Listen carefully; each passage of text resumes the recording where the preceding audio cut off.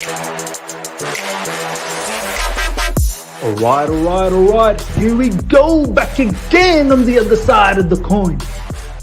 All right, welcome back to the other side of the coin, ladies and gentlemen. We're back again with another live watch along, Chelsea versus Fulham.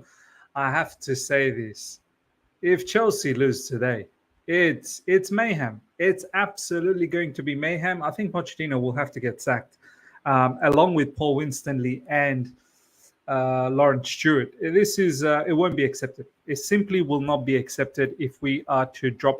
I even think if it's a draw, it's probably not good enough. So this I feel is do or die. This I feel is absolutely do or die for Mauricio Pochettino.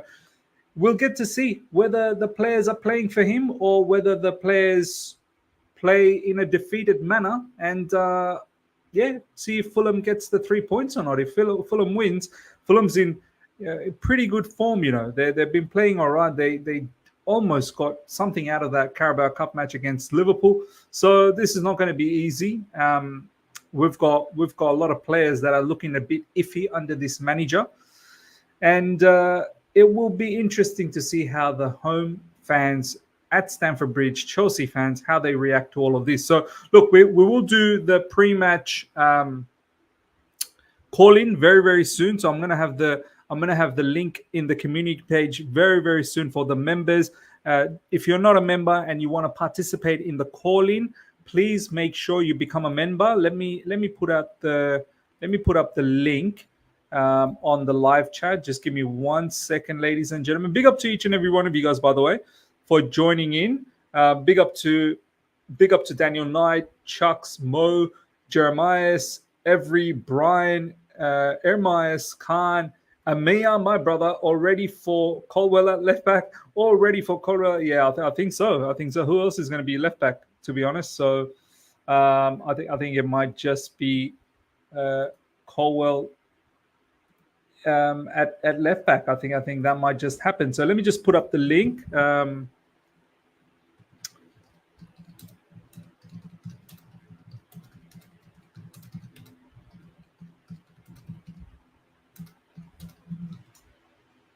There you go. I've just put up the link. Let me just pin that. That way everyone's got it available.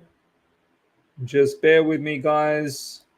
Give me your score prediction. Do you think this match, if it doesn't go our way, if we end up losing, do you think this is it? Do you think this is it for Mauricio Pochettino if we are to lose today?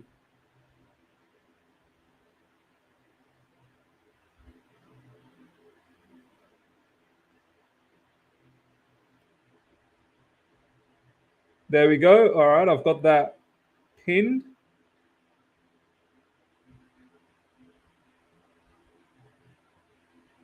Become a member, and I will share the link very, very soon. The AI MMA guru, thank you so much for this super chat. Submiz, I could see us struggling today, but I think 2-1 Chelsea is probable. Disasi hat-trick.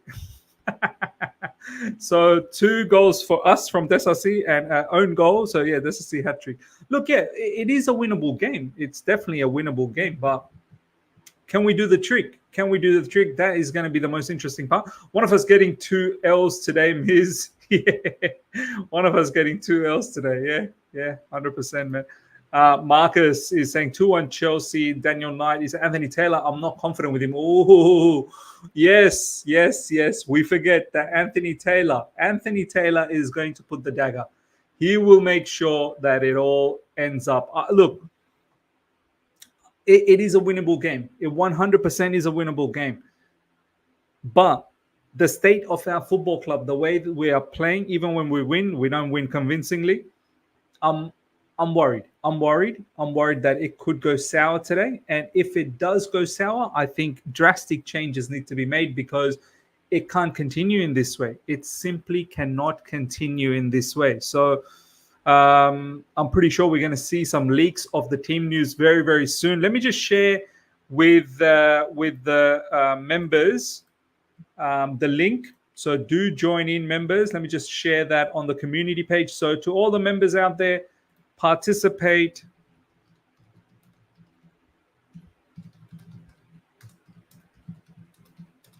I've just shared the link, so make sure you participate on this call-in show. Pop in, give me your thoughts. I'd love to hear what the fans are saying. Be heard in the community as well. Well over 110 people watching right now live. Smash up the like button straight away. And if you're here for the first time as well, subscribe.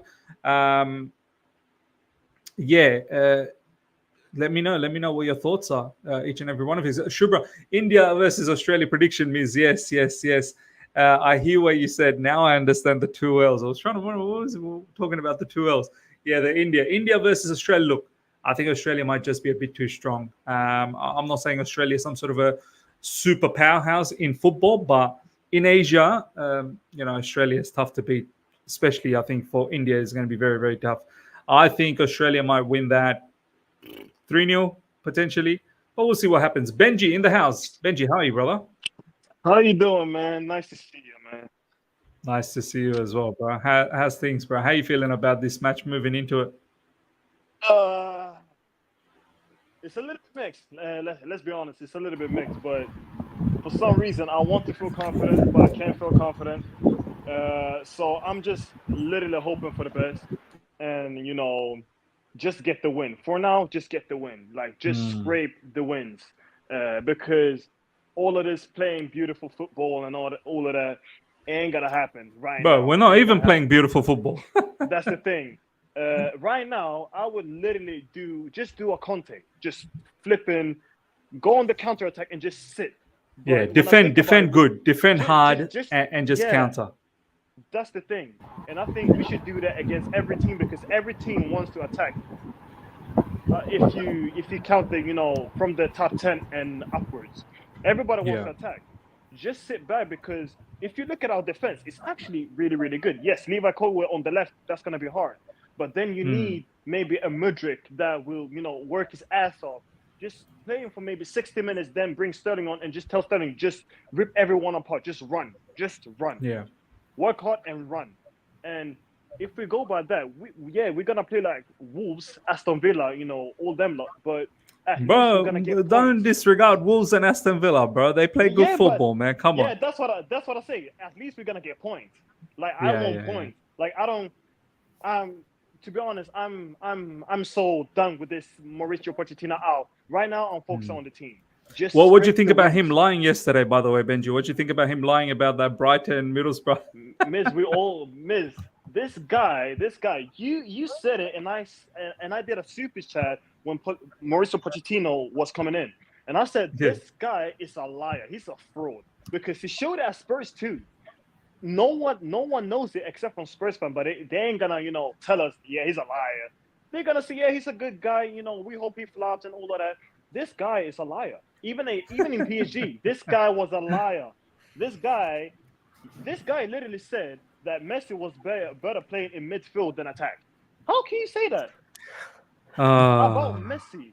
And he's a countryman as well. He's from his same country. That's the thing. So know your man. Like down the line, Parch, he's gonna get sacked anyway. So I don't even have to get on the train like sack him now. For now, just get into Europe. Like seriously, just even Conference League. Just give me Conference League and then we good. We can move from there, but we need Europe and we need to win because it will just boost the confidence of these young folk because his management is so terrible. I don't know what to say, but yeah, I'm gonna just let the other people talk. Yeah, man. Big up to Amir, big up to DAOF and Chauvin, all in the house. Big up to each and every one of you. My Canadian man. Yeah. How's it going? I'll go to Amir first. Amir, first of all, big up to you for becoming a member. Yeah, man, let me know your thoughts moving into this match, brother. Big up, Miz. Big fan of the channel, firstly, and also All You Can Eat Chelsea. I tune into that show like every time whenever it's on. Great insight from everyone on that channel and the panel. So yeah, firstly, now we are in a bit of a mess. It's a London derby. Anthony Taylor is the referee, and it's set up for an L, isn't it? It's set up beautifully for an L. What could possibly go wrong for us? I mean, everything. So yeah, I mean now we'll get the lineup soon. I hope Levi Colwill is not playing as a left back. Who else Let's can hope. play left back, by the way? Who else can play left There back? is Dylan Williams. Maybe he takes a chance with Chilwell. We don't know. Maybe Malo Gusto plays left back, but I mean, even that is a uh, negative lineup. Mm. So yeah, but then the key area which I feel the game could be won or lost is midfield. They have got Paulinia, who's like one of the best Bro, defenders. don't disregard Andres Pereira as well. I think Pereira is Oh a yeah, very yeah, good he's a player as well. workhorse as well. Yeah. Raul Jimenez is a physical striker, so he can be a bit of a. And I Uh, think Willian is better than all our attackers. Like that's there's also true. Except Cole Palmer, I think except Willian starts for us. yeah. So yeah, Crazy, huh? I Willian's mean 35, by the way. He starts for yeah, us. and when Willian was like getting all those goals for us, we used to disregard him, but now we know the value of what Willian brings Do to you the know team. what? That same Willian, if he was here now, would be Yeah, praised like to the Lord exactly, above. Do you know what I mean? And exactly, that wasn't even the exactly. standard back then. Like back then, when Willian was doing what he was doing, it was like it wasn't good enough. You know what I mean? If Yeah. Willian did what he did back then, now he would be praised. that He'd that be just shows praised. that just shows the difference of Hazard and these guys which we bought. There's a huge difference, and that player can never be replaced. Is what I feel like. There might be expectation from Mudkryk or whoever, but I don't think no other wingers reaching that level, single-handedly carrying this team to wins. So yeah, I mean, and still now we are linked with 16-year-old players. So I don't know why, because when we can get a left back or a striker for that amount, it's just crazy like what the owners are doing and what like It's the mad, sporting man. directors are doing. So yeah, it's a mess, but let's see if we can grind a win like a 2-0 win, then we go 7. So that's a Yeah. start.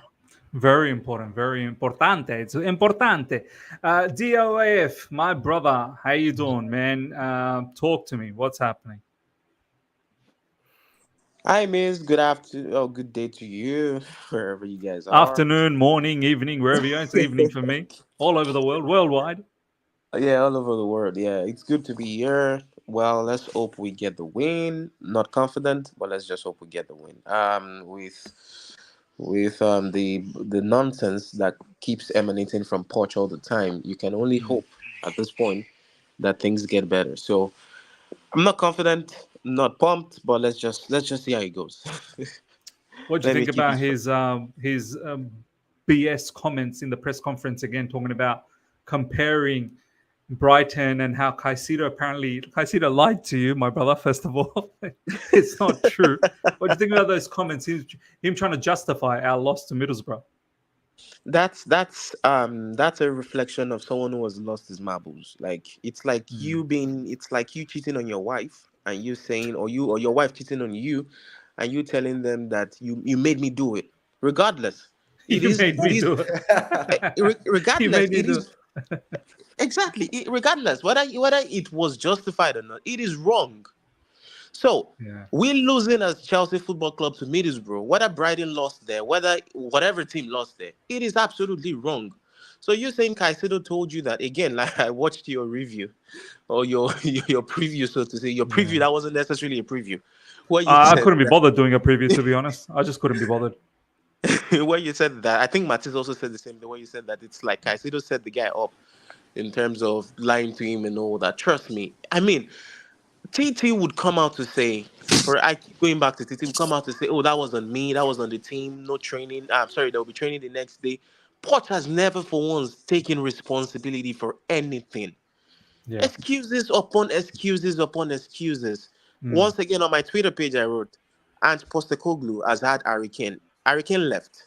Yeah. Madison has been injured. I think he was in our game. He got injured against us. Same Yeah. thing with the other player, Mickey Van. I've forgotten the full name and all that. Still, Yeah. there's a pattern of play. There is progression. With us, it's just the only way we're having progression is Chelsea. Is the level of excuses we keep springing up. The progression is crazy. It's from one Nkunku is not there, another one injuries, another one just funny excuses. So for me, Miss, trust me, that was totally wrong. We're not Brighton. We would never be, and we should never be aiming for those standards. 100% agreed, man. 100% agreed. Valan, my man, big up to you, bro. I thought you're not going to be available. I got a bit worried, bro. How's things? Nah, I'm here to watch Pochettino's funeral, man. It may just be today, I think, Valen. I just get the feeling another loss today, and that might be it. That has to be curtains. For me, that's curtains, for sure. I mean, that's for you, but not for the director. It will be so embarrassing, Valen, man. Like, they can't just continue this way. They're just picking up losses after losses. I think it's gonna be a dead game like your Crystal Palace, where there'll be like a free kick or a penalty, and then we might just edge it 2-1. Disgusting, man. Disgusting. Ben Chilwell and Benoit Badiashile have arrived with Chelsea's squad. Sherwin, my man, how's things? Talk to me.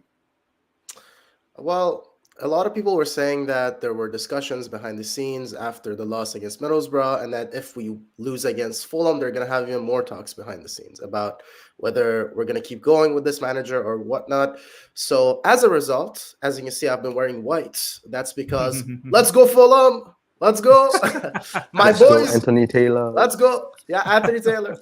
I'm rooting for Anthony Taylor and the boys to... Yeah, so Sherwin, you've had enough. You've had enough. I've had enough, man. I hear what you're saying with, you got to get 3 wins in the next 3 games, but I'm gonna be honest with you. I just don't see how that happens. Like, he might squeeze out a victory today, but today Aston Villa and Middlesbrough, I just don't see how he wins all 3. So in my opinion, it's so what you're saying is just get it over and done with. Like, just get rid of this guy. Yeah, I think it's just time. So yeah, as sad as it is, if Fulham wins today, I'm not gonna be super sad because at least we might get rid of this manager and see if we can find a replacement.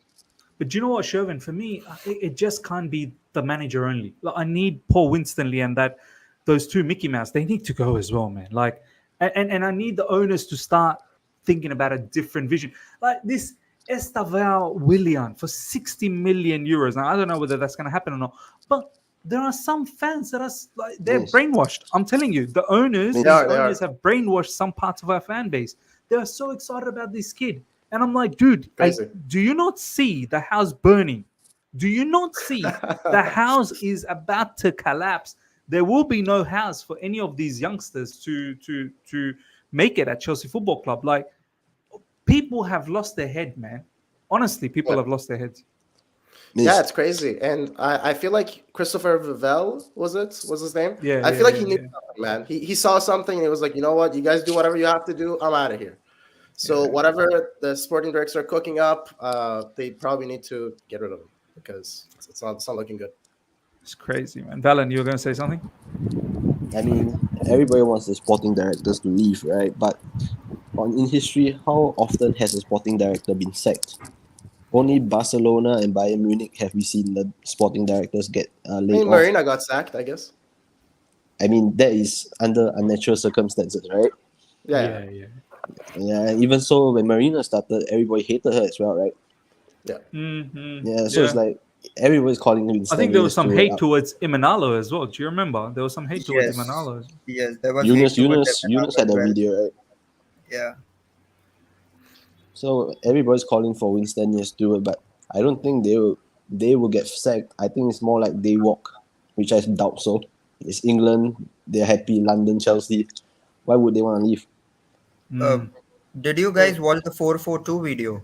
Yeah, I did. That was a very good video, by the way, from that 442. Exactly. And I mean, he beautifully explained how Caicedo was used at Brighton and how Poch is misusing him. So, I mean, sporting director is fine, but the manager has to do his bit as well. Do you see the video Pochettino training specs? Oh my God, what was that? What? I mean, it was spec. Oh man, we're like in a crisis, and then Specs is out there having fun. It just everything that is wrong at this football club at the moment. But what do you do, man? Madueke is saying we have to discuss something. Miss, why has Todd Bowley stepped away and Egbali, the one in control, the one who doesn't know anything about sports? Yeah, this is a very good point. That is the notion. People still talk about Todd Bowley being the face. I think he's still the face, but it looks like he's sort of stepped away and Egbali has taken over. I think one thing we need to understand, Todd Bowley, I think it only owns less than, I don't even think it's 20%. It's less than 20% of Chelsea Football Club. I think that Hans-Jörg Wyss guy, that old 86 or 90-year-old, I think he owns about 5%. Clearlake owns more than 60% apparently. They own more than 60%. So Clearlake have the majority of the shares at Chelsea Football Club. So I don't know, maybe Iqbali looked at what happened last season and he thought, you know what, nah, this is my asset. I need to go in and take control. Iqbali stepped in. If you guys remember, Feliciano, whatever his name is, whatever that brother's name is, full name, but I think first name is Feliciano, he's also involved. And he's been quoted to say in many videos that it's far more important, more than the losses and the wins, it's important about the business of Chelsea Football Club. These guys continuously talk about business. Look, it's clear as daylight, ladies and gentlemen, whether you like it or not. I've said this all along for the past probably, since the rut started this season, early on from this season. I started saying that I get the impression how we're linked with so many kids. These owners, they've clocked that how much do you win for winning the Premier League or winning the Carabao Cup or winning the FA Cup or even winning the Champions League? How much money do you actually make? Not that much. Not that much. Sell one player for 100 million profit and now have several players in that caliber. They've clocked that that's the business. They've realized that clubs out there like Brighton, like Dortmund, like Ajax, they're making a killing. Look at Anthony, for example, from Ajax to Man United, 90 million pounds. I don't even know how much they bought Anthony for.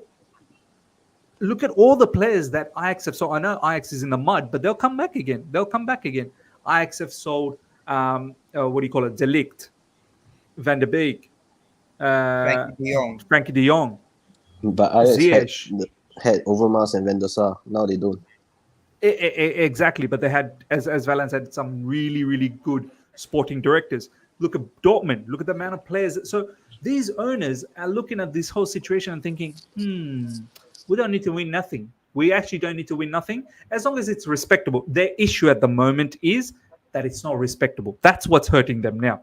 If Chelsea were about 5th or 6th, honestly speaking, they would not care one bit.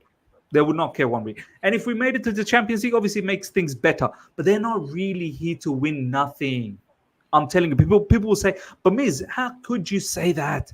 They bought Enzo Fernandez. They bought Caicedo for so much money. Are you mad? No owners would do that. Let me tell you something. Enzo Fernandez and Caicedo, even though we bought them for a lot of money, just remember one thing. They are in a long-term contract. So the cost of running Enzo Fernandez and Caicedo per season is minimal. It's only about less than 10 million, apparently. Also, a lot of people forget is that they had to spend 2 billion in 10 years on buying players. They have no choice. They have to do it. They have to do it, and they've got to bolster the balance sheet. It's a business. You need to understand. It's a business. A balance sheet was not looking good when they first took over Chelsea because a lot of players had to leave. So they had to bolster the balance sheet by bringing all of these players. Let me make something very, very clear. Enzo Fernandez, we've now bought him. He's in his second year, right? He's still got another 6 more years to go, plus 1. So 7 years. Enzo Fernandez, in these 7 years, he's not going nowhere. He can't leave. He can push a leave. Let's say at the end of this season, he may feel like, look, I don't want to stay at Chelsea Football Club. Well, whichever club is wanting to take Enzo Fernandez, 7-year contract, I'm telling you, Chelsea will slap at least 120 million price tag on Enzo for him to leave, even if he's pushing for it. So if it's Real Madrid or if it's Man City or if it's PSG, they will have to pay premium money to take him. Now, 2 years down on his contract, so minus that, amortized, and then if you still make 120 million, you're making a profit on Enzo Fernandez. This is how they're thinking. Can I just step in here for a... Yeah, go on. I just have one query here. What if Enzo decides to do a Lukaku then? Then we are forced to sell him, aren't we? If he does a Lukaku, we're still not forced, Amir. Because think about it. Why We own him. Lukaku? He did what he did in Benfica, right? Yeah, we could bench him for 3 years and still have him for 4 more years after that. Sorry, Valan, what did you say? As in, why are you comparing Enzo to potentially pulling a Lukaku when literally 6 months ago, Enzo did what we all saw him do, throw up his prams in the table, demand to Rui Costa that he wanted to leave. So it's not beyond Enzo to do something like this. It's not beyond him. He could potentially do a Lukaku. He could. Exactly. He could. I So mean, seeing Amir, the current you're state right. and how he's been misused by Poch, I mean, if I was a World Cup winner at the best young player of the World Cup, and I'm being treated like this, I mean, it does make some sense for him to, ask for a move for a better club. 100%. Barcelona But needs midfielders, or some other top team may need midfielders. So He yeah, might be I one of mean, those three players that have talked behind Poch's back. I think he is. So Amir, to answer your question, Chelsea will not be pushed to sell Enzo, even if he does that. You know what they're going to do? They're probably going to try and find a loan deal. They'll be like, you talk to your representatives, you talk to your lawyer.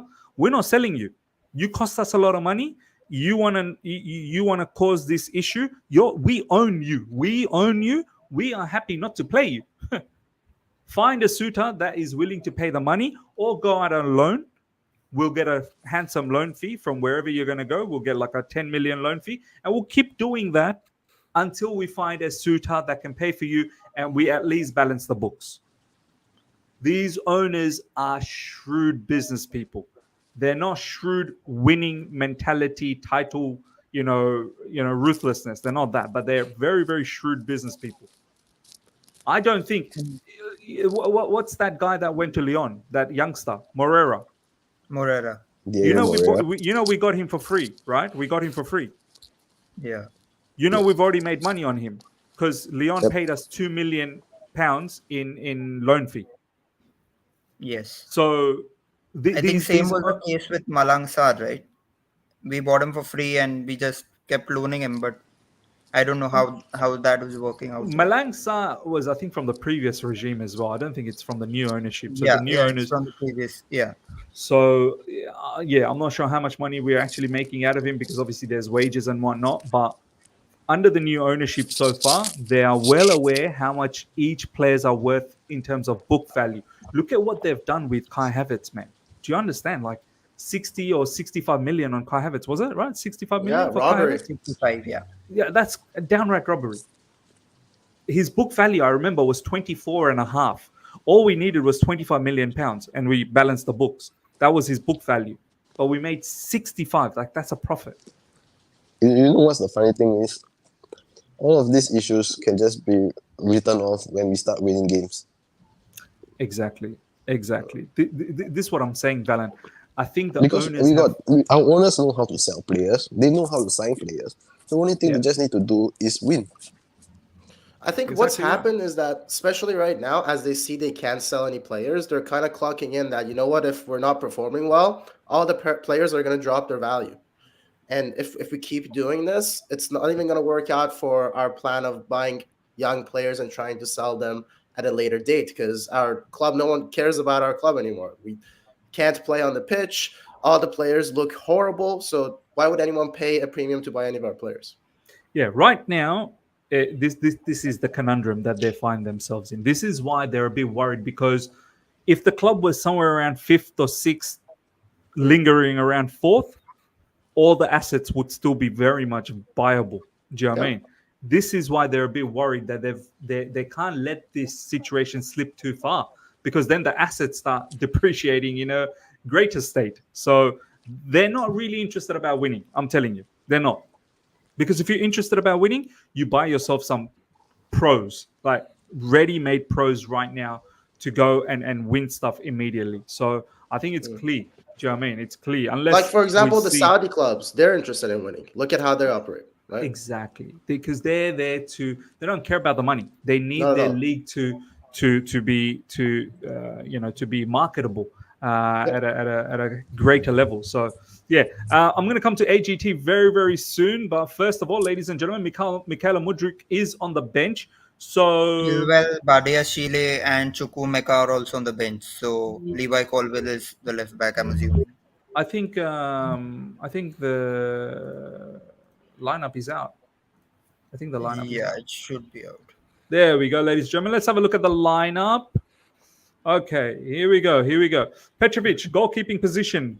Malo Gusto, Disasi, Thiago Silva, Colwill left back. So there you go. Thiago Silva, Disasi, Colwill left back, Malo Gusto right back, Caicedo ends up. Oh my God, that midfield trio again. This guy. Have some balls, mate. Have some balls. Boys, Drop one of them. Now boys, we're gonna struggle. we're in for another loss today. Not gonna lie. Cole gonna Palmer, be a big Broja, game. and Sterling. Bettinelli, Bergstrom, Badiashile, Gilchrist, Chilwell, Chukwuemeka, Madueke, Mudkryk, Washington. Well, that bench is at least looking somewhat At better. least the bench is looking strong. Yeah. Yeah, I mean, that Still two has goalies some. though. Yeah, that has some names that we can potentially rely on. But Who some of these will players, sub out? Who will sub as winger for the winger position? Chilwell or Mudkryk? yeah, that's going to be interesting. Who's going to come in as a winger? I think some of these players probably not even going to come in. Actually, to be honest, I think they might still be, precautionary in regards to how they've just come back from injury. So we'll see what happens. AJT, my man, what do you think about the lineup?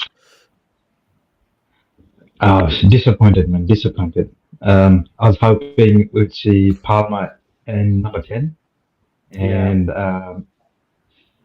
both Madueke and Mudkryk starting in each flanks.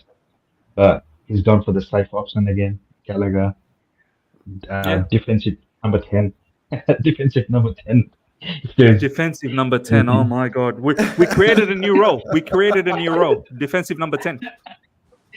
Jose had created that role for Oscar, but Oscar was pretty good on the ball. So Exactly. Now you're Hey, right, gents, can you hear me? AJT, man. Hello, who's that? Hey, can you guys hear me? Who said that? Damon? Oh, Damon. Yeah, man. We can definitely hear you. I'm coming to you, bro. Definitely coming to you.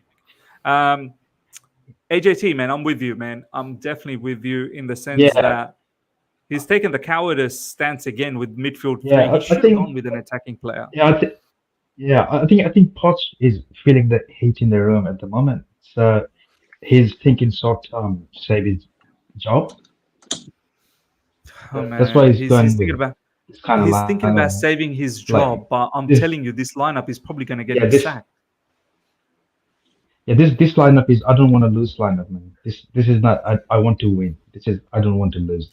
But you know what, AJT? Even though you're saying that this lineup is I don't want to lose, he will lose though. Like this lineup is set up to lose. He should have gone with an attacking lineup, which would actually allow him to win. Do you know what I mean?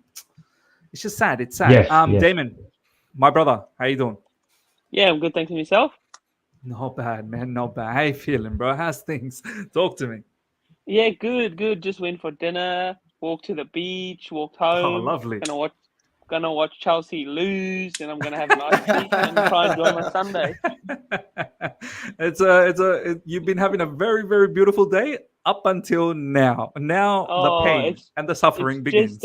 We've seen this movie before, eh? Oh yeah, 100%. You put the oil on for tonight. Yeah, but no.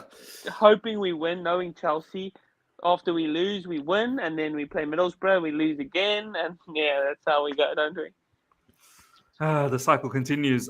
This is the lineup for Fulham: Jimenez, Willian, Pereira, Wilson. Wilson's not bad, He's not bad at all.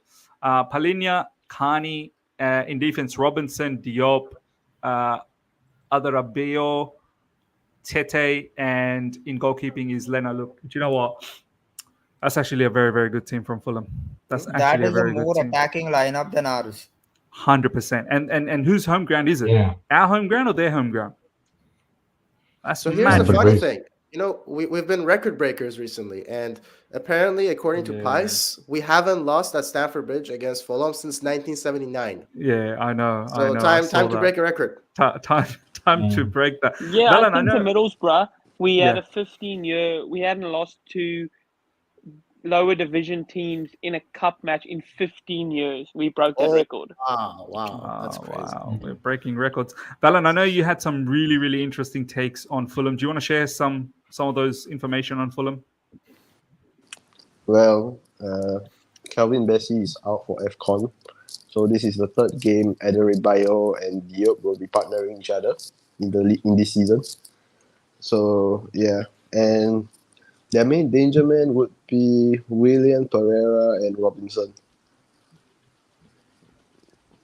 Robinson. Okay. Any thoughts on Wilson? He's normally used as an impact sub, but this is interesting. No, I expected Dakova Reed to be playing there. Oh yeah, the cover Reed. Yeah, who's in their bench? Let's have a look at their bench. Bobby Reed, Rodrigo Yeah. Munez, Vinicius, Harrison Reed, Lukic, Reem. This screams of a dead game, bro. It's Todd Where Cole. is Dakova, that guy, Bobby Reed. Bobby Reed? Yeah. Bobby Reed the cover. Was he in the? Oh, okay, first one. Okay, Bobby Reed. Oh, okay. Yeah, Is Valen. anyone surprised Yeah. to see Enzo starting this game again? I'm surprised he started all three. I thought he'd be benched this game. I'm actually not surprised. I'm just annoyed that Poch doesn't know how to utilize Enzo. So there's a conundrum here. There's an issue here. So we've got Enzo Fernandez, who is a massive asset for the football club. Okay, owners have bought him for a lot of money. They've gone above and beyond to get this guy to come to Chelsea Football Club, right? So he's meant to be the face of our club in terms of midfield. Now, last season under Potter, he was killing it. He's shown his skills, how fantastic he is and how fantastic he can be. Issue is, Mauricio Pochettino has now come in. He doesn't like all the traits. Well, he likes the traits that Enzo has. He dislikes the fact that traits that Enzo doesn't have. Enzo's not about pace and power. Enzo's not going to be running up and down and pressing and all of that. Pochettino needs that kind of players in midfield. He don't know how to utilize a player like Enzo. Enzo's passing ability is not the only thing that Pochettino. In fact, I don't even think that's a prerequisite, to be honest, for Mauricio Pochettino. Mauricio Pochettino, the prerequisite is you have to be able to run in midfield, and you have to be able to be very combative, like pace, power. That's the two Basically big the factors. basics of football. Exactly. Yeah, exactly. literal basics. Yeah. Even if you saw his PSG lineup, he used to play Herrera and Idrissa Gana Gueye in midfield. There you go. I mean, it's never about the technicality. It's not about, are you a pass master? That's not what he wants. He's looking for up and down and combat, robust. He wants quick transition, give it to the attackers, and they'll score. Now, the problem here is Enzo must play. Enzo must play. It is a must. So what has happened here is owners have got a manager that they didn't really do a homework as to how he's going to play. And the manager has not highlighted this as well to the owners and the board when he first got in, that, guys, I don't know how to utilize Enzo Fernandez. I'm not really sure how I want to do this. This is why he gets misprofiled. This is why he keeps playing him as a number 10. He lied to the owners. I mean, look at all his recent press conferences. It wouldn't surprise me he lied to the owners and sporting director of how he utilized Enzo. And can I ask another question? If Poch is saying it's difficult to break down a low block, and Chelsea is supposed to be a big club, which means you're going to have 12, 13 teams playing a low block against you, trying not to lose. If you can't break down a low block, what are you doing here? It's your job to break it down and figure it out. Yeah, See, man. Go on. Yeah, I to be honest, I really hear that. Like Miz was saying that he didn't buy Enzo. Of course, he didn't buy Enzo. Again, let's go back to this previous point. How many players did Conte buy at Chelsea? How many players did TT in fact, in those 6 months before the Champions League win? How many players did he buy? None. As a gaffer, you must be tactically sound. You must be able to adapt to the needs of the team. That's just what it is. Unfortunately, Poch cannot adapt. It's just like you going to a class of 20 or 11 students. You have someone who is dyslexic. You have someone who is a special needs. You have someone who is an outstanding student. You must find a way to accommodate everybody. In Enzo's game, in Poch's game plan, you can't just keep saying he didn't buy. Poch is not tactically sound, whether we like it or not. That's just the bottom line. Let me give you an example. When Yeah, Conte he when Conte joined, right? He initially went against his what's it called? His philosophy. He was playing four at the back.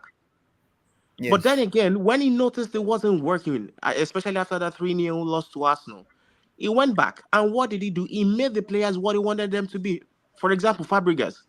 Fabregas wasn't getting into the team until it became necessary, one. And that's Fabregas. Fabregas that was on fire until it became necessary. Yes. And Fabregas understood what he wanted him to do. And Fabregas starting games. Now, what has Poch done to put Enzo? I'm not saying that Enzo is going to press you to the point of death, so to say. However, you play to their strengths. That's just what it is. That is where tactical flexibility comes in.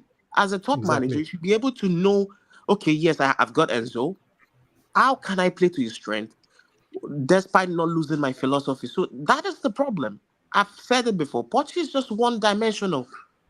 If it's not pressing, if it's not just like I would say, kick and follow and pressing and all that, there's nothing else about Poch. Yeah. How does Poch affect games? How does it change games? The only change I have seen since he came to Chelsea was I think he moved Sterling to the right, and I think he moved Palmer to the right, and Sterling, I can't remember. And then we won the game. That was just a personnel change, not a tactical change. A personnel change, which I'm sure anybody on this panel, if you watch games, you know what to do per time. So what gives Poch the X factor? I really can't place it. I really cannot place it. So we can blame Enzo for okay, if Enzo is bad, Caicedo has also been bad.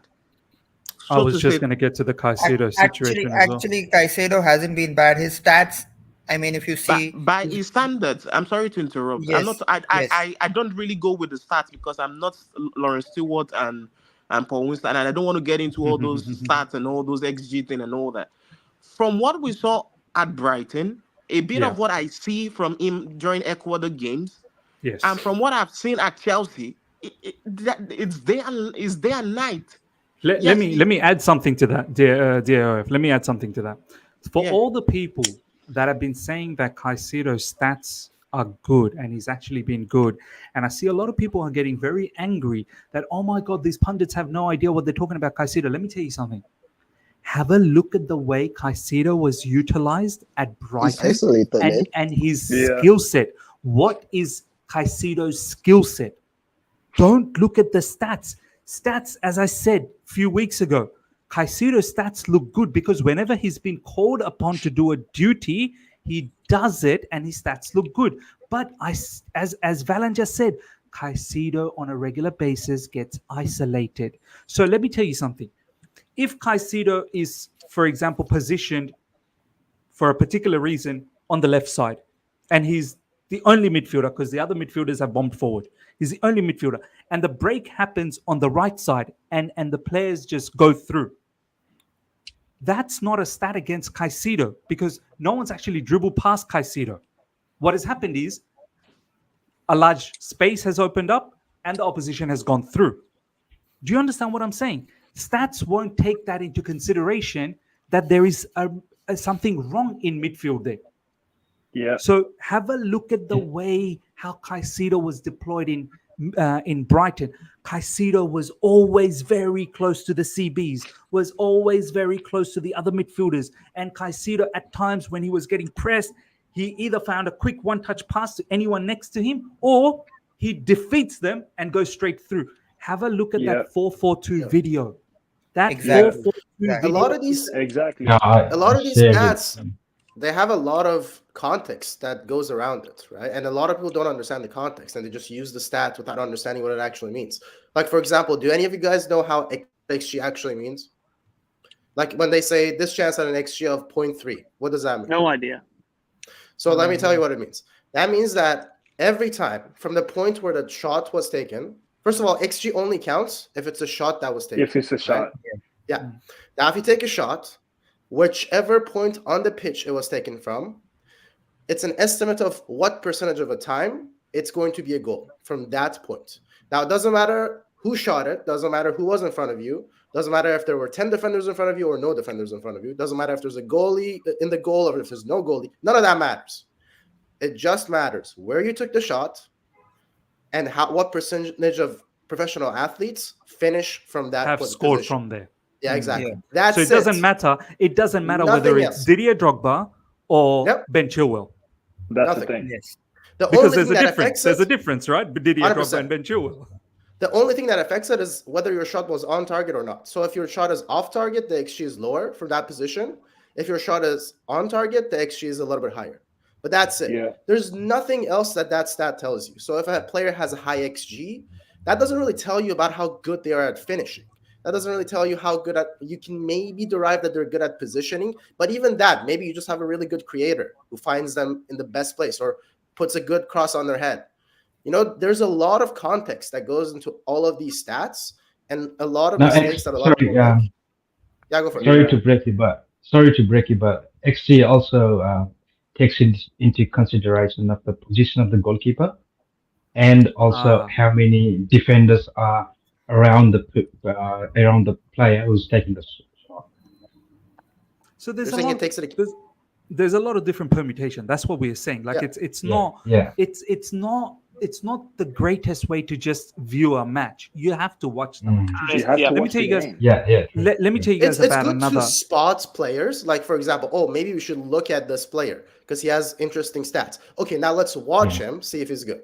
That's see if how the it should be stats used. match up. Let's watch. That's him how it to should see be if used. Yeah, 100%. Let me give you guys another example. Go on. Yeah, and also say a team takes a lead early in the match, they will automatically be sitting a bit more, be playing a bit more defensive football.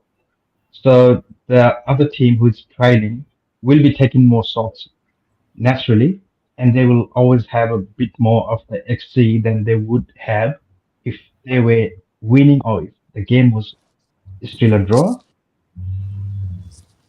Yeah, no, which is why which is why when they say Chelsea have been winning all their matches in XG, it's because we've been trailing most of the time. We've been chasing the game. Right. Yeah. Makes Can I sense. add one thing about data and stats? Yeah, go on. So data and stats mean nothing on paper. So when Leicester came up into the league, they were 5,000 to 1 to win the league that year. That means on the data told us we can play 5,000 seasons and Leicester might win one time. They won it 1 or 2 seasons after they came up. 5,000 seasons, they would only maybe win one. The data means nothing. Data means nothing. It could just be that was the one in 5,000, but I understand what you're saying. Let me give you guys another example. Very, very simple one. When Reece James whips in one of those classic crosses and there's no one there to header it in, is that a successful cross or is that an unsuccessful cross? I believe it's a successful cross. That's right. It is a successful cross. But what's the point of the successful cross? There was no one behind it. That's the thing. Do you know what I mean? Like, this is the flaw with this stats. People that just follow stats. Successful cross, but there was no one there to tap it in. So this is what I hate with this old technology thing. Sorry, miss. Yeah, go on, Benji. I interrupted you. Yeah, go on. This is why I hate this. All stats. I would actually understand if it was maybe like hockey, basketball, American football. Then yes, you have to look at stats because that actually determines the game, who you have to go for, and all that type of shit. But at the same time, you need to combine stats with actually seeing what the hell is going on. Like, you can't just base everything around stats, because I can tell you, I can get a pro player from the Saudi league. This player on stats, he can look incredible, but have you actually looked at him? How is he looking? How is he under pressure? How all of these things, they have to they actually matter. And miss, when you said about the thing about Caicedo, how he plays, that's also a stat thing. I don't look at it, because if you look at how Caicedo plays and how he should be utilized, Caicedo, he's so good under pressure. He knows when to pass. He knows when to beat his man. Because in Brighton, how Brighton plays, is they have 4 defenders, 1 midfielder, and then 1 just outside the press. So if Caicedo needs help, he can just, just 1 touch. Like you said, 1 shot pass, then you go. You turn and you go. That's why I like Gallagher, because he progresses the ball at least. I like it. And I would like to have Enzo on the switches. I always say my dad used to say you play football as letters. So you can either play football in a U, N, Y, or I, if you get it. If you get it, you get it. If you don't, you don't. What I mean by how you play in the U, that's side to side. If you play in a Y, that means you get the ball to midfield, and when the pressure sinks in, you spread it. Pause. Yes. You switch the ball. You switch the ball. That's a Y type of shape. All the coaches know this. That's why Pep Guardiola always say we want to play in a Y. We don't want to play in a U. Playing in a Y or playing in an I, because that's more direct. That's how Luis Enrique used to play. That's why I wanted Luis Enrique so much, because he plays in a Y or in an I, or to the fullbacks and then to the middle, and then we attack. You have to be direct with the passes, but that everything starts from midfield. How do you dictate midfield? And in my opinion, we had potentially, with this P word again, we have potentially one of the best midfielders in the world. To be honest, if we just give them a system with the individual qualities that they got, we should beat literally every single team. We should beat a press without, any confusion, because we have Enzo and Caicedo. They should beat a press without. They should beat the press, half sleeping, because they are that good. But you can't expect players to do something if you don't have instruction. When people say, "Oh, Rome wasn't built in a day," but yeah, Rome had a leader. That's the difference. Rome had men. Rome had men. They didn't have kids. So that's the thing. At Brighton, Caicedo had a system. He had got technical players like Grosh and McAllister besides him. Here we are playing with Enzo, who's technical, but then Gallagher is not technical. He doesn't have that positional awareness which is required to play with the Caicedo. So maybe that's 100%. why Caicedo is probably struggling to play with him. But when there was a game where like Enzo and Caicedo played together, and we dominated those games. I think it was the Fulham away game itself. You're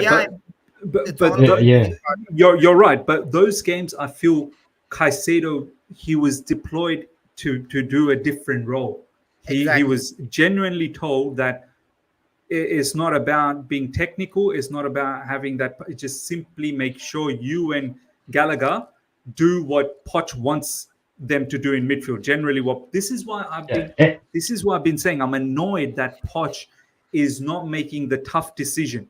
If you can drop Enzo, then drop him. Just tell the board of directors, I need to win. I don't know how to utilize Enzo at the moment. I need to drop him for the time being. We can bring, and I know it's not going to go well with the player. I know, but you continue with this 3-man midfield. Watch today. I'm going to guarantee you straight away, ladies and gentlemen. We've got nearly 250 people live right now. Yeah, I'll guarantee you straight away that 3-man midfield that we have today is still not going to look like we have any coverage in midfield. I'm telling you, because it just doesn't work unless somehow miraculously works. It's not just Enzo that Poch is not using correctly. It's also Gallagher. Gallagher's best season at Palace was when he was playing as the attacking midfielder, but he wasn't touching the ball as many times, and he would counter-attack. Yeah, he'd get in the box and score with first touches. No, you're right, man. You're right. There's a lot of players. Colwell's another one. We're not getting the best out of him as well, being on that left side. Some people are saying CFC Daily tweet, Ashraf tweet, oh my God, what's going on? And would any of you guys like to see a manager come in that gives Chelsea an actual style of play, like a tiki-taka style of play? Because we've never had that really.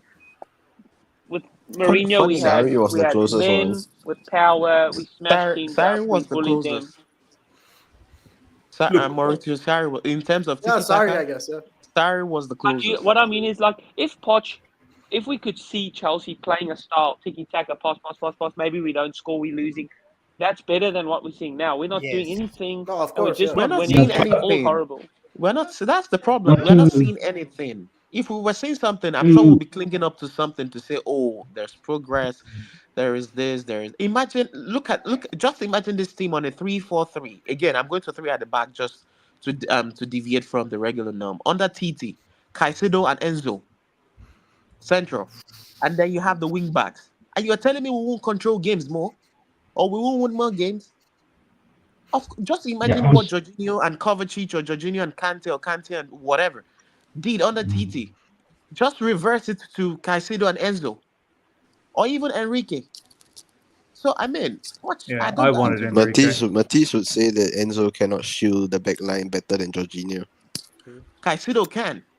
Valan, do you remember in All You Can Eat Chelsea when I said Enzo should be the deepest midfielder? Do you remember how much hate Yeah, I got in that? I even remember. I remember. Matisse said that Enzo can't screen the defense. I'm like, huh? That is where I think we need to go back and watch some of TT's tactical masterclasses on YouTube, especially during his Chelsea days. There's something they call balance. Someone was talking about you, Y, and I playing Yes. style. TT would have done it to a. In fact, I'm Yeah, sorry. I think it was Benji. Benji was talking about the U, Y, and I. Y Yeah. and I, exactly. He would have done it to a T. That is where look at Ancelotti at Madrid. Look at what he does with the diamond formation. And all that. Even when he was at Chelsea, he did the same thing and all that. So what I'm saying is, the midfield players you've got. All you have to do is, yes, you've got your philosophy. You can always adapt. You can always adapt it. It's simple. Both of them can be. Anyway, when I mean Caicedo has been bad, I'm not saying he's been poor, but he's not been living up to his standards that we know he should be hitting. So that's just my concern, really. It's sad. That has It's been sad. the Caicedo, issue with Poch. He's not adjusting his game. I mean, he's still continuing to play Colwill as left back, and he's still, playing Disasi. So the problem here Eunice, is bro. Lads, hold on. backline 1 second, lads. Hold on. Eunice, how are you, brother? Yes. How's it going? How's things, bro? Talk to me. You got my live chat. My live chat wants to know how the boys are doing from All You Can Eat Chelsea. We're all looking for ways to find massive amounts of rope and something to hang on. Bro, The way that is going. what a lineup, huh? What a stunning lineup.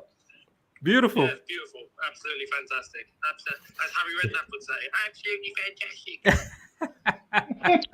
Bro, I think this might be the last game for Pochettino. I get the feeling this is it, bro. It could be. Yeah. It could be, bro. If there's certain things that he's willing to die on, and if it doesn't go his way today, it's game over. Yeah. But no, it won't be. It won't be. It'll be the semi-final second leg in and out probably. So. Now, I have a feeling if you lose today, I think it might be over for him. I think it might just be over for him. Untenable. Nah, it has to. It has to. We gotta stop this circus, bro. This circus needs to stop. Do you know what I mean? I've been entertained for far too long. Now I wanna not be entertained anymore. Do you know what I mean? Like no problems. No problems. Like the circus needs to go now. So Yeah. And I've not even seen Fulham's lineup, but I know what I'm expecting. well, let me tell you the Fulham's lineup. It's your lucky day, Eunice. It's your lucky day. Thank you very much. Raul Jimenez up front, Willian on the left, Oh, God. Andres Pereira in the middle, just behind Jimenez, Harry Wilson on the right, Palinha, Kani in the middle to double pivot, Robinson, Diop, Adarabioyo, and Tete in the back, and you've got Leno. So honestly, their lineup looks very, very tantalizing. Very tantalizing. It's actually a very, very good team. And we're going with the three-man midfield that has worked for us all this season. Gallagher, Enzo Fernandez, and Caicedo. And we've gone with Raheem Sterling, who's been very, very consistent, and Levi Colwill left back, and that defense. I suppose it's just man. I don't know whose home ground it is. Is it Fulham's home ground? Is it our home ground? I've got no idea what's going on here. Well, Fulham are only down the road, so it's like that pirate that we always reference. I'm the captain now. Yeah, Fulham yeah, have yeah. come to the bridge and claimed it. They've claimed it. Well, It's you know, their stadium now. it's a shared home ground. Looks like it's a shared home ground. 100%. We were looking to play in Fulham, weren't we? Like if we move stadium, like until the new We stadium. were, yeah. We entertained that, yeah. Craven Cottage, in case we have to move and Stamford Bridge gets locked down or something, and yeah. Bruv, let me tell you something. PYS just tweet out, Marco Silva on facing Chelsea. I'm really confident. Oh, for fuck's sake. But no manager respects us anymore, bro. Not a single manager. That is peak. Bro, he literally just said, I'm really confident. He's not wrong, either. Like, he's got a team and a setup here that he should be confident with. Absolutely. Oh, mate, we are in the bin. Wow. All right, Eunice, well, let's see how it goes. See how it goes, bro. I'm about to start. All right, Let's see bro. how it goes. I'll let you go, yeah? And, if anything, half time. Yeah, I'll catch you later, bro. So, Nice yeah. one, bro. In Bye. a bit. Bye. Sorry, guys. I just had to do that because the boys were actually trying to call me, and I missed that call. But yeah, Marco Silva. Who wants to talk about Marco Silva? This is such a Morgan Gibbs White against Man United moment, man. Exactly. I mean, this is insulting. I mean, it's a At Fulham Stamford manager Bridge, talking Amir. about- At Stamford Bridge, Amir. Yeah. Like a Yeah. Fulham manager coming in and saying, "I am really confident." Oh, do you understand how much aura, how much like morale you have to have in your team to But- just come to Stamford Bridge and say, "I'm really But confident." To be fair, though, like if I saw the opponent lose to Middlesbrough, wouldn't I be confident too? You know, so, Especially If we with the take team that a- I have, like, you know, Pereira, Willian, Jimenez, the double pivot, Palinia, Carney. Especially the team I have, I'd be like, I'll take them. I'll take and these if Chelsea they odds. win today, they're only 1 point behind us. So Yeah. Oh, far out. But the positive spin, like if I'm being a 1% optimist, if he's confident means I'm assuming they'll come out attacking and we can get something on the counter. Oh no, That is there the will only be hope. space against Can Fulham. we? Can we? There will be space. How many teams have come That out of is the only attackers hope. this season? When was the last time Bro, how we many- scored a classic counter? I mean, there will be I space think the against last Fulham. time it was against Fulham itself, right? The Broja first goal or whatever. So Raheem And like, Sterling, lads, Wonder- can we ask as well, what are these guys doing in training? Like, what is Poch making them Taking pictures, train? bro. they are taking making pictures. aura videos. For instance, That's what they're doing. they're having Mudkryk fun. has the worst first touch I've ever seen. So why 19, 20 games in, his first touch is still like the first game? Is he not training this guy, or he just doesn't see his first touch is horrible? What is going Just on? doesn't have I it. think, It just doesn't have maybe it. Mudryk They're might just not be good. Yeah, just not good enough, I They suppose. teach you know? English But you got to classes train those training. things. You got to train your weaknesses, and then they become a little bit better when you do it for Of 10 course, of hours a course. day. Not 10 hours, but you do it for a few hours a day for weeks on end. You're gonna get better. There's no ways you're gonna stay the same. No, of course, I hear you, man. I absolutely Oh, hear but you. there are feels players that have like stayed the the same players for are the on past 10 vacation years, in though. London. It feels Yeah, like the Mudryk is players are too on busy. vacation. Mudryk is too busy making videos for Instagram. You know. Yeah. Well, what do we say about, lads, in regards to how Madueke? I thought this guy in recent times has not done much wrong. Like, has he in the bench again? I thought he was a shoo-in to start. What's going on there? Yeah. Are we Poch too has scared gone- because we played extra midfielder? Take note Yeah. of the substitutions. If he He's if trying he to makes a back up. substitution before a 70th minute, you know he's under pressure. Because normally Pochettino doesn't do that. Yeah. To Yeah, he's fit in under Enzo pressure. and Gallagher, he's benched one of the attackers, so that's what he's done. Yeah, he's gone with an extra midfielder than an extra attacker. See, that's his downfall. This is the thing. Like, he don't know how to use the three-man midfield. He should be sticking to the double pivot because that is his strength, the double pivot. And Mudryk, what's wrong with Mudryk? How come he can't start? Is he injured again or something? And like with Poch, Mudryk it reminds me of how Poch was with Bale. But except Mudryk's potential is 10 times more. He's got way more technical ability on the ball, more skill. He's got way more pace, I think, than Bale.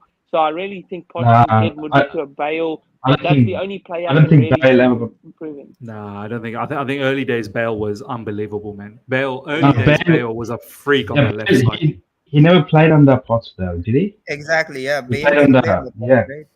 Yeah, he played Hell under yeah, Bale Redknapp. didn't play under Yeah. Poch. Yeah, Yeah, Bale he was didn't on the play under Redknapp. Poch.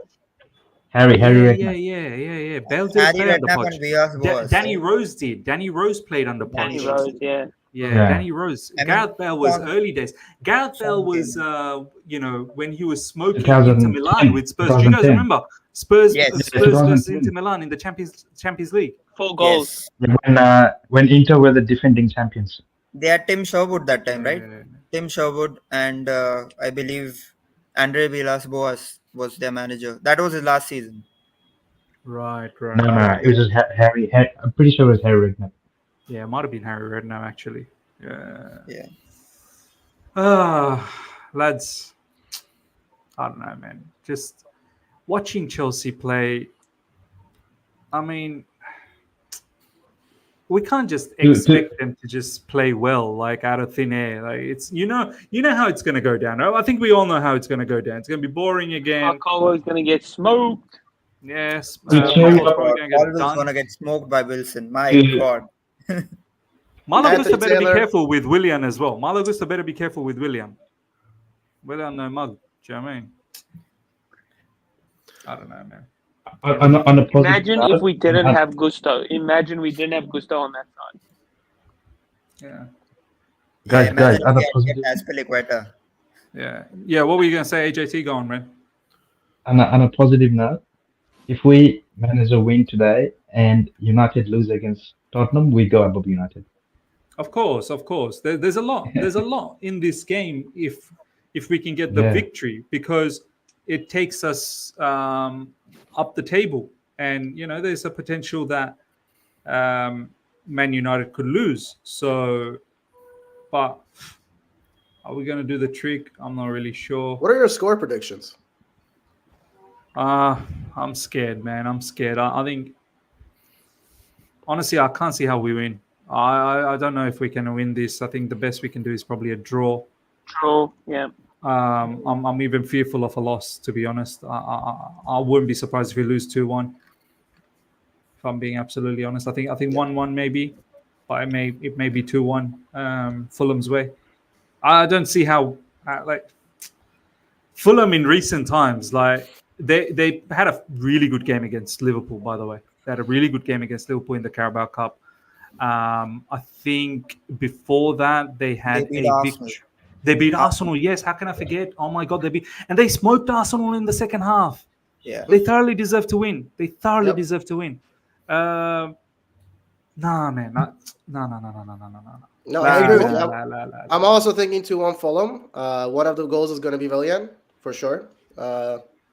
Palmer scores for us probably, and then the other goal, probably some Anthony Taylor garbage or something. I don't know. If we don't score and by the 60th minute, we are losing that game for sure. For sure. I think if we concede as well first, we might. Honestly, if we don't score 4 goals, we're gonna lose. Because even if we score 3, we can throw it away in just the last 10 minutes, as we saw against Luton.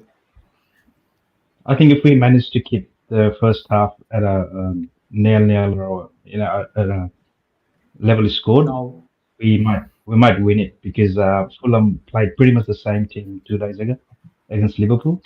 Look, I think we're also, for the people that are saying we might win it, it's just purely based on hope. That's what, you're not really basing it on logic that you've been seeing some really, really good football from Chelsea. The reason why I think they played the same team because we could win because of the partnership between Diop and Adarabioyo. So what was that, AJT? They played the same. They're playing the same team as Liverpool. Is that right? Only 3 changes. Only 3 one changes. One in midfield, 1 defense. Yeah, 1 in attack. So when you're saying that, Chelsea can win this, you're really basing it on hope, right? You're not really basing it on what you've seen from Chelsea. No, hope and the fact that Fulham could tire in the second half. Well, why wouldn't we tire? You know what's funny? We've got I a bet better if we bench. lose this game, if we lose this game, Poch is gonna go and say, you know what? We had one more day to prepare. That's why we lost this game, of course. He has already No, he's given his gonna say- excuse, right? We need to be patient. That's what he's already told He's in gonna the say- pre-match conference. That be He's gonna patient. say Fulham beat Arsenal. He's gonna say Fulham beat Arsenal. Yeah, Fulham He's beat gonna say back Arsenal. in- Oh my god, you're so right. That's what he's gonna say, isn't it? That is The true, Fulham beat that's Arsenal. Oh my god, there's already an excuse ready. Caicedo told me that they beat Arsenal. Yeah, So- Caicedo told me. Oh my god. But Miss, I Oh, wouldn't but- be surprised. I wouldn't be surprised if we actually beat them 2-1. Because like I mentioned, Adebayo and Diop, this is their third game play partnering up with each other this season. And Yeah. Fulham has been known to be susceptible to making individual errors. So Yeah. it will be like a dead game, and then they will like give away the ball in the penalty spot or something like that, and we'll score. Matisse, my brother, what's going on, bro? Talk to me. You can't tie me out here, miss. You can't tie me out here. I predicted this 11 1. Miss, you can't tie me out here. We just knew what the team was going to be. So there's always like, there's no shock, guys. We knew the team, man. Yeah, we knew the team. We knew even though in my preview I didn't even do a team. I couldn't be bothered. You know what my preview was? I started the preview. Let's not do teams. Yeah. I didn't do a team. He just does. He don't do teams. He does total violence. Yeah, I did total violence. He doesn't do anymore. No. It's too low for the paycheck. No, it's too low. It's too low for the paycheck. I literally started my preview and I said, look, in this preview, I'm only going to talk about the match for 30 seconds. After that, I'm going to be total violence. So I just said, look, just get the 3 points, and that's all I have to say. I could care less who the team is, and I know we're going to play rubbish. So all right, let's now talk about the news. That's it. That was my preview. Do you know what I mean? Because what's there to talk? What am I going to say? Can I just say, I'm watching Poch he's doing an interview with TNT. It's absolutely crazy what he said, by the way. But he looks frightened. Like you can see his eyes, man. He looks absolutely. I'm genuinely worried for his well-being here. He looks really bad. You know, Yunus. Like when you know like calamity is about to come upon you, like, and your eyes just absolutely light up in shock. It's probably like that. Like he knows disaster is about to happen. Like, Yeah. do you know what I mean? When you have Matisse, do you see Marco Silva with his quote? No, I haven't seen it. No, what did he say? He goes, I'm really confident about this match. Wow. But no one respects us anymore, bro. No one respects us. You know what? I was saying, I watched him against Liverpool, and Fulham are a very organised team structurally. They defended well. They pick and choose their moments when they're going to break. Williams there. Raul Jimenez is starting to pick up. They start Wilson today, but Divock Origi was causing problems down that right side. Like they're nothing special. Like we beat them earlier on this season at Craven Cottage. I would say there's nothing special about Fulham. But they're better now, Matisse. They're better now. They're better now. Premier League club right now. I feel like they're better than what they were before, though. Do you know what I mean? They're better than what they're in before. a bit of form. They're in a bit of form. They beat Arsenal. They took Liverpool to the wire. They're in a bit of form. So there's that. Yeah, but on top of what Marco Silva said, what he said. Did you hear what Pod said? he goes, we need to be patient. No, I didn't hear what he said. We need to be patient. He said we're inconsistent, but we need to be patient. We're shit, but yeah, you have to accept it. You have to accept it. And Chelsea, no, we're inconsistent. We need to be patient. It's like this, Eunice. It's like this. We are shit, but you need to accept it. You have to accept it. That's what it is. We're talking like Fulham, and Fulham are talking like Chelsea, basically. Bro, did you see Ange and what Ange said and what Pochettino said? Like people are doing the whole comparison. Ange is going around saying, "Yeah, we are definitely in the title shot. Yeah, we are. On the title race, Yeah, we're in the title race." That's because he wants to mix things up. When did he say that? In his press conference before the match? In his press conference, they asked him, "Do you think you're?" He goes, yeah, I think we are. He wants to mix it up because he wants to put pressure on the top three in front, or top four, whatever places are in front. He doesn't want them to just run away easy. So he wants to put pressure there. Yeah, we are in the title chase. And we got Poch, same question asked to him, like, where do you think we're going to finish? Poch goes, look, at the moment, it's all open. I don't know where we're going to finish or not. That's not Miss, the did you see target. the latest tweet? The next match, the next match is the target. Just win. Who's talking more like a Spurs manager, Poch or Ange? Do you know what I mean? It's mad. Did y'all see the latest tweet? They no title race, though, I know that. Yeah, they're not. They won't. They ain't no title race, bro. I saw what happened to them when they got a couple of injuries and shit went left real quick. They are not in no title race. Honestly, though, fair play to Big Ange on that Look, instance, though, because it is Tottenham and everyone expects them to not be in it. But if he's willing to try and push the envelope a bit and push them and put some pressure on them, that's what you need to do at the top. But Eunice, so fair play. but Eunice, you see what he's doing though. I'm with Matisse. Like I think even Poch knows he's not in the title race. But you see what he's doing though. He's playing mind games. Yeah, of course. He's telling the people in front of him that you're not gonna go just easy. You're not gonna just run away with it. Like we're here, and we're gonna try and do damage. Do you know what I mean? He's not going to win the like. He's playing mind games on others. That's how I looked at it. So, Poch must not rate this group then. He probably doesn't. Gas them. He must not rate them. To be honest, like I would love. It's never going to happen, but I would love a manager to just player for player. If it was all confidential, but we were in the room, do you rate this guy? Do you rate this guy? Like genuinely, do you rate this guy? Because if you don't, just say it. Like, do you rate him or not? Like, do you think he's actually a good player? Do you think he's? Don't give me no lip service. Don't give me no like, Lip service. Oh my like, god. Do you actually rate this player? No, you're right, bro. You're right. Because with the front line, I don't think there would be many. I don't think there would be many in the front line. I mean, look at Madueke and Mudkryk. They're both back on the bench today. There was actually starting to be signs that these guys were starting to show a little bit of potential, upturn and but back on the bench, both of them today. I don't know why they're in the bench, man. I honestly don't understand why they're in the bench. I don't get it. And not just one of them, both of them. Do you know what I mean? And especially when Sterling's not exactly putting up any trees, he's not playing. Mate, this is the thing today. If he puts in another stinker, mate, that's it. That's it.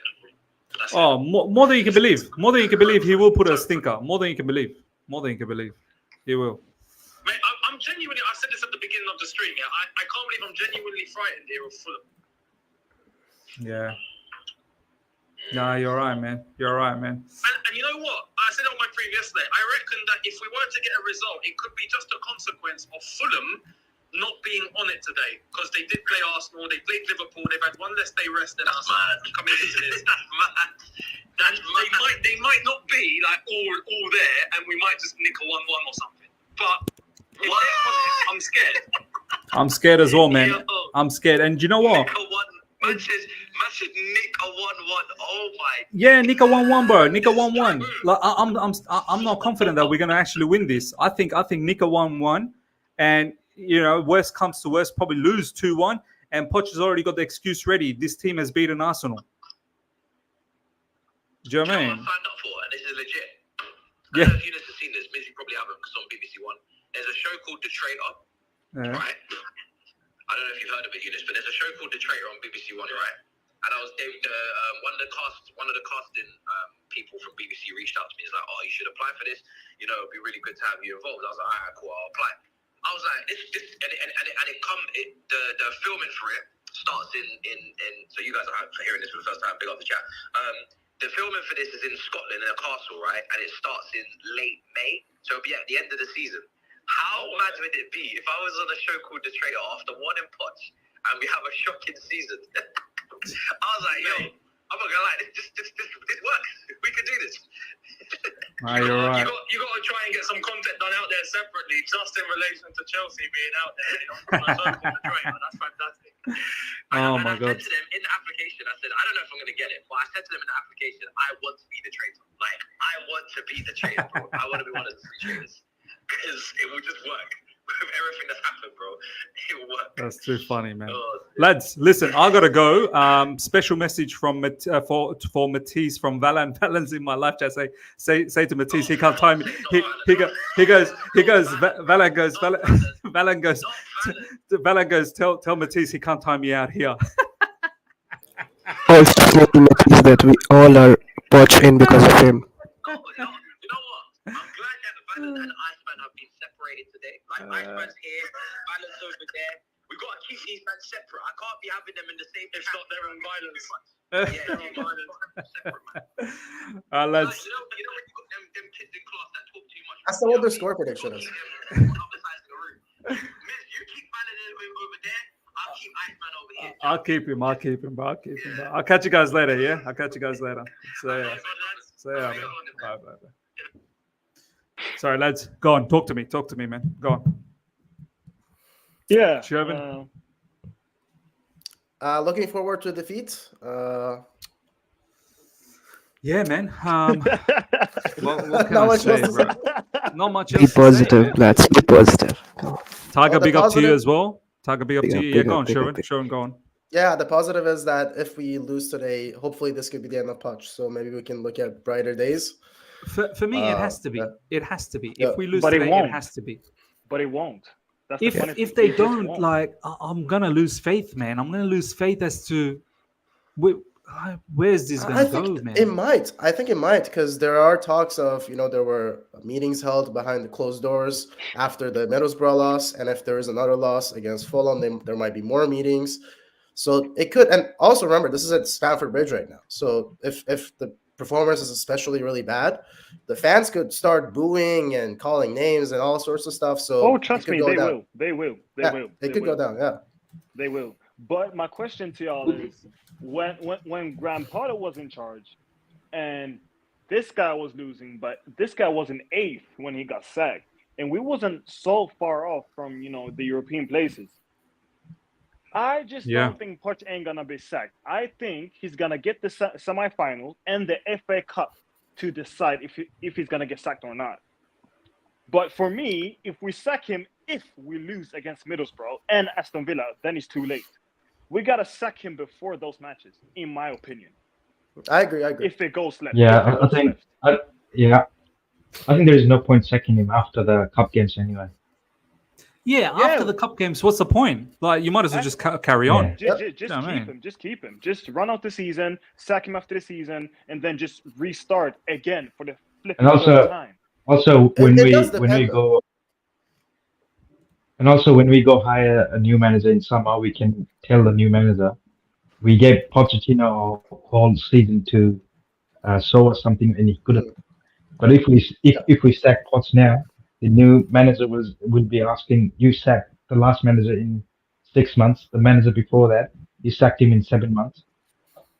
That's right. And also, if we're just gonna get Frank Lampard or something to come in, then don't do that. Just keep Poch. No, but that's fine. Yeah. So if you want to get something serious, in that case, bro, we can bring Lampard wearing a wig. Look, if you're going to get Frank Lampard and all of these other numpties, like don't even bother. Just might as well keep Poch. If you're going to get rid of Poch, then you need to get serious. Look, getting rid of Poch is not the only solution. You got to get rid of Winstanley, you got to get rid of Stewart, and you got to change your philosophy. So it's got to be a total restructure. Now, I don't expect the total restructure to happen straight away.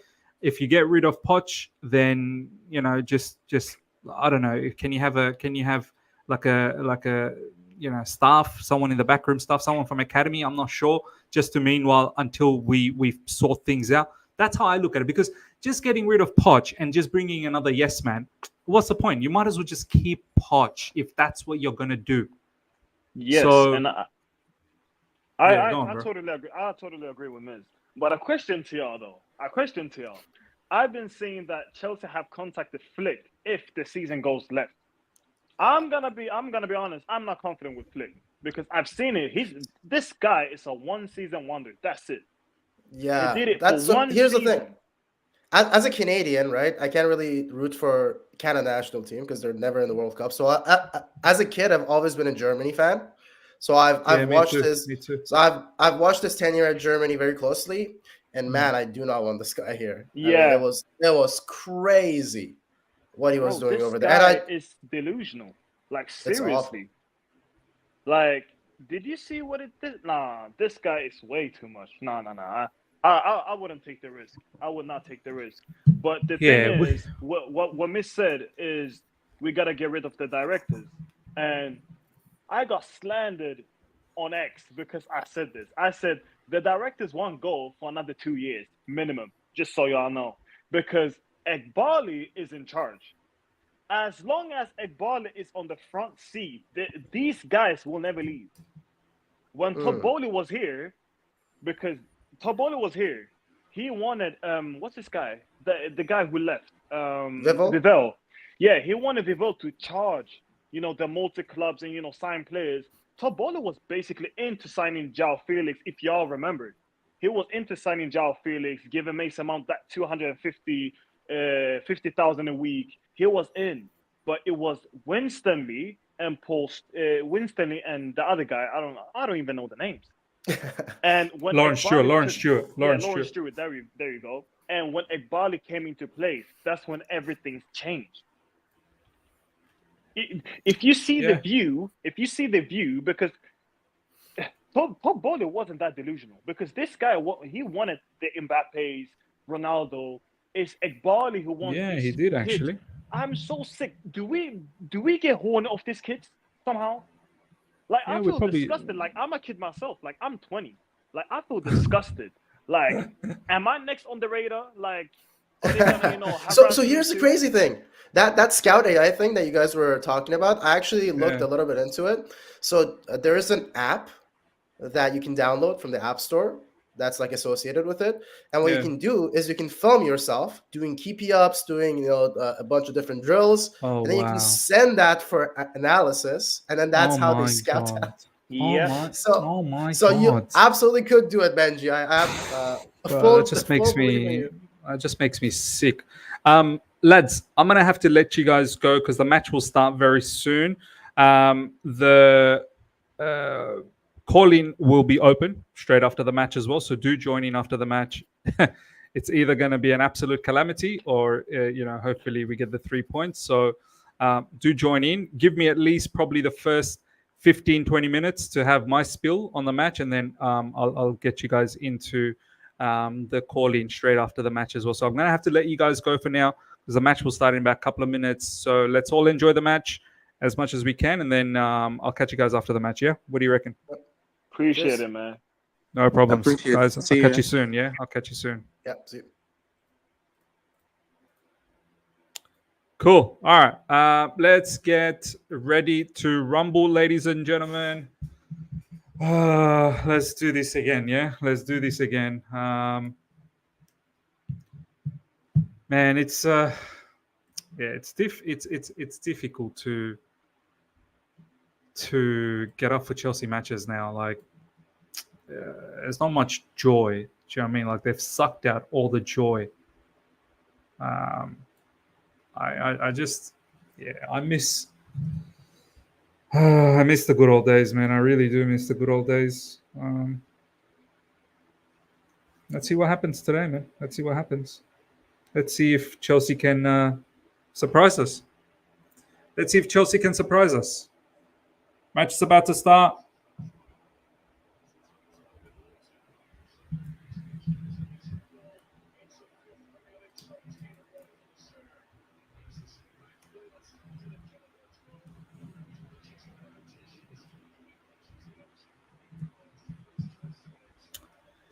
All right. Okay. Come on.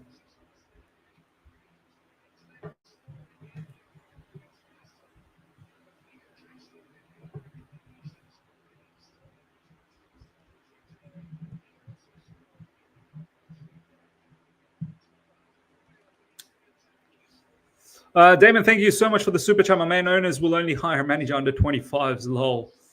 Yeah. Miz looks like a proper father. Thanks, my man. Yeah.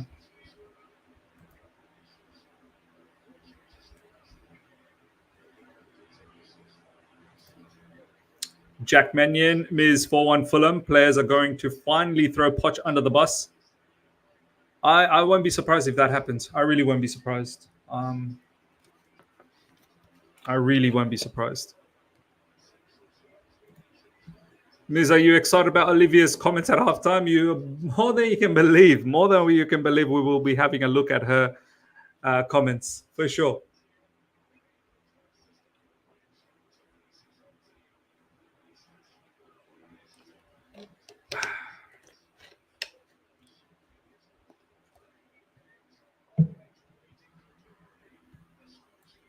More than you can believe. Great to him. Big up to you, my man. Big up. I'm very nervous for the game. 1-0 loss. I'm nervous as well. Very, very nervous. Ms. on a shaving strike until Chelsea play a decent game again. Yeah, I need to. It's getting very close to the reset. Soon you guys will see. Yeah, all of that gone again, and the reset will happen. Chelsea need a reset. Anthony Taylor, referee. You know, we are up for some madness. Fulham got one keeper on the bench, how it should be. Maybe Poch needs to learn from Silva.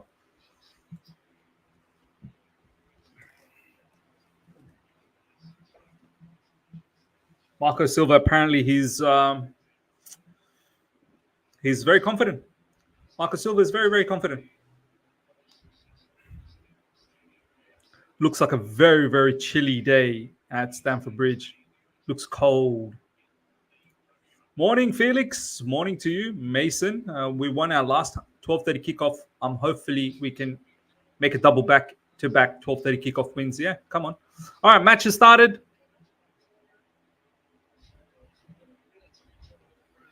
We have kicked off. Here we go again. Thiago Silva.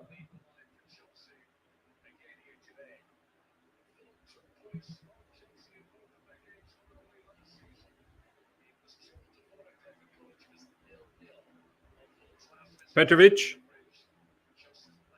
Petrovic to Thiago Silva. Let's see if Thiago Silva and Disasi, if they play more passes through the middle or they continue going out wide. Kopama, Caicedo. Disasi. Silva goes out wide to Levi Colwill. Fulham pressing very high up. Fulham is not scared. Fulham is not holding back. Fulham ain't going to just sit there. Caicedo. Disasi to Thiago Silva. Come on, keep pushing up. Push up, push up. Don't just be playing at the back. All right, Silva, first ball through the middle. Very well done. There we go. There we go. Gallagher out wide to Cole Palmer. Cole Palmer. Cole Palmer goes for a shot. That's easily defended. That's a very low percentage shot, man. Very, very low percentage shot. But Thiago Silva, first signs of playing through the middle there, finding Gallagher there. Enzo Fernandez now. Enzo Fernandez and Caicedo staying close to each other. Gallagher playing deep. Enzo Fernandez, first time ball over the top. Raheem Sterling. It's a bit overhit for Raheem Sterling. Chelsea pressing well. Fulham find themselves a free kick.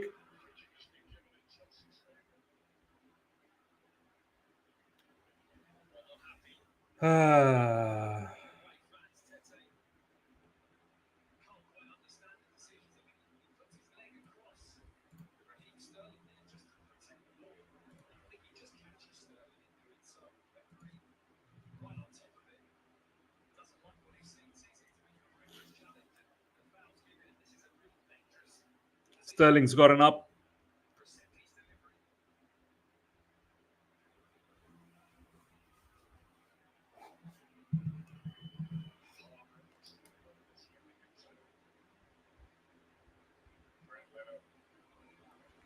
Chelsea free kick coming up.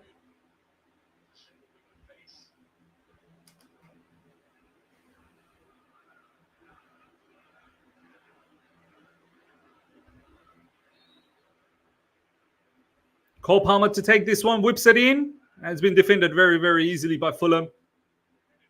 Malo Gusto goes all the way back to Petrovic. Petrovic now with the ball.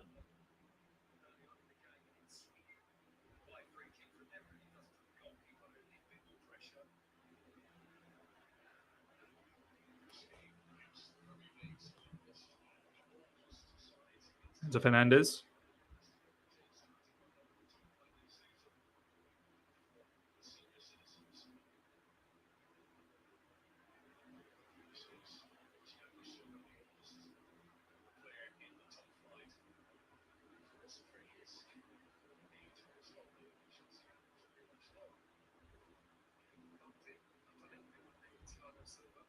Levi Colwill.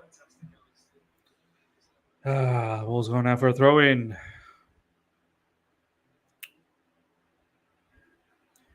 Digital film reviews looking for a big game for Broja.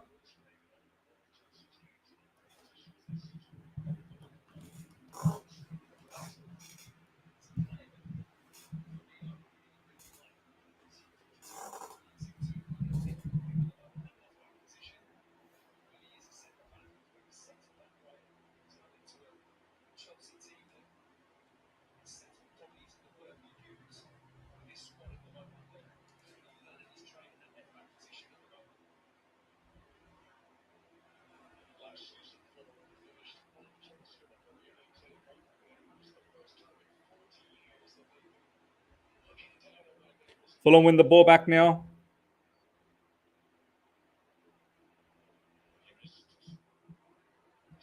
Fulham, I mean, it's early days still, for only 5 minutes in, but they feel very comfortable. They feel very, very comfortable. Here they come from Levi Colwell's side. Pereira with the ball. And Pereira goes all around Levi Colwell. Oh, my God. Oh, my God.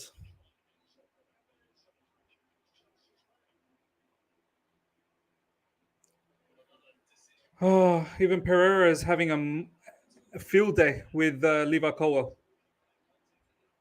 Pereira literally just does a circle around Levi Colwell. Wow.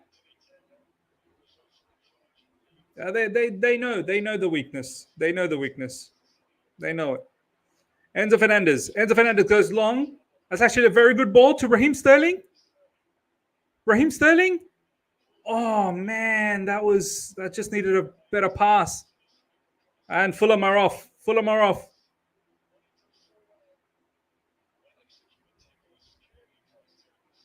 That's been well defended that time by Levi Colwell that time.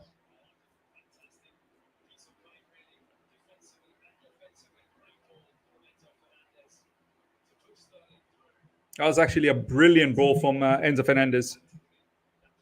Enzo Fernandez playing deeper. Finally, maybe Poch finally has worked it out with Enzo Fernandez. He's playing Gallagher further up and he's playing Enzo Fernandez deeper.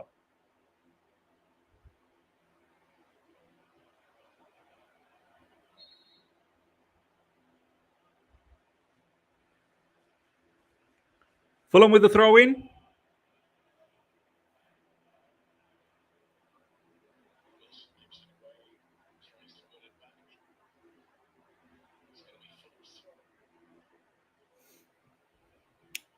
Do you know what? This is quite an even match, man. Like it's, if anything, Fulham's probably slightly stronger.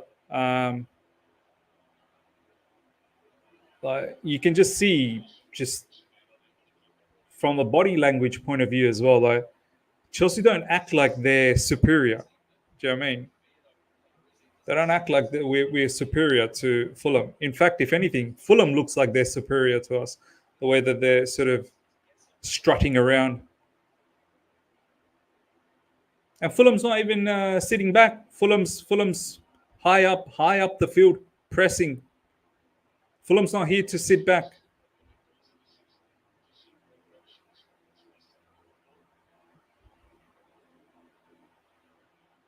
Levi Colwell with the ball.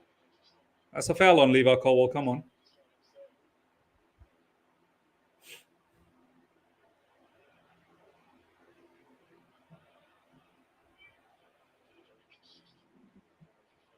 Enzo Fernandez goes all the way back to Thiago Silva. Thiago Silva to Disasi.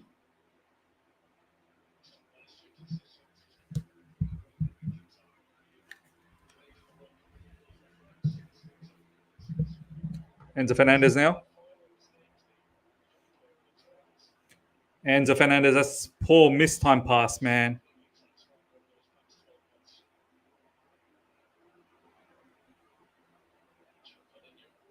That's good pressure from Chelsea. That's good pressure.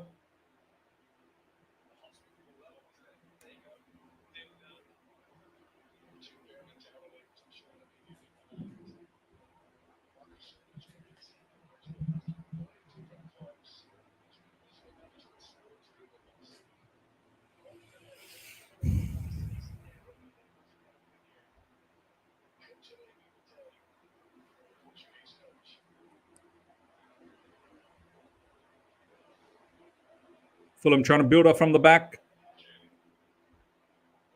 Willian. Oh, look at Willian. Oh my God, look at Willian.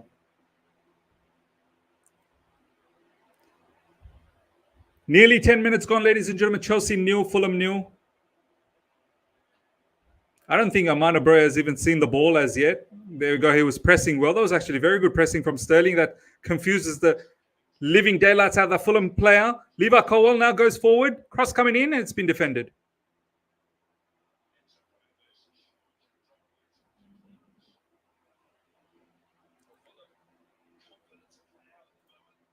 Means the moving banner on your display reads Middlesbrough. Oh, yeah. Sorry.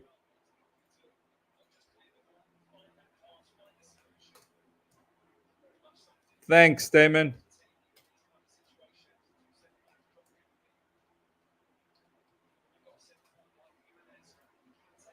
There you go, sorted. Appreciate that, my man.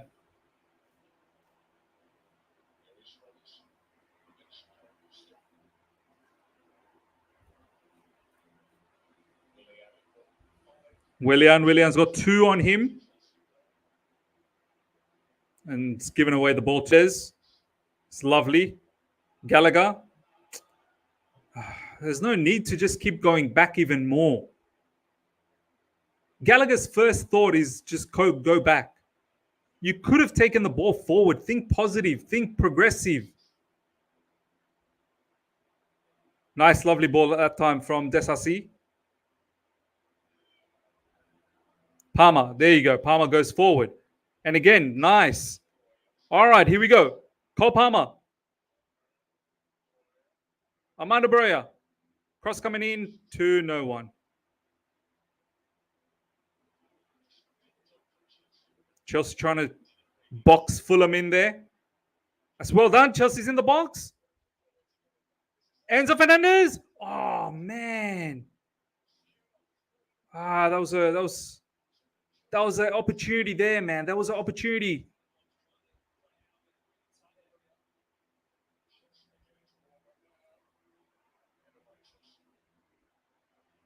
Come on.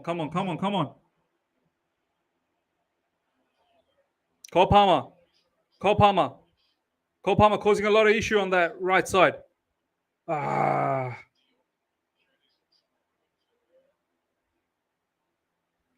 Fulham clears it. It's actually very well done that time by Disasi. Levi Colwill out wide to Raheem Sterling now. Let's see what Sterling can do. Back to Levi Colwill.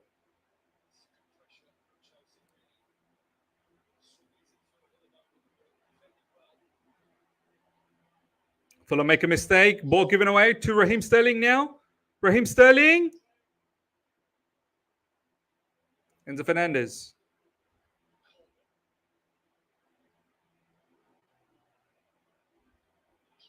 Oh, that's poor ball from Enzo Fernandez. Luckily, we get the ball back. Levi Colwill now.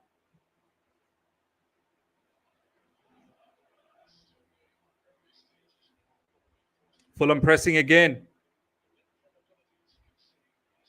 Disasi through the middle. Was trying to find Broja, but Broja's pass was mistimed. Chelsea win it back again. This is actually good pressure from Chelsea.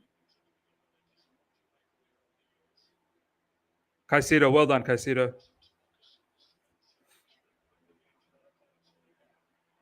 Disasi, well done. Disasi is looking for passes through the middle, which is fantastic to see. Chelsea's through. Broja. Oh, man. Nah, just... Good pressure, man. So far, actually been pretty good pressure. We've boxed him in. Go for the kill now. We need the kill. And I like the fact that we're playing more through the middle. We have to find passes through the middle. I like that.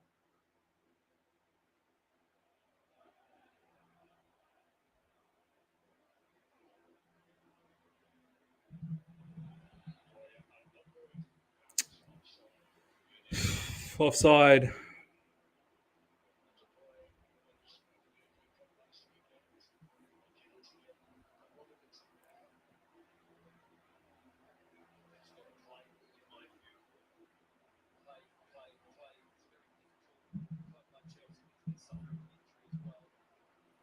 Yeah, Hudge, it does, man. 316 in possession. Yeah, it is. 316 in possession.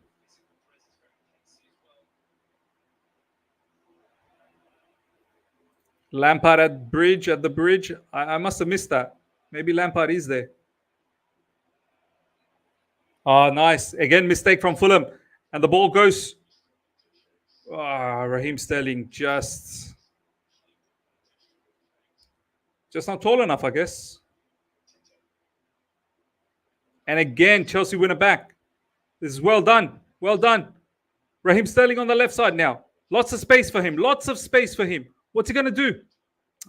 Poor execution again from Raheem Sterling. Poor. And again, Fulham gives the ball back. Fulham making mistakes after mistakes after mistakes. Gallagher. Ooh. Galadog. It's good pressure, but we need to do something about this, man. We need to get a goal out of this. Oh. Good effort, man. Good effort. Should have gone for a bit of finesse as opposed to he went for a bit of power. He needed to finesse that.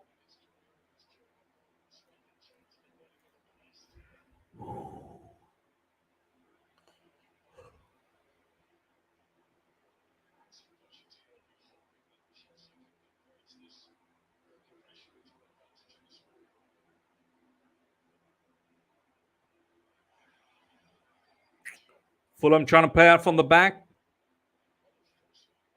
But once again, very, very good work rate from Chelsea off the ball. But Fulham somehow are able to wriggle out. Robinson on the left side. Robinson. Willian. Fulham has done very well to build up that play. They're into the final third now. Cross coming in. Cleared by Chelsea.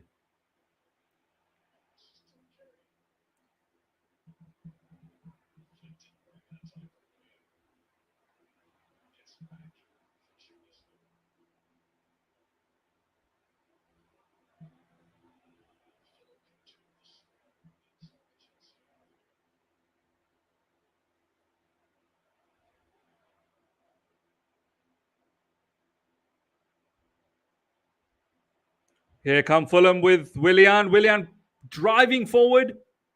Robinson. Cross coming in.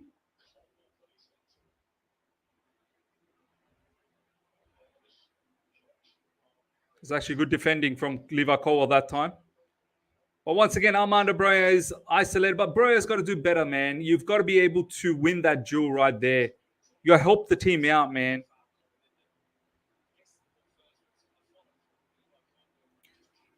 Broja's got to be able to somehow win that duel.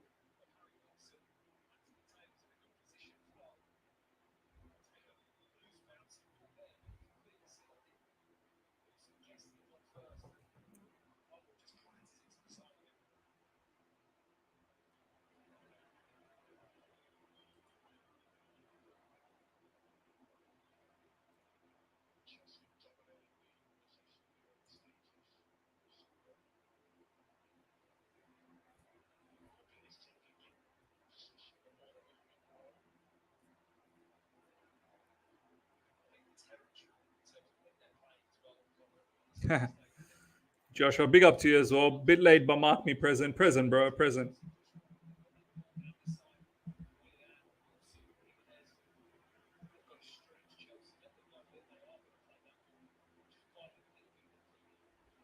All that early pressure from Chelsea, we couldn't materialize into a goal. Oh, what a ball over the top for Fulham. It's good defending, actually, from Thiago Silva. It's very, very good defending. Well done.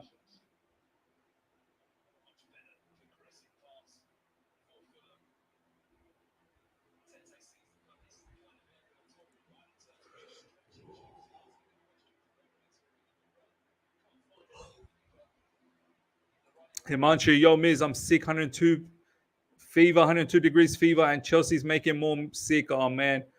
Brother, get a lot of fluid in, rest, and probably don't watch Chelsea. Rest up, Himanshu, bro. Rest up.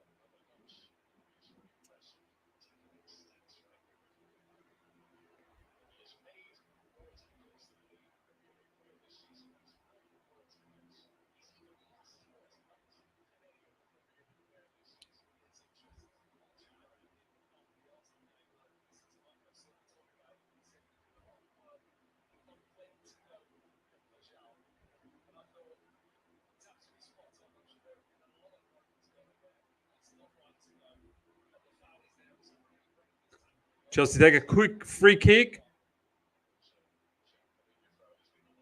Good urgency shown so far. Looks like, obviously, Chelsea understand how severe the situation is, man. We need to win. Raheem Sterling, not been impressed by Raheem Sterling so far. Once again, decision making has been poor. Oh! What a cross from Enzo Fernandez, but how did Broja miss that? Oh, Armando Broja. Beautiful cross from Enzo Fernandez. Oh, man, you got to hit that on target. You got to hit that on target, man. Semi saying Enzo so high up. Look, look, this is football. There will be at times where he might be a bit higher. I'm saying predominantly stay deep. At times, you can't just stay static. It's a football game. You're going to move around.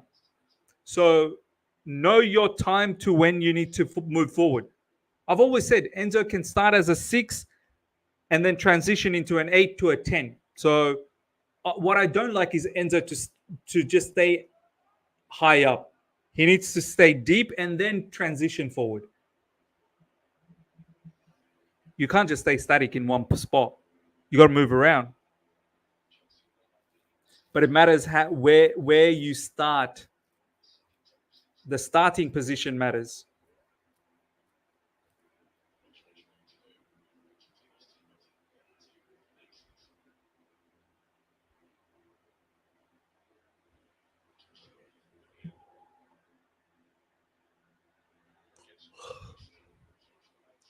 Malagusta does really well against Willian there.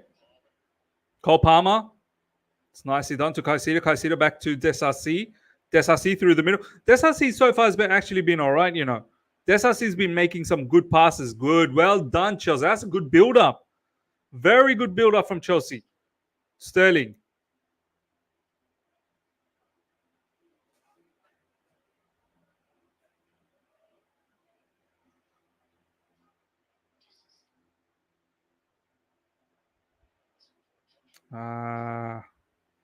Malagusta, poor touch. Very, very impressed with Disasi so far this match.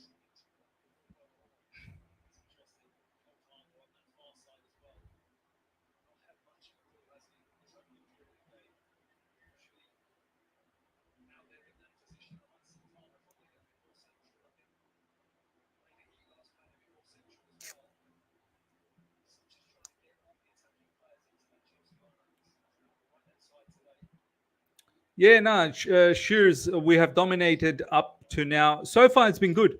I can't lie. So far, we've been good. So far, we have been good. But if you don't get a goal out of it, then all that hard work is for nothing.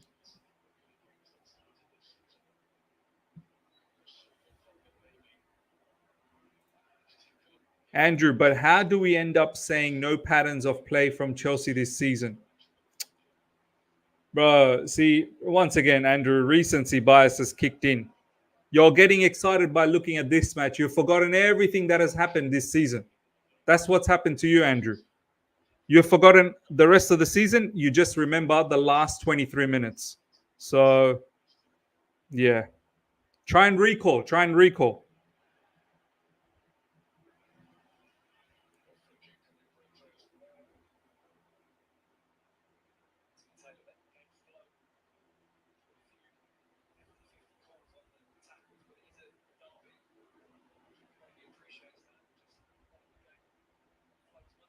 Caicedo.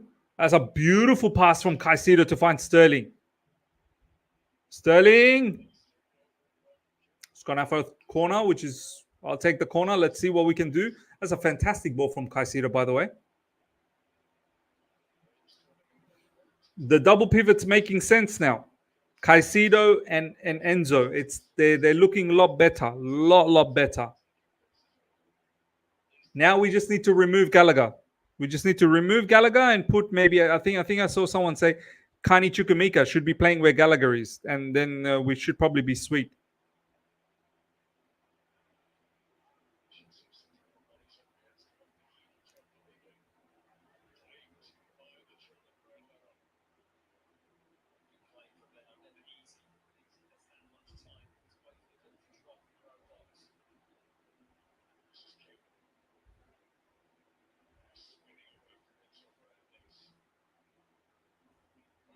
Willian.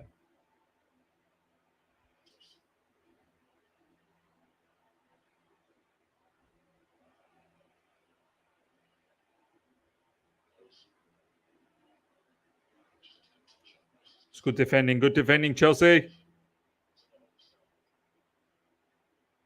Petrovic. It's poor, actually. Poor distribution for Petrovic. Fulham in a very dangerous position now. Shot on target. Petrovic is there. Gallagher's been doing some weird stuff.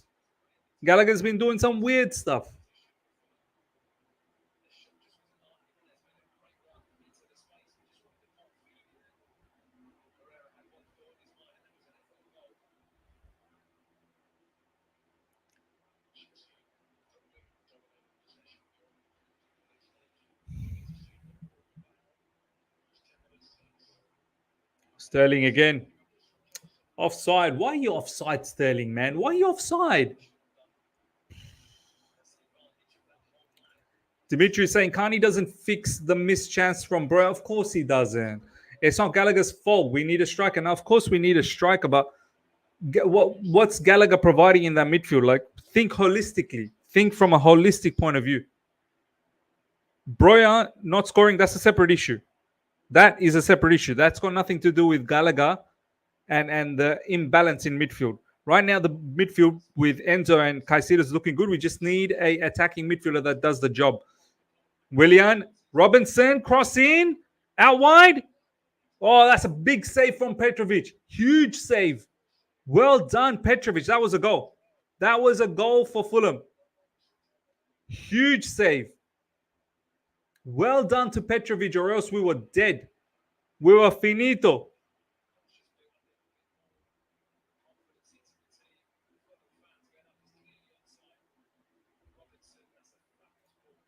Gallagher is dominating possession. Maybe I'm watching a different game.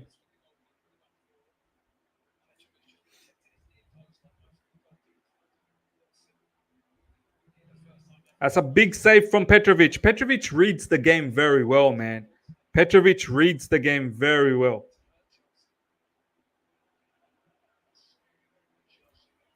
Felix, Missy, now they already had a chance that was better than ours. Yeah, look, I have to say, Broja's one wasn't bad, but yeah, this one was far better. Their chance was definitely a lot better.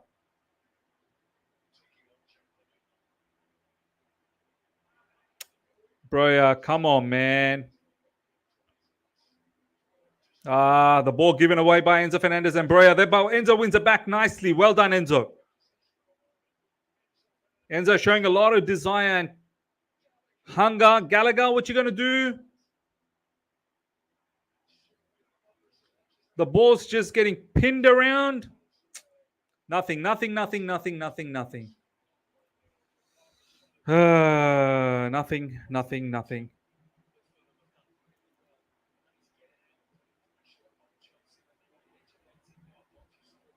Galadinho. Yeah, but apparently he's having a good game. Ibrahim, big up to you, my man. Best of luck to my brothers and sisters whose teams are playing in African Cup of Nations. Inshallah, Guinea wins it this time. Come on. Personally, I like Morocco a lot, so I'm going for Morocco.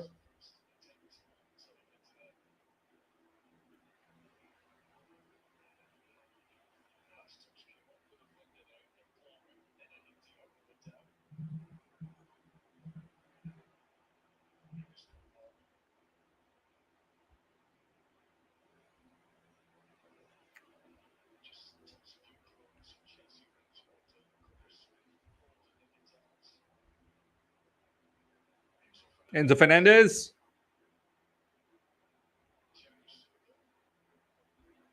Chelsea very high up the field. Very, very high up.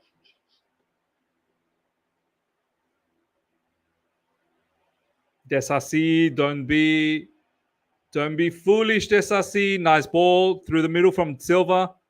Well done. See, that ball through the middle always allows us an outlet.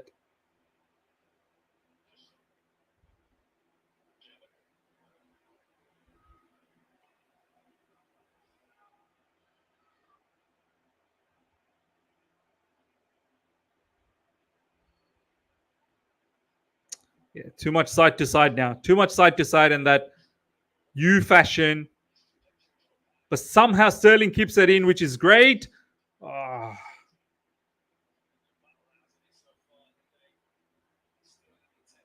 Disasi out wide to Cole Palmer.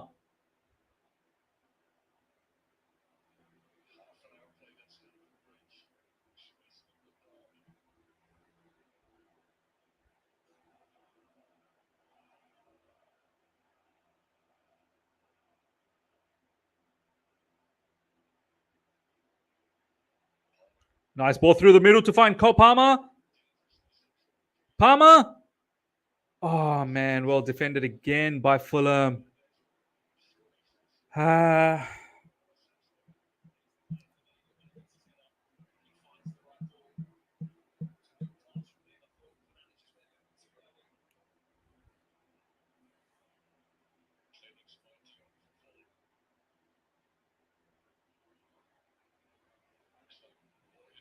Enzo Fernandez. Sterling.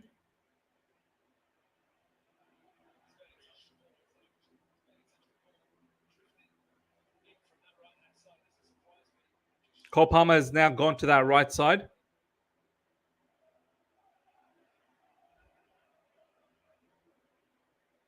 Trying to overload, I think, on that. Sorry, Cole Palmer's gone on that left side. Trying to overload on that left side, I think. Enzo Fernandez now also on the left side.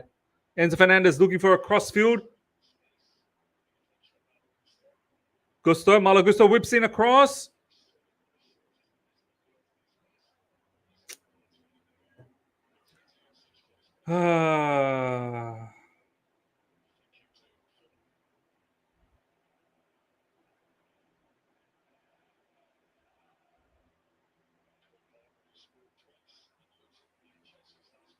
Ashraf Sterling having a stinker. Quite usual.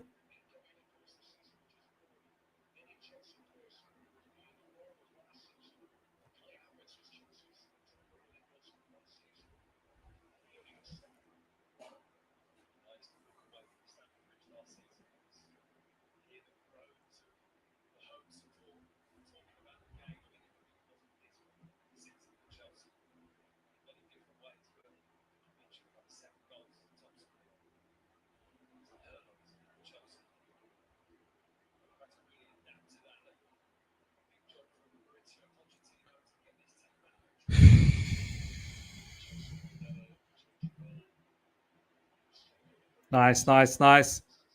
Livakovic wins the ball there. So Raheem Sterling now. Raheem Sterling, what you going to do?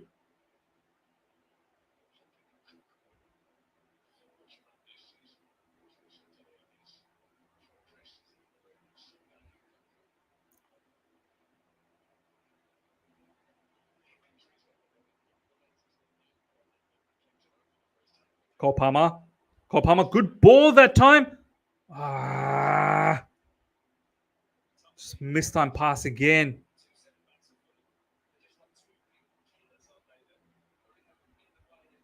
Fulham with a lot of space, but missed time pass.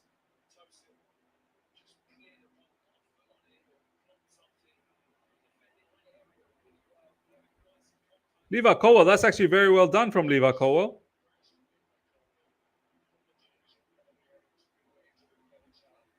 Well done, Broja, that time.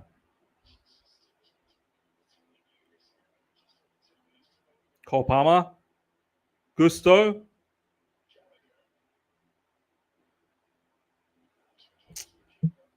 That's pathetic, Gallagher, man. That's pathetic.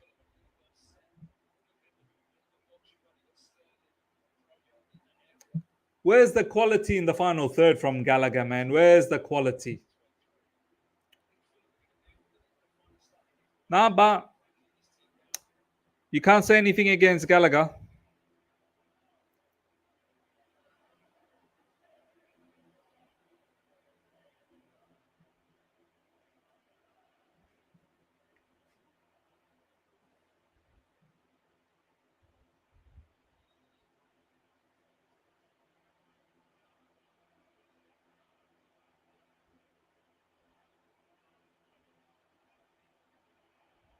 No press from Chelsea at all.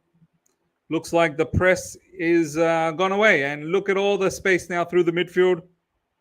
And look at the game opening up now for Fulham. Robinson. It's gone for a corner. Fulham just weathering the storm. Fulham just hanging on during hard times, and now they're slowly coming in. Felix saying, Miz, how do I become a member? Felix, literally the link is on the pin message.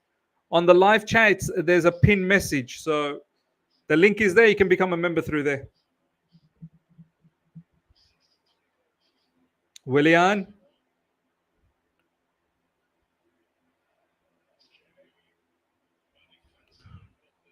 Shot goes out wide.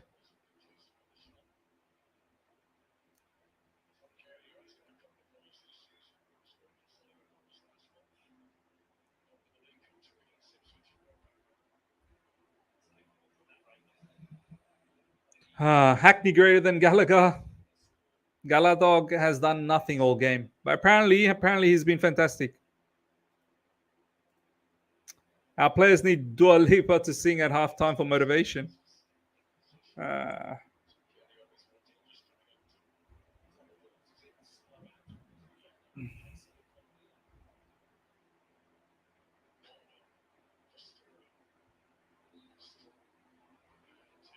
Foul on Sterling.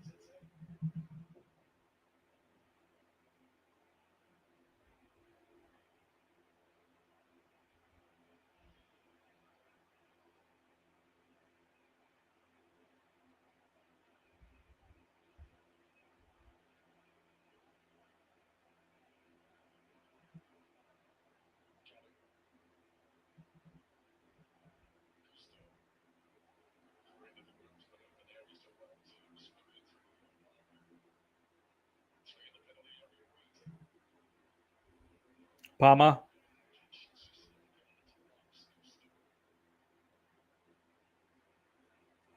Malagusto.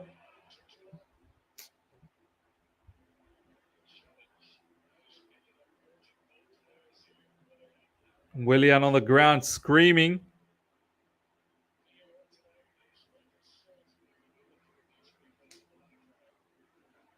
Yellow card for Malagusto. What happened here? What happened here? What happened here? Oh, he's gone. Malagusto is going to be red. He's finished. He's finished. Yeah, he's done. He's done. He's done. He's finished. Malagusto is going to be red. Malagusto is going to be red. It's finished. It's finished. It's finished. It's finished. Malagusto is going to get a red now. Malagusto is going to get a red. Our starts up. It's done. It's done. Willian's finished as well.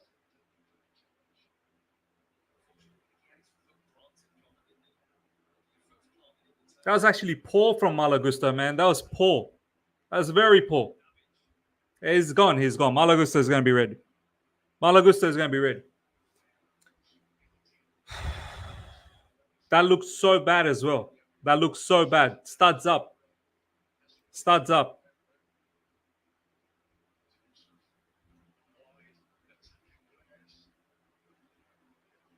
Well, maybe they're not going to check.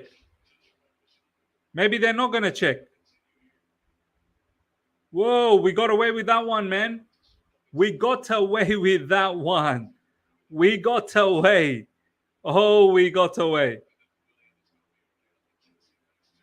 We got away with that one. We got away with that one. Honestly, we got away with that one.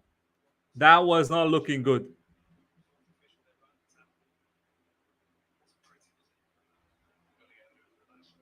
That, for me, that looked like a red. KB is saying never a red. Come on. Look, for me, that looked like a red.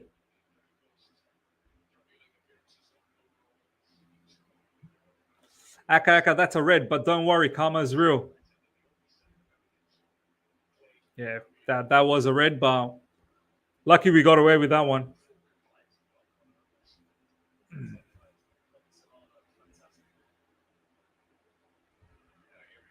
Pereira, first time pass to Harry Wilson.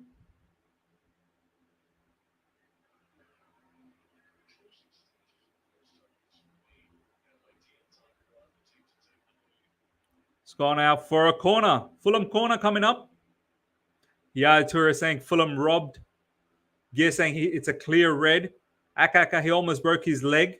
Yeah, that was a red. For sure, that was a red. For sure. There's no doubts about that. Absolutely no doubts about that. But look, we got away. But we have to take advantage now. We have to take advantage. We got to take advantage.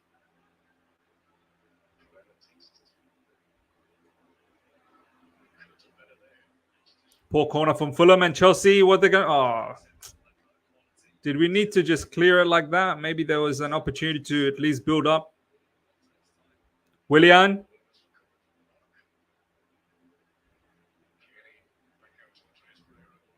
Cross coming in.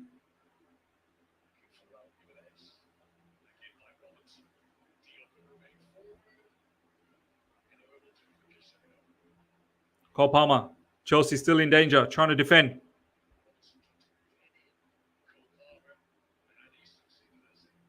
Cole Palmer, well done. Caicedo. Somehow Cole Palmer kept that in, and now we're building. Enzo Fernandez driving. Leave out Colwill. Can we do something before halftime? Come on. Enzo Fernandez, that's a lovely ball. Brilliant ball from Enzo. Oh, just poor touch, man. Poor touch from Malagusta that time.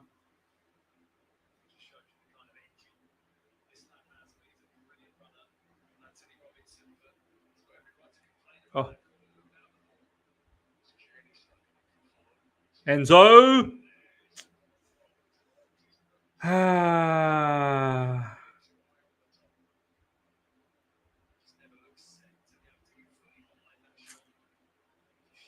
Halftime coming up.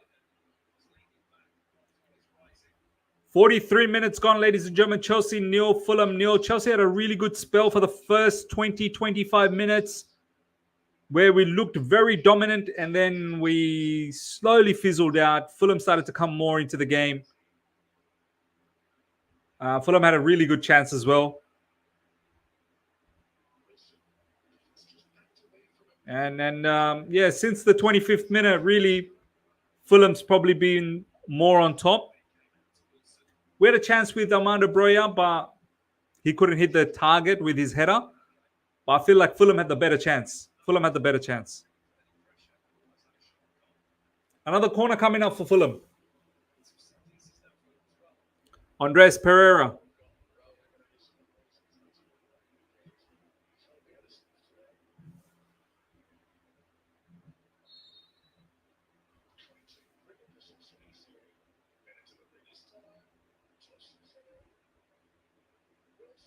And another corner for Fulham coming up.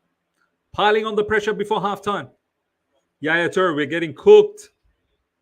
Jeffrey, how is Thiago still our best defender? He's class, man. He's class. Chelsea Empire Gusto sucks today, man. Come on, bro. Yeah, he's not been. He's lucky to be on the field. Probably deserved a red.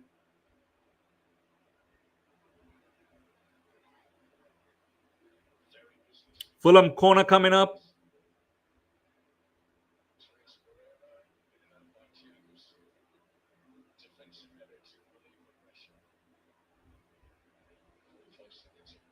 Fulham with a throw in.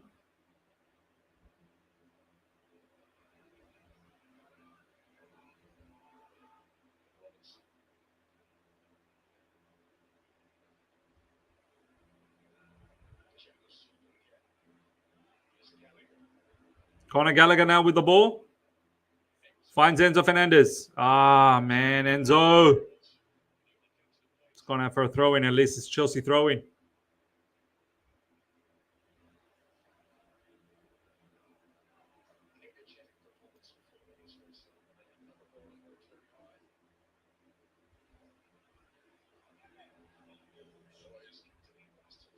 Two minutes added on.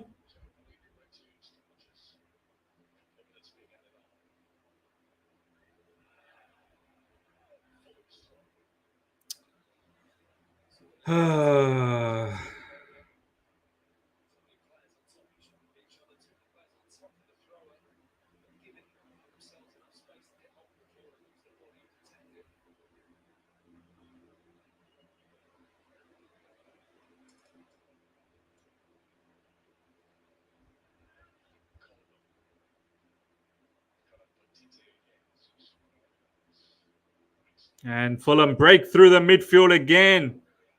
Willian. Robinson.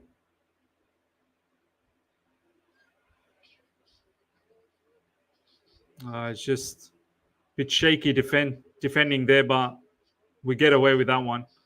Fulham still got the ball, though.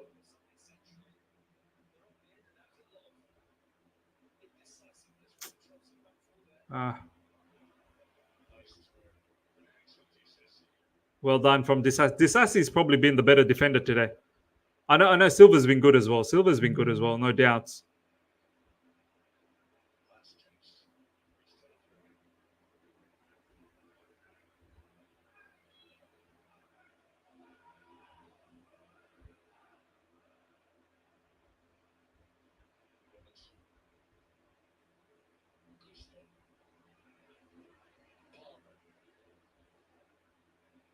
Cole Palmer. That's a good ball from Cole Palmer. We got to score. Penalty.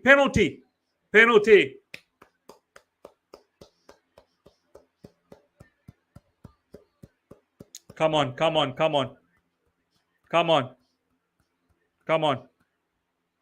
Penalty. That was brilliant from Cole Palmer. That ball was excellent. Did he take a dive or something? Oh, did he take a dive?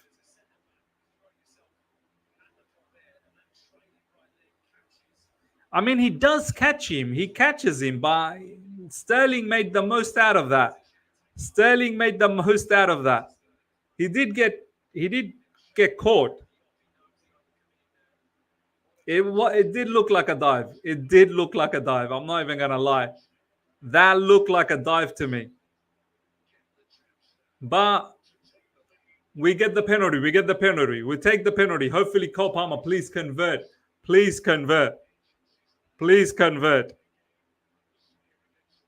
We'll take the penalty. That probably looked like a dive, but yeah, it doesn't matter. Man. It does not matter. Come on, Cole Palmer. Come on, Cole Palmer.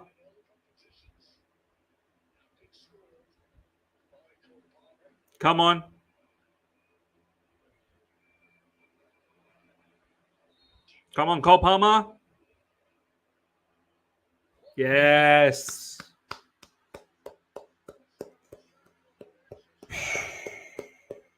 Well done, Chelsea. Well done. to be honest, all the pressure that we put on in the earlier parts of the game, we probably needed to score. We get the goal. Yeah, it's more or less deserved that we go in 1-0. I know Fulham latter part of the half was coming back, but we need this. We need this. We badly need this.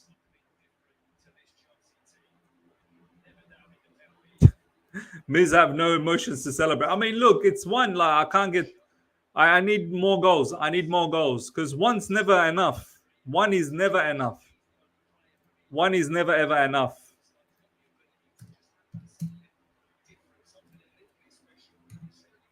Come on. That should be half time, but we need to be careful. We absolutely need to be careful because Fulham, they're good for at least one goal. They're good for at least one goal. They're good for at least one goal.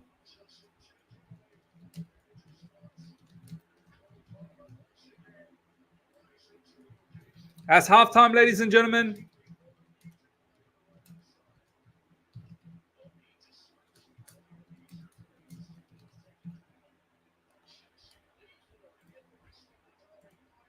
Halftime. Look, do you know what?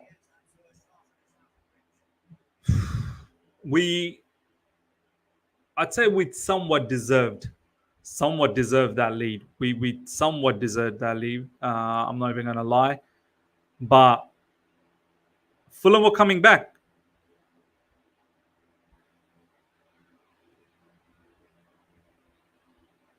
Fulham were coming back in that game. But look, overall, bits and pieces again, isn't it? Bits and pieces. It's just, yeah, it's not polished. It's not polished. I have to say, we started the game very well. First 25 minutes or so, we were looking very good. We boxed them in. We're playing very good football. You could at times see some distinct patterns of play from build up to the midfield, but it slowly fizzled out. And Fulham started to sort of come into the match in the second half of that particular first half. After the 25 minutes, really, Fulham started to come in. We probably got a little bit fortuitous with that yellow card for Malo Gusto. That looked red to me. That really looked red to me. And that penalty, look, it is a penalty because there was a touch. But my day, Sterling made the most out of that. Sterling made the most out of that penalty. Look, overall in defense, I think Disasi has been very good. Valan saying dead game. Yeah, overall, it's probably been a dead game. Fulham had an opportunity out wide. I think it was Harry Wilson maybe or someone else. That was a very good opportunity for them. And that was very well kept away by Petrovic. So big up to Petrovic as well for keeping us alive in this match. Disasi for me has been very, very good. Thiago Silva obviously has been good. I just shared a tweet. This club genuinely needs to read the room. Hopefully the TV cameras don't pick them up because that's what they want. What is he talking about? That tweet is gone. I don't know. Become movie being shot at Stamford Bridge. Oh, okay. Miz, any watch-alongs for AFCON or Asia Cup? Maybe cover both finals only. Yeah, I'll try, man. It's very tough. I'll give it a go. If there is an opportunity, I'll definitely give it a go. Yeah, overall, ladies and gentlemen, it's been a dead game. Fulham had a chance, a very good chance. We had a semi-good chance with Armando Broja. Header should have been on target, but it was off target. Yeah, from a defensive point of view, Disasi has really impressed me. Obviously, Thiago Silva's class. Levi Colwill, he got smoked in the early parts. Later on, he sort of started to come into the game. Malo Gusto's probably not had a very good game. Malo Gusto's had not had a very good game. I think Caicedo and Enzo Fernandez, that double pivot predominantly was working. Gallagher, to be honest, is not offering anything. Gallagher in midfield is not offering anything, if I'm being absolutely honest. He's getting into attacking positions, not really providing anything. And he can't even, it seems like he's forgotten how to shoot. Sterling, he gets the penalty, but overall Sterling was not good. Overall, Sterling was not good. Cole Palmer as well, overall not good, but that pass, that beautiful pass for Raheem Sterling. This is the thing. This is the thing about Cole Palmer.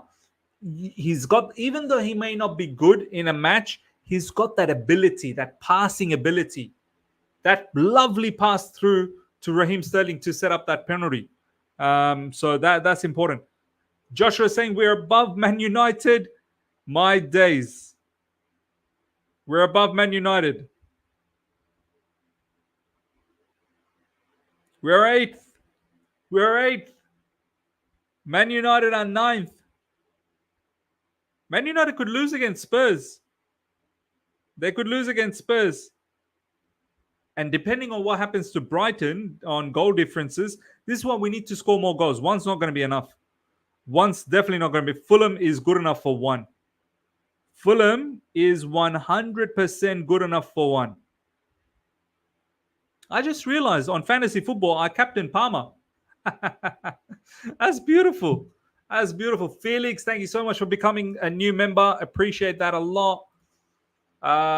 Look, as I said, the next 3 fixtures, Fulham, Middlesbrough, and Aston Villa, must-win games. Must-win games. And then Poch may get a little bit of time extension. He'll still be under surveillance camera. They might get that time extension. So we're not going to get ahead on this. We'll wait. Second half still to play. Generally, we don't come out good second half. So we shall see. Members calling after the game is 100%. 100% members calling after the game. So make sure you guys are tuning in and make sure you guys become a member if you want to participate in the members calling. Yeah, Timo Werner potentially could do the damage on Man United. So yeah, coming back to our match, look, still very shaky in many different parts of the game, but yeah, this game's not over yet. So let's stay humble, 1-0, and let's see what we could do in the second half, because Fulham, they're good for at least 1 goal. We need to get that second goal. Immediately, we need to get that second goal. Broja, once again, overall, it's just not been good, man. And this is why we're looking for a striker. So we shall see. We shall see what happens. We shall see what happens. Yeah. Let's see what you guys are saying. Hudge, Miz, why does Sterling always ignore Enzo when he's making an angle for him? The 3-1-6 in the first 25 minutes, I actually liked it. At least some clarity. We need to start the second half like that. Now, you're right. Absolutely right. Absolutely right. Although we are leading, I don't think we played well. It felt like we are going to have the same problem where we keep the ball and pass around. We are still not safe, but satisfied to see us leading. Now, that's well said. Well said. Overall, we're not there. But good that we've got the lead. Good that we've got the lead. We've got Joshua sharing a tweet. Maurizio Pochettino just went mental at Conor Gallagher for turning back instead of driving forward with the ball. They got Olivia Bazaglo. But the Bazaglo has put out this tweet. We must share. Maurizio Pochettino just went mental at Conor Gallagher for turning back instead of driving forward with the ball. I'm glad Pochettino is starting to realize. I'm so glad. Gallagher has a tendency of going backwards all the time. We all know the clip. Thomas Tuchel saying, put it through. Now, but Gallagher goes back. I'm telling you, if Pochettino starts making the right decisions, he'll get better results. Right decisions on the personnel, he'll get better results. Chukwuemeka's back. I'd put Chukwuemeka in that number 10 role. I know Chukwuemeka is just coming back from injury, so we might have to be a little bit more cautious. But yeah, Poch, if you just do the right thing in terms of the personnel, then we might be onto something. Is it selfish of me to want Connor to be hooked off before halftime for Chuck? No, it's not selfish. It's not selfish at all.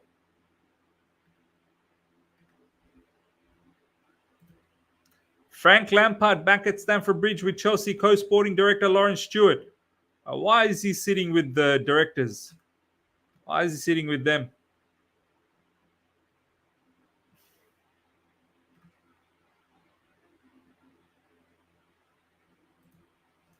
PYS, we needed that penalty so bad you could sense a chorus of boos coming as ground is frustrated, but hopefully we'll use that for confidence and win the game.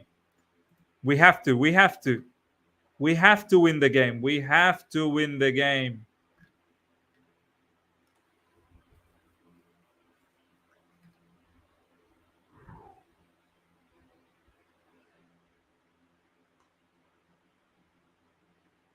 We have to win the game. 24 minutes ago, Chelsea continuing with talks to sign Esteval Willian Messinho. Chelsea have a team in place to look at the South American targets. They have drawn up a list of next top talents to bring at 18.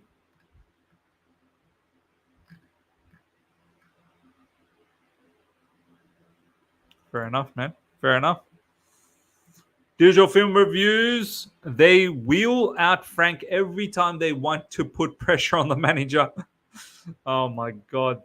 We must start the second half like we started first half. Otherwise, it's going to be a long day. Agreed. We need to give players a good run in their position. Yeah.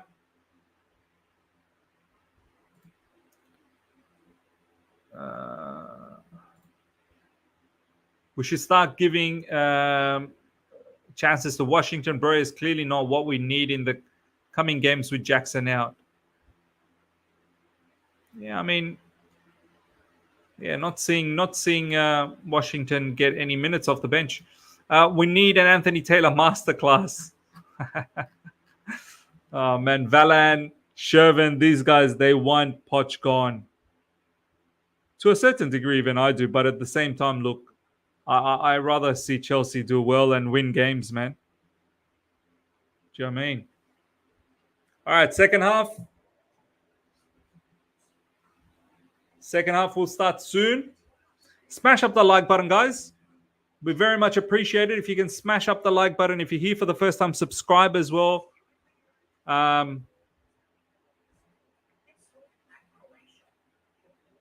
Yeah, and become a member. Become a member to participate in the call-in shows if you want to participate in the call-in shows.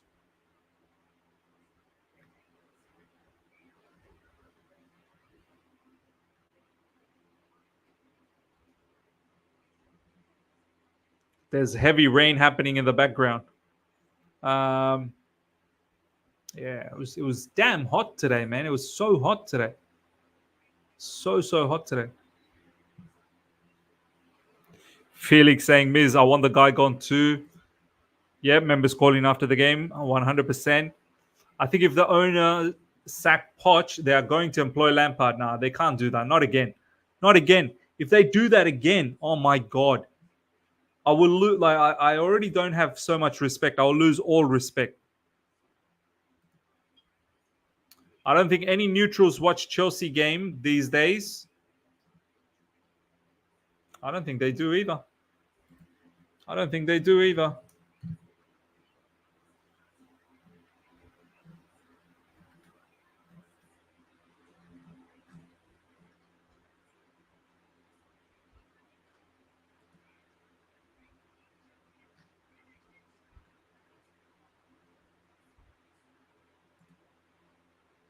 I just saw the result of the Asia Cup match, Australia versus India.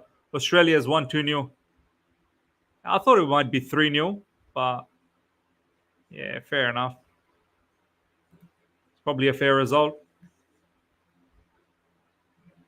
It's probably a fair result. All right. Mohammed saying Ms. Lampard's at the stadium. Let's not get any ideas with this Lampard, man. Let's please not get any ideas with Lampard. Come on.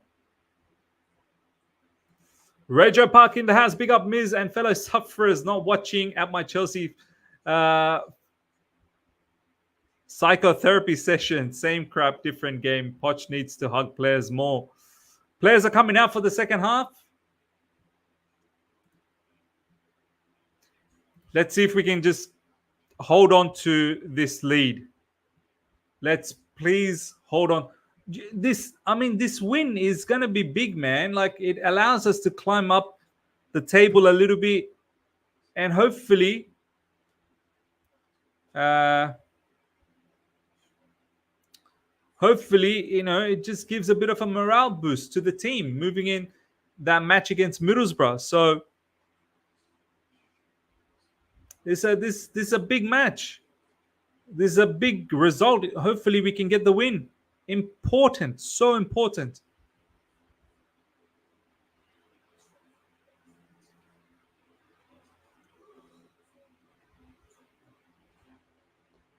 Oh man, that Fulham player. Damn, who remembers my guy Balmorta? Yeah, I think Portuguese, isn't he? Yeah, it's a good player, Balmorta.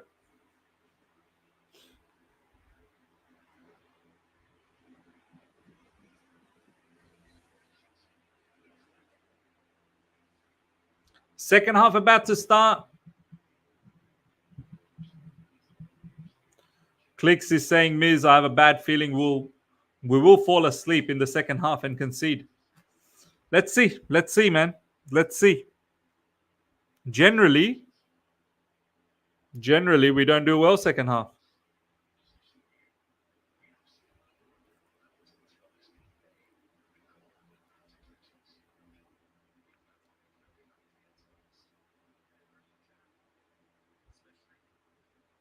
False start. And here we go.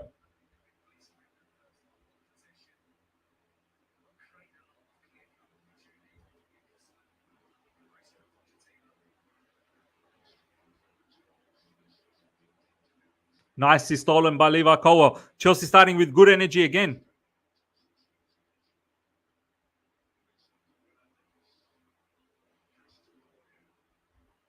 It's good stuff. Good start. Early days. Raheem Sterling.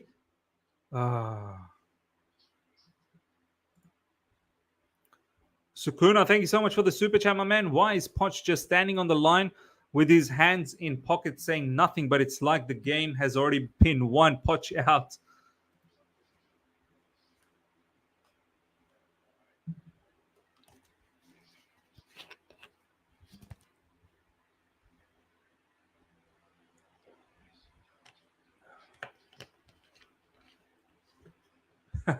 Poch taking his prayers. Poch making a quick prayer. That's what we need. We need to pray. We need to pray.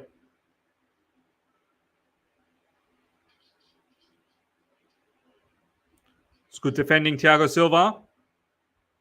Petrovic, well done. Out wide to Thiago Silva. Thiago Silva goes long. That's good.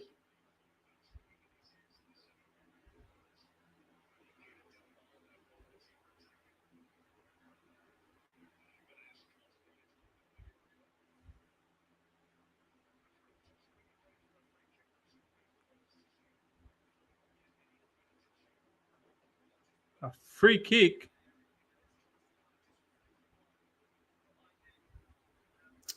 Free kick to Fulham. Free kick to Fulham. Roger Park, thank you so much for the super chat, my man. Not watching at my Chelsea psychotherapy session this morning. Same crap, different game. Poch needs to play. Poch needs to hug players tighter, especially Gallagher. Appreciate that, man. Appreciate that. Hope to see you on the members calling, my man.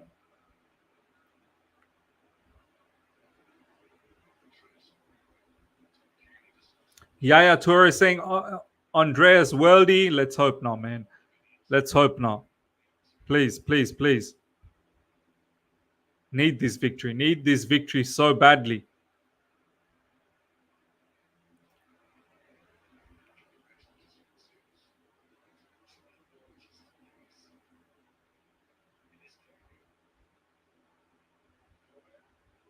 Come on, Chelsea. Enzo Fernandez, well done. Play on.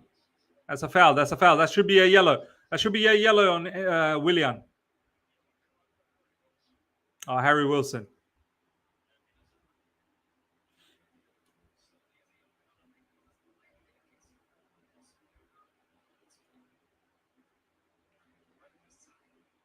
I like that drive from Enzo Fernandez. Enzo Fernandez is not some slow player. I mean, maybe when his recovery pace probably not the greatest, but moving forward with the ball, Enzo looks quite fast.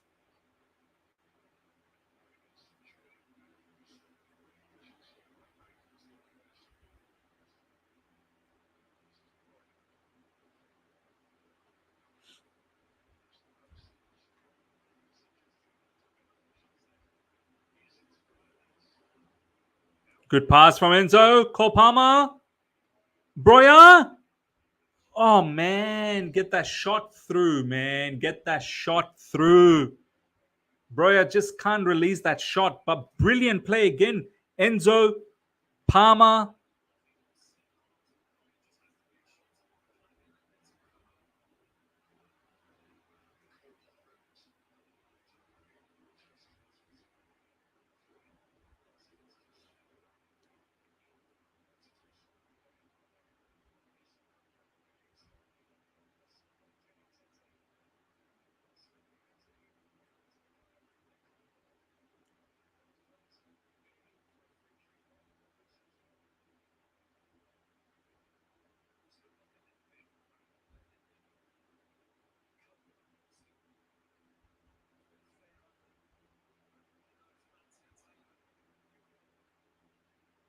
Cole Palmer. Cole Palmer out wide to Malo Gusto.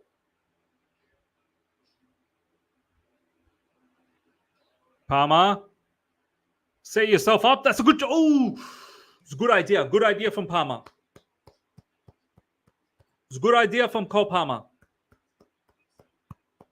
I like that. Even though it's not on target, idea is good.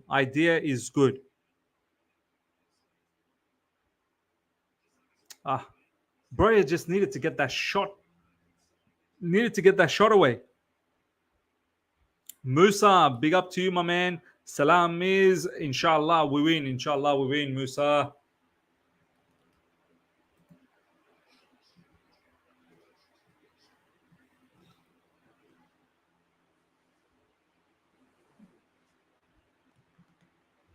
Adnan saying Colwill has had one of his better games today. I actually agree. In the early part, he got smoked, but he's recovered well. So far. Early parts, he got smoked. There you go. Good defending. Good defending again from Colwill. Very good defending.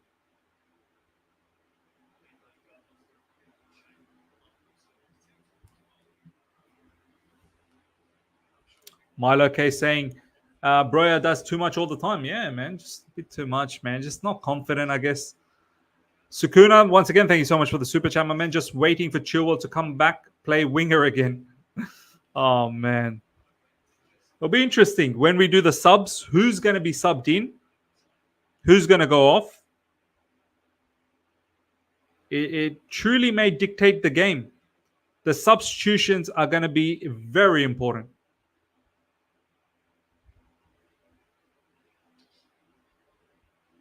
Oh, well done. Good pressure, Chelsea, that time. Very good pressure, man. Just giving the ball away again. Fulham now. Willian in very dangerous position. Good defending. Excellent. Come on, drive. Sterling, drive. Broja.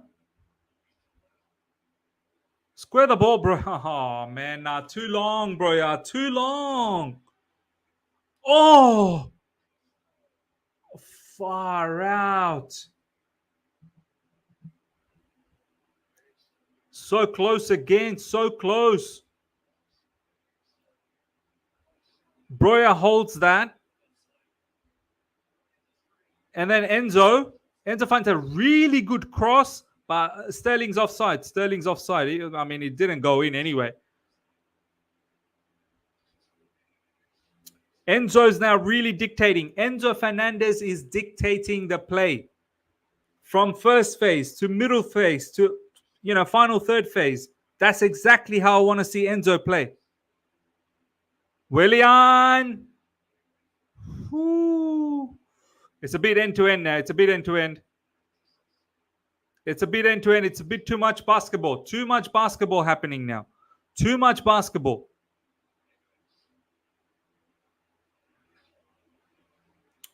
Well done, Colwill. Colwell's really woken up after the initial shakiness. That's not handball, man. Disasi had his hand behind his back. It's not handball. No way. By Enzo Fernandez, ladies and gentlemen. For me, Enzo Fernandez has been unbelievable.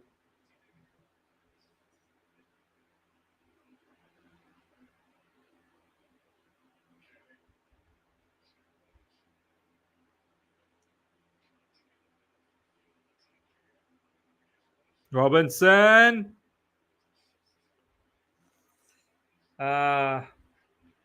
Fulham really coming. They're bringing the game now. This is where we need to hold possession a lot more. I know we need that second goal, but we need to probably slow things down a little bit because this Fulham team is just coming at us now. Do you know what I mean?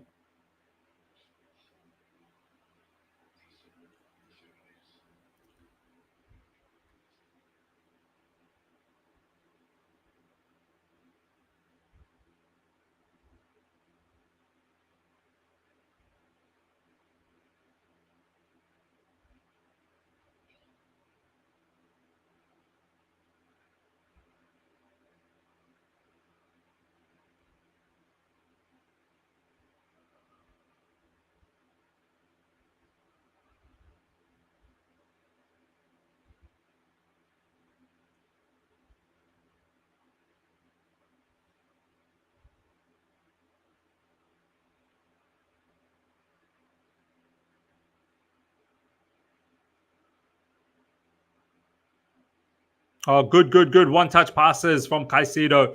Very, very good build-up. I like that. See, that's exactly how Brighton was utilizing Caicedo. One-touch passes.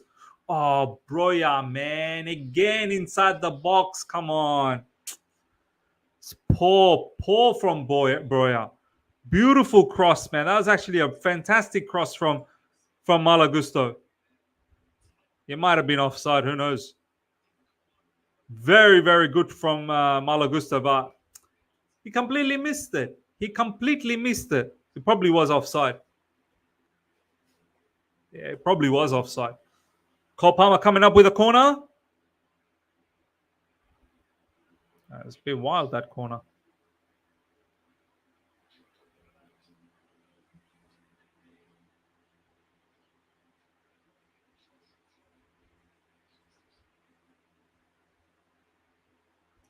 Shervin saying, man, imagine if we had an Osimhen on the end of these chances. So true.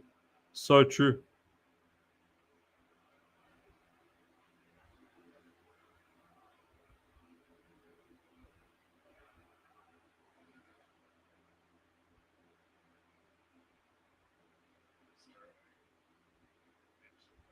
Enzo.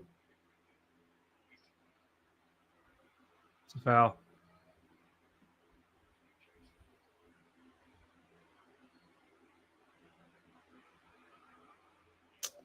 Yellow card for Enzo Fernandez.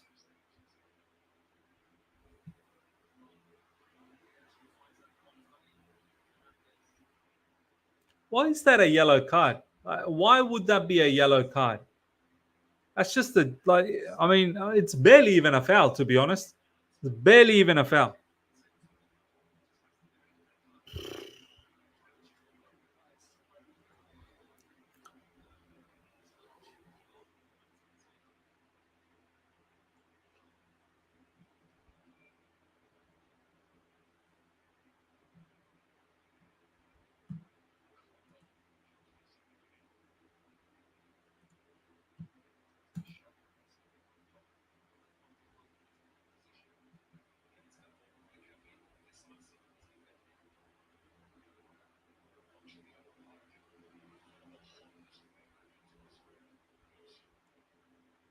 It's good defending again, Chelsea. Well done. So been much better defensively. Gallagher. And of course, Gallagher is going to screw things up, but somehow he keeps it in. Well done, well done, well done, well done. Go, Palmer. Go, go, go, go, go, go, go, go, go, go, go. Malo Gusto. That should be. Oh, man. How did we not score there? How did we not score there? What more can Malo Gusto and Cole Palmer do? That's so well done from Cole Palmer, man. Excellent from Cole Palmer. Malo Gusto finds a lovely cross. Sterling just can't be there. Just cannot be there. Fulham's always good for one goal. Fulham is always good for one goal, minimum. We have to score a second one. We have to.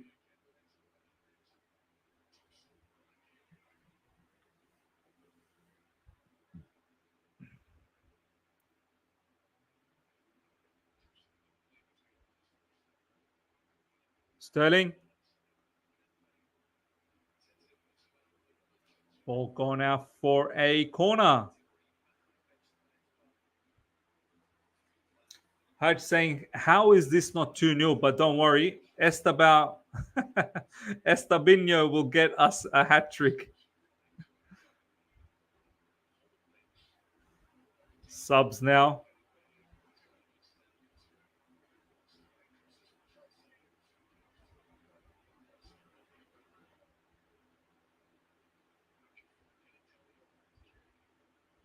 Well done. Good interception again.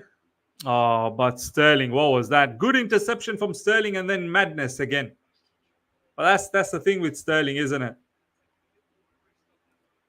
Good interception followed by a poor pass.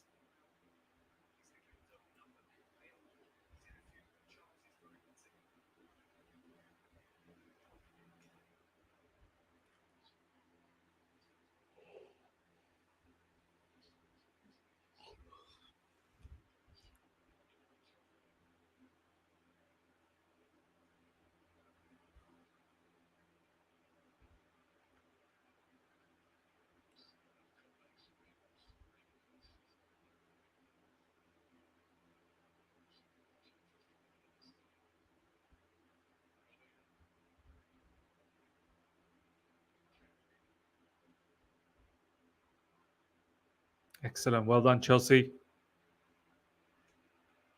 Enzo Fernandez now.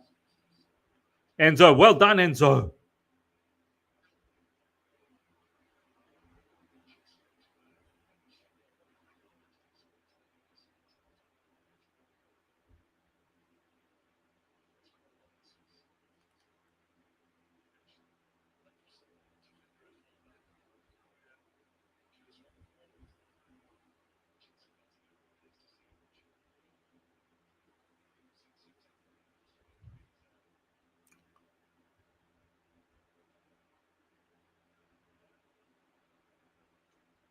Caicedo, deepest midfielder now.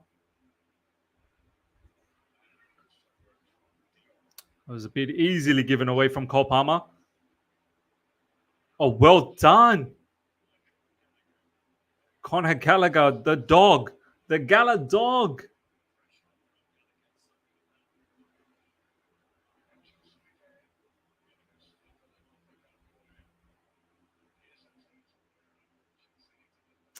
Here comes Willian.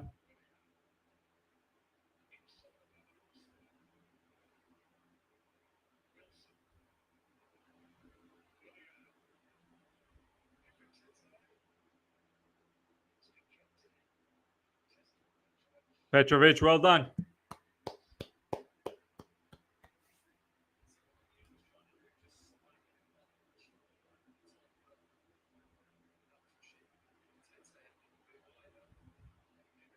Petrovic, honestly, since Petrovic has come into the Chelsea team, he's not put a foot wrong.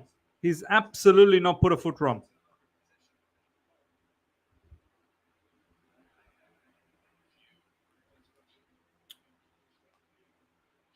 It's poor pass from Caicedo that time. Fulham making some changes now.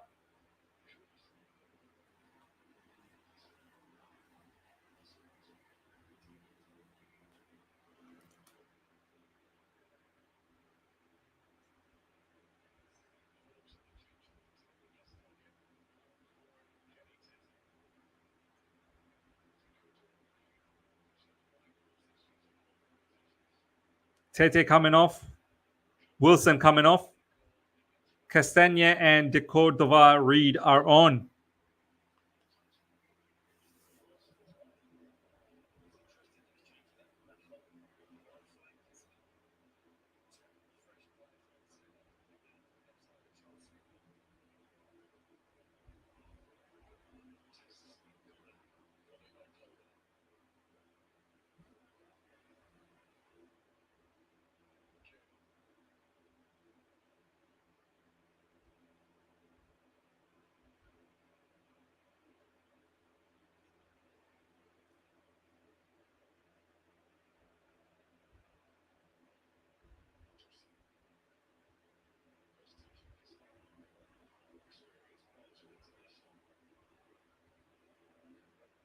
Castagne goes all the way back to Leno. Leno pumps it forward long.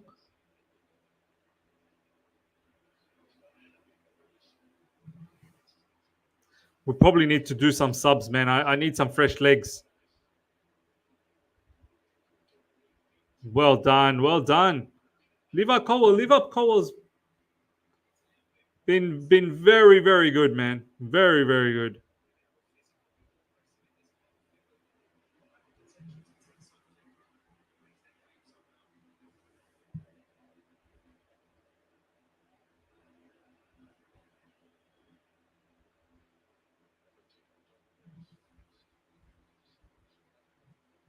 I'd bring in some subs, man. I'd bring in some subs. Just need some fresh legs.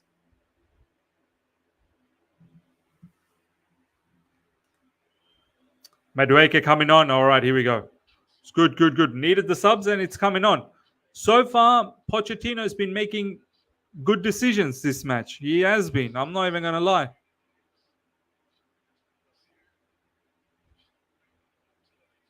Armando Broja off. Madueke on. So Cole Palmer striker probably. Cole Palmer's gone as a striker. Sterling to the left side. And Madueke will be on the right side with Cole Palmer playing through the middle. Broja just not been good.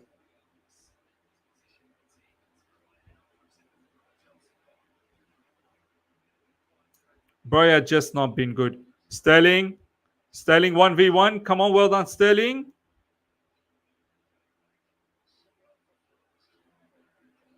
Oh.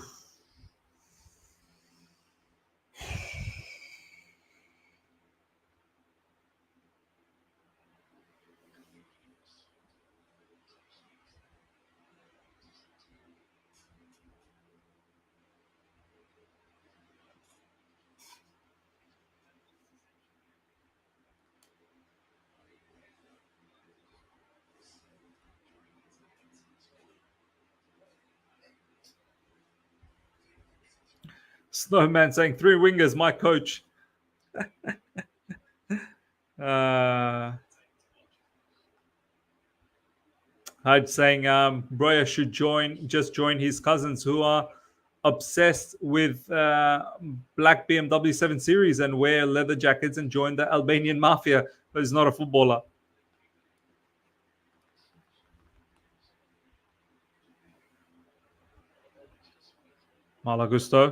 Malagusto also later on in the second half started to pick up his slack, and in the second half, later on in the first half started to pick up his slack, and now second half he's been very good. As I said, 4 cheers to stay on. Probably should have been red carded, but a couple of really good crosses in the second half.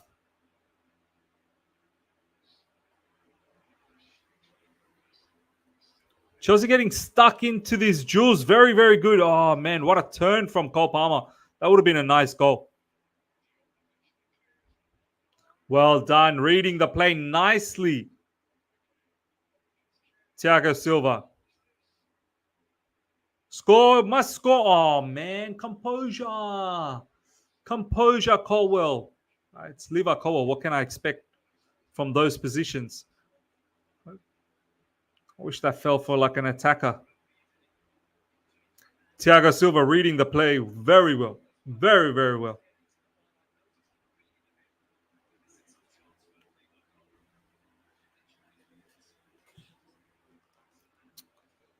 Wish that fell for an attacker, man.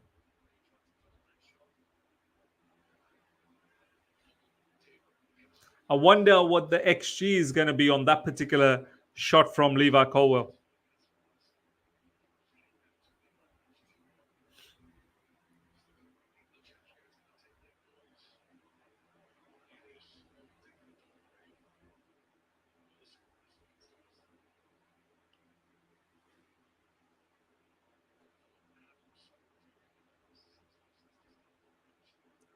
Forever Blue, big up Miz. If it stays like this, we are 3 wins away from 4th. One at a time, man. One at a time.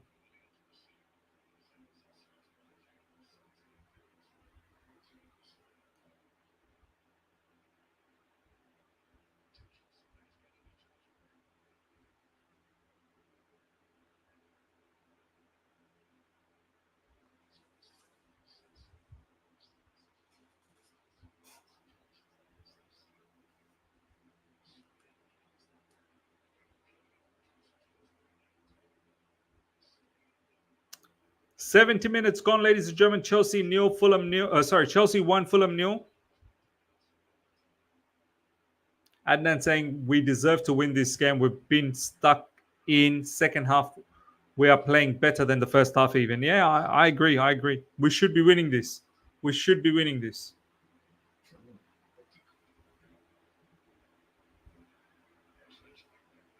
Well done, Petrovic.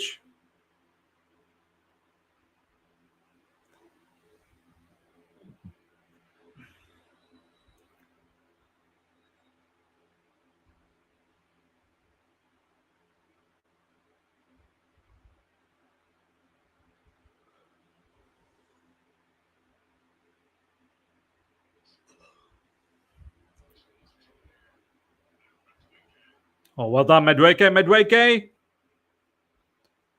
Madueke. Well done. Just gets himself a corner. Why not?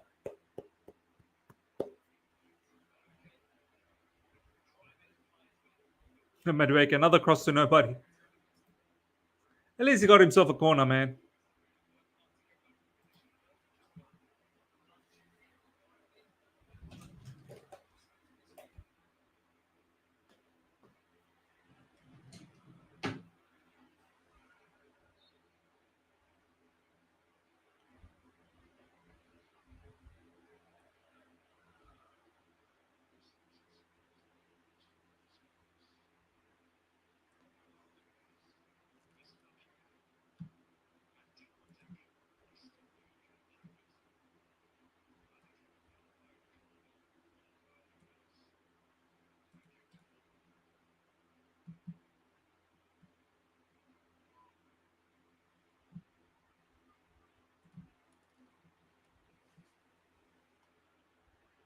Oh, almost stolen by Gallagher. Good pressing for... Oh, no. Fulham's through. Defend, Chelsea, defend. Oh, no. Oh, what a save. Petrovic, well done. Petrovic keeping us in the game. Oh, we were dead again.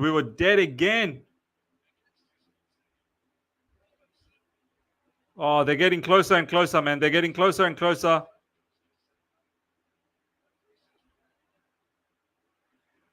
Just boot it out.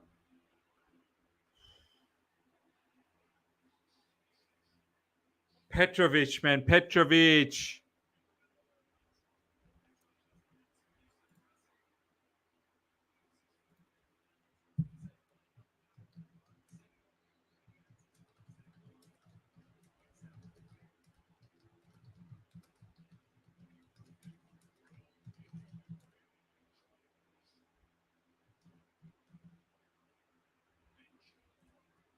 Ben Chilwell coming on, ladies and gentlemen. Wow. It's been a long time, man. It's been a long time. I think he'll take over the captaincy as well.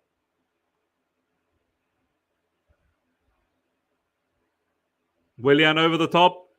Lots of space now for Fulham. Game opening up. We need to tighten things down. We need to tighten it up. Interesting to see where where Ben Chilwell plays. Well done, Petrovic. I wonder where Chilwell is going to play.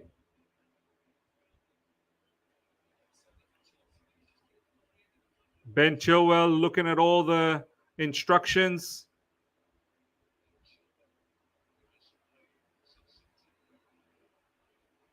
That's a foul. There's no need to give away that foul, man. Caicedo. Yellow card for Caicedo. That's clumsy. That's clumsy from Caicedo. Really is.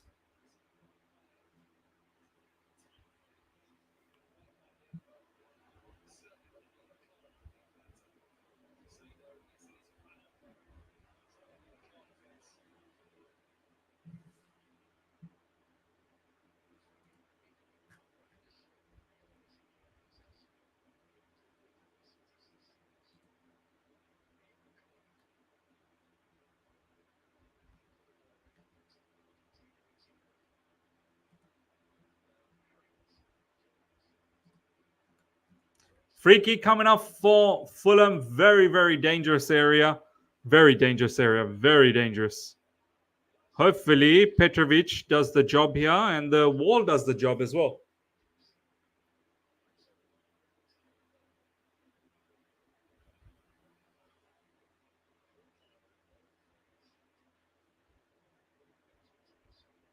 Come on. Come on. Come on.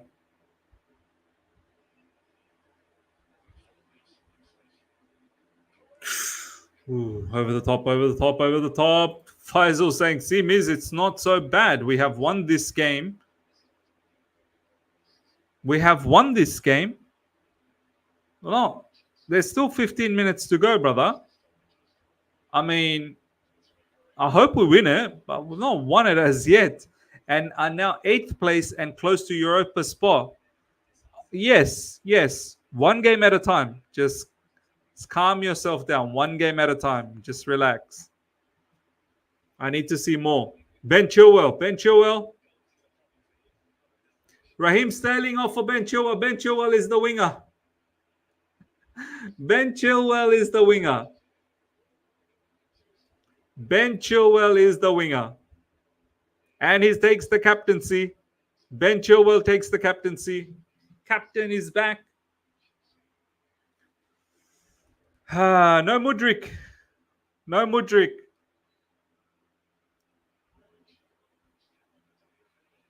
The Ben Chilwell left wing shenanigans is back. And Levi Colwill is the left back.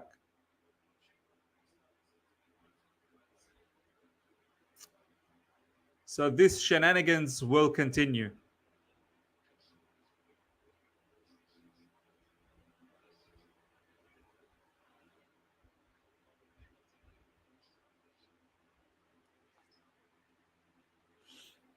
Good to see Chilwell back, though. Good to see him back.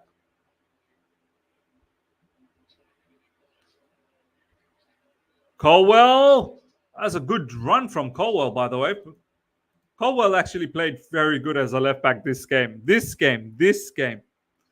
Sukuna, thank you so much for the super chat. I did tell you, Miz, you did. You did say Chilwell is going to be a left wing.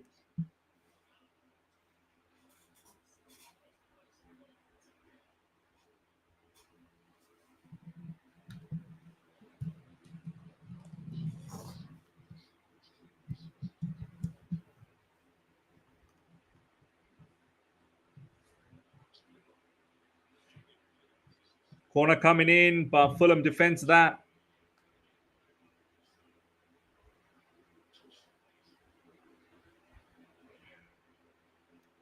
Oh my God, Jimenez! Oh no. Silva's going to get a card now for that. Yellow card for Thiago Silva. Jimenez was through. Jimenez was through.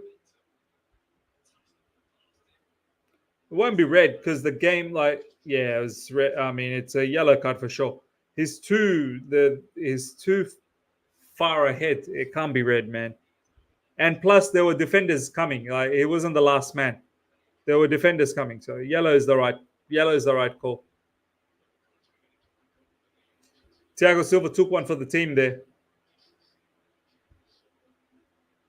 Watch how everyone talks down on Thiago Silva. Oh, he doesn't have any pace.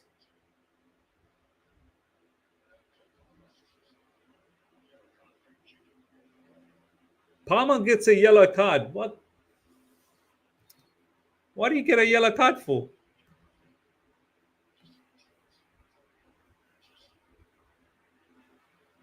Nice, excellent. Well done, Petrovic again.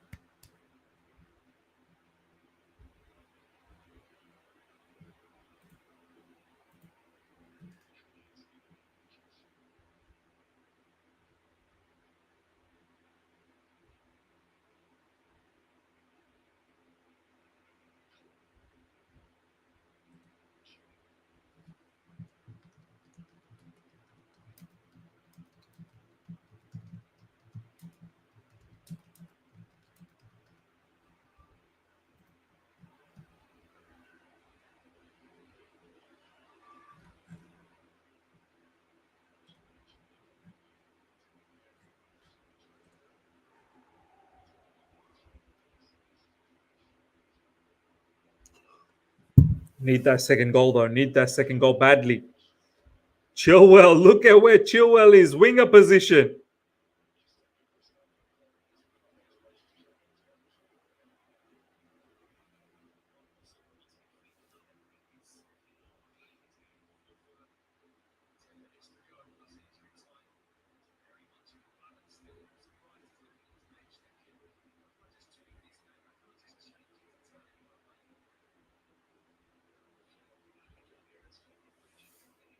Chelsea corner coming up. 10 plus stoppage time minutes coming. We're almost there. Hopefully we get this victory.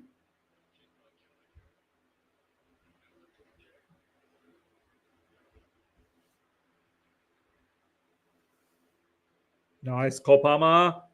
Nice, poor cross that time. Oh, no. Well, that was a bit audacious from Raul Jimenez. What was he trying to do there?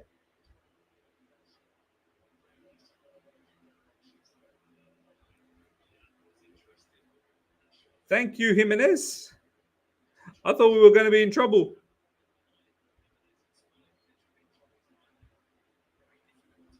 Got away with that one again. Pereira coming off. Two more substitutions for Fulham. Paulinho subbed off as well, and Pereira.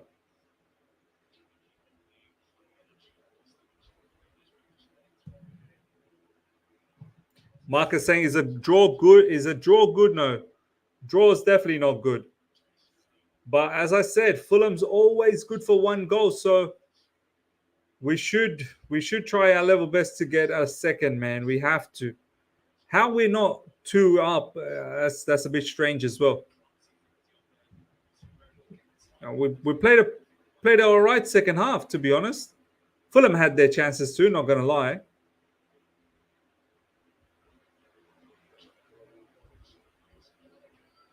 Oh, Gallagher missing. Oh man, that hit the post. Gallagher with the outside of his boot. Semi Gallagher style. Oh man, that would have been a nice goal. Chilwell's offside.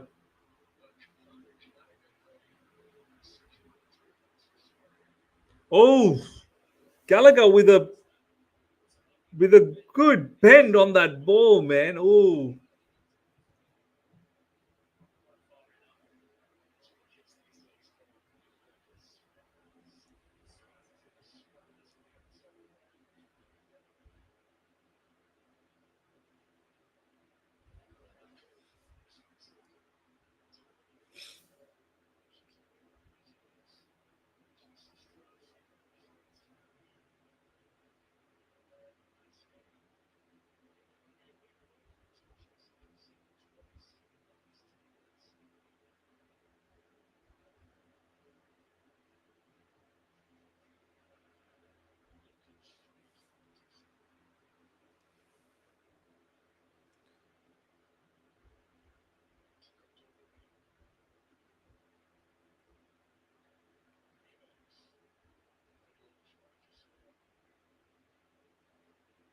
Well done, Enzo. Oh no, poor pass given away by Enzo Fernandez. That was lazy. Oh, they might score here. Oh, lucky. Good defending. Wow, free kick. Look where they got that free kick.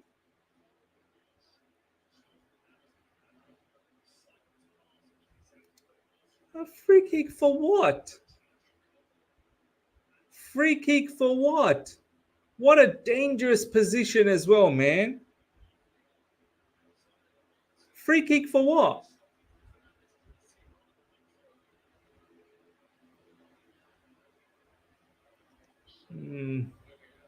That's a dangerous spot, man. That's a dangerous spot.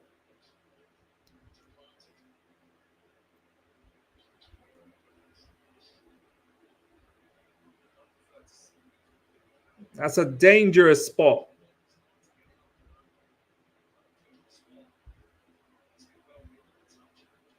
Come on, please, please, hang in there, Chelsea. The match is almost done. The match is almost done.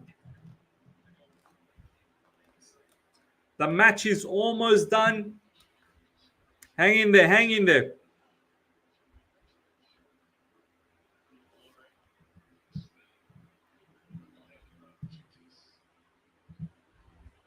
Who's going to take this? Who's going to take this? Willian about to take this. Oh. Thank you, Willian. Willian, true Chelsea legend. True Chelsea legend. Thank you, Willian.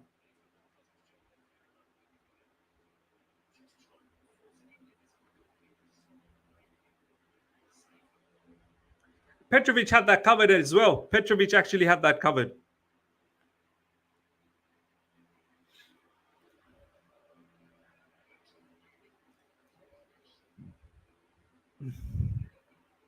To any of the mods, if you see fake scores, just time people out, man.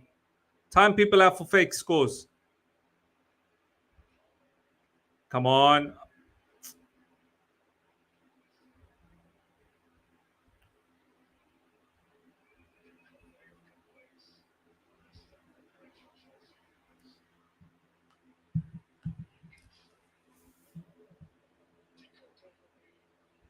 Fulham coming. Oh, man. Good defending. Good defending.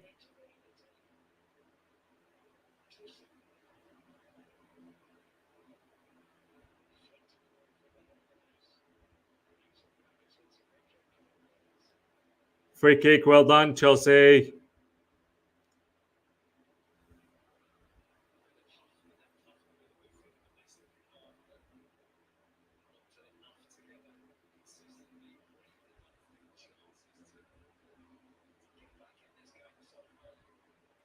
Madueke saying we will win this game. Fulham have been poor. Chelsea Empire. Marco Silva is still confident.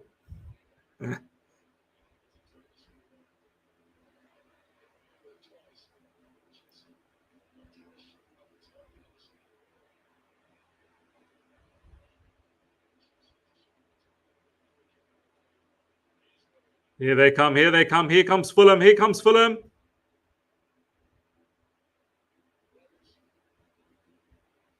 Robinson.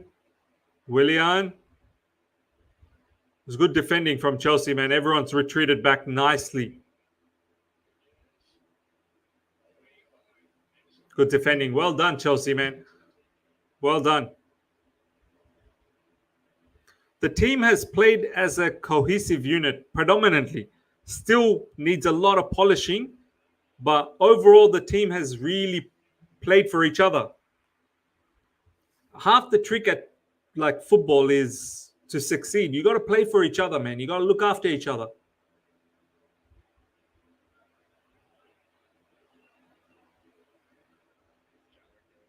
Today, it's not been the greatest, but it's not been the worst either. Today, if we win, hopefully we do, there shouldn't be any sour taste. It's not like we've been disastrous or anything like that. We've actually been very, very good in most parts of the game. Here we go. Oh, that final pass, man. Hopefully we can hold on to the win. That's the most important part.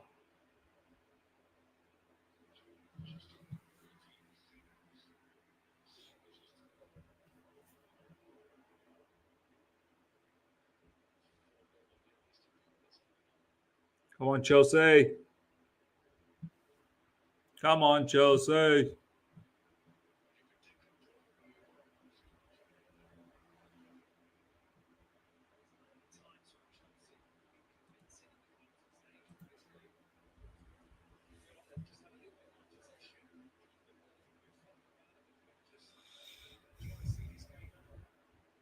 All right. We're into the stoppage time now. We're into the stoppage time. Can we get a second goal?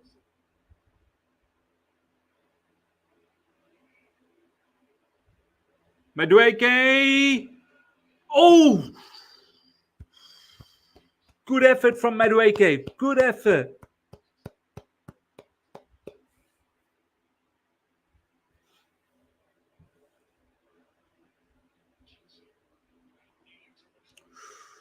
Very, very good effort. Willian. Good defending again from Chelsea. We just need to stay focused. These final 5 minutes, just stay focused. Oh, good. Well done. Well done. Come on. Come on. Come on. Counter. Counter. Counter. 2v2. 2v2. 2v2. Oh, poor execution, Palmer.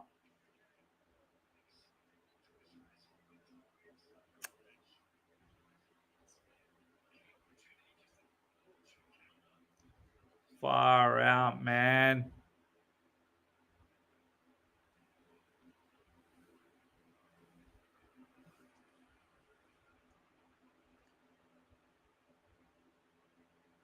In this game, there's certain things Palmer's done well. There's certain things he hasn't. The only reason Palmer gets a pass is because he's just a talented player, man. Such a talented player. We saw with the pass through to Raheem Sterling. Gilchrist and Chukwuemeka coming on. Yes, shut up shop now. Shut up shop. Cole Palmer going off. This is good.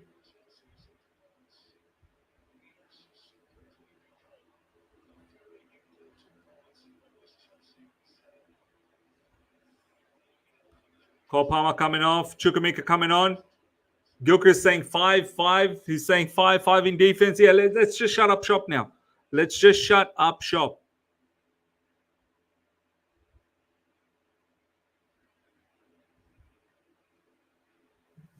Oh, Faisal, honestly, Faisal, don't.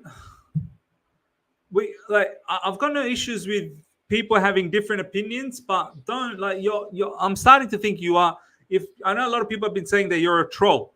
I'm all this time I thought maybe I'll give you benefit of the doubt. Now I'm starting to think you're really a troll. Everyone, please give your apologies to Poch. Apologies for what? After one game. After one game. I need to see more. I need to see a catalogue of games. You've got to be kidding me. Now you're definitely a troll. You have to be a troll. You cannot be a rational person thinking, apologize to Poch. You're out of your mind.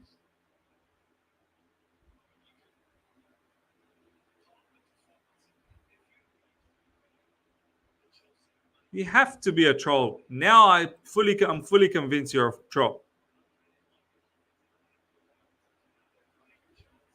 I was giving you an opportunity with your different takes, but yeah.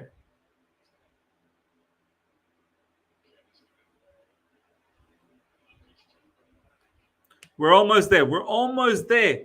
Hard-fought victory. Hard-fought victory, and we will be in front of Man United. Man United will have to win or draw against Tottenham, but they could very well lose.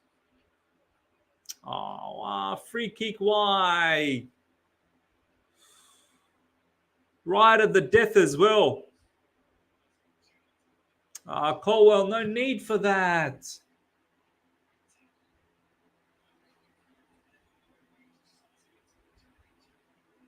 These are the final details, man. These are the finer details. We have to be.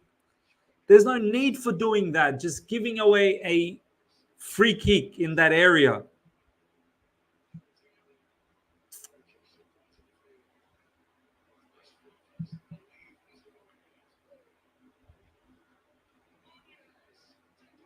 Oh my God. Oh my God. Oh, it's desperate defending. Well done, Chelsea. Woo. Oh, well done. Good defending. Good defending, man. That's crazy. That was crazy, man. That was crazy. Oh, I thought we were dead. I thought we were dead. Well done, Gilchrist. This Gilchrist, man, to bring him on right at the end is a bit of a masterclass.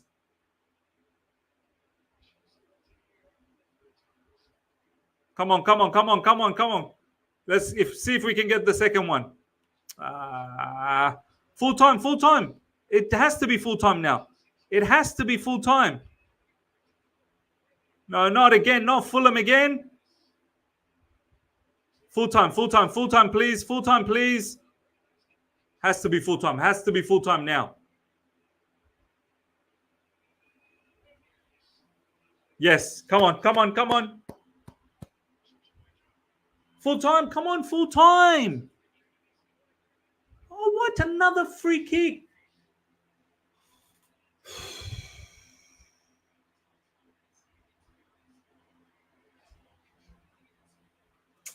See, these are the details, man. Next games, it's like we have to be better, man. We have to be better.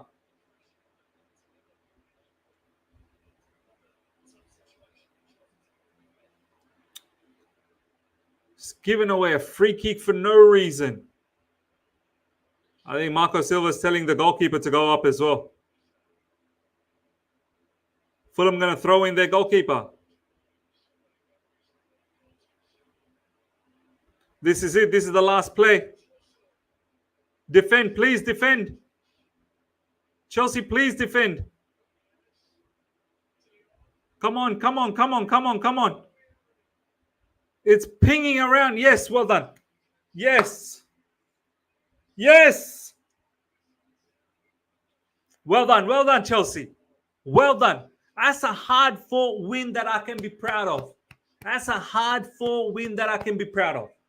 Well done, Chelsea, man. That's a very, very good victory, man. Well done.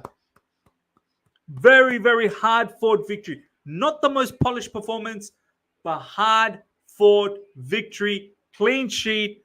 We probably should have scored 2, maybe even 3. They had chances as well. Don't get me wrong. They had chances as well. But overall, it seemed like our game was a little bit better, more cohesive. Players fighting for each other. Look at this. Look how much that means for Thiago Silva, man. Look how much that means for Thiago Silva. Well done, Chelsea Football Club. Hard-fought win, man. Hard-fought win. Hard-fought win indeed. Look, I'm still very, very critical about Poch. Of course, one game only, but build on that. Build on that. Try and see if you can build. I said next 3 games, very important. Must wins. Beat Fulham, we did. Beat Middlesbrough to go to the final. Hopefully, we can do that. Beat Aston Villa, and hopefully, we can move on to the next match, next opponent in the FA Cup. Blue Lion is saying, Miz, that was a disgrace. That's harsh, man. I wouldn't call it a disgrace. The game I saw, I thought we were very good in patches, of course. Look, as I said, I don't think it was a complete performance. No way it was a complete, but it was a hard-fought game. It wasn't as if that we just got peppered. We had chances as well. We had chances too. I don't think that was a disgrace. That's a particular win. You don't have a sour taste. I don't have a sour taste. Like the game against Luton, that was a sour taste. The game against Steven Sheffield United, that was a sour taste. This one, we fought. We fought, man. TC, thank you so much for the super chat. In Poch, we trust. Hope you are all well, bro. Yes, thank you so much, my man. Poch out still, no problems. Like you can be Poch out. Like I'm still iffy. I'm still very, very iffy.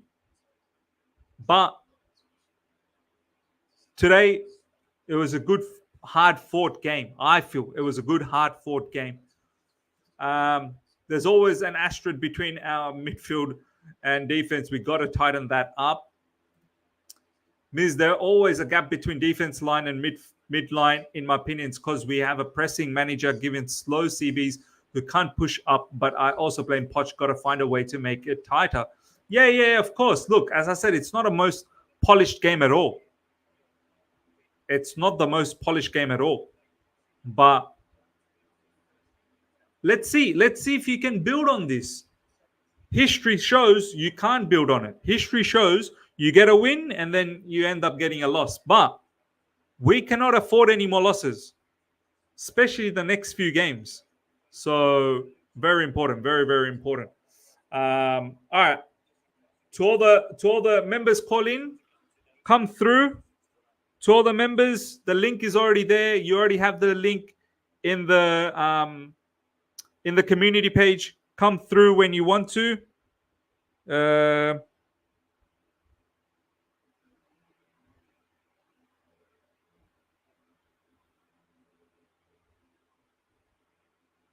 Yeah, come through when you want to.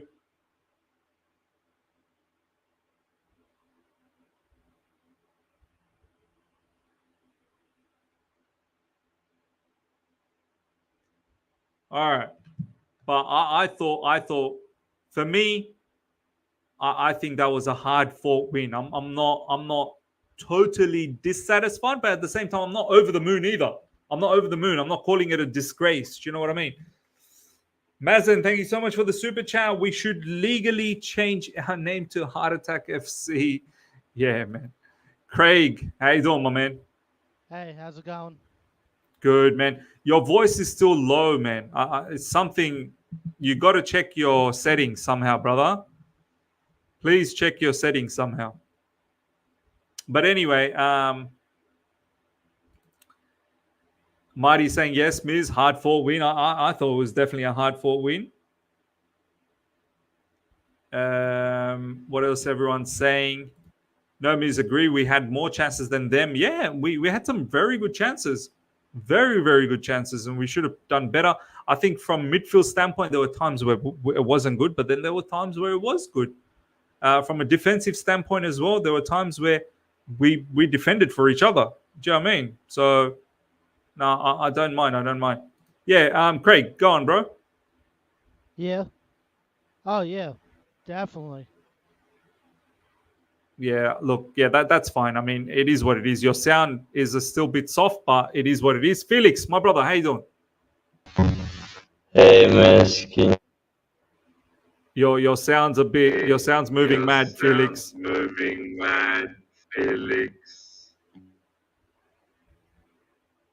You both of you lot need to fix your sounds. Felix, your sound is, by the way, big up to Felix for becoming a member. Tiger, my man, what do you think about that match? Tiger, you there, bro? You're on mute. Brian, how you doing? What's going on here? Can you guys hear that in the background? Is it just me? Can you hear me Oh, it's now? Felix, I gotta put you on mute, bro. Something wrong with your phone. Any members with good sound? Tiger, you're on mute, bro. Brian. Yeah. Yeah, it's Faisal, thank you so definitely much for not the me. super I've been chat. on mute. No. It wasn't you. It was definitely Felix. Felix got some crazy stuff going on. We'll go with Tiger. Tiger, what do you think about that match, bro? I mean, the first half was like the first half is nowadays. It was not good enough, according to me. Enzo was the only good player, and then the last minute of the first half, Sterling, uses experience, and if it was any other player, it wouldn't have a penalty. I guess that was a very intentional, made up drive. It was a soft touch, but he made the most out of that.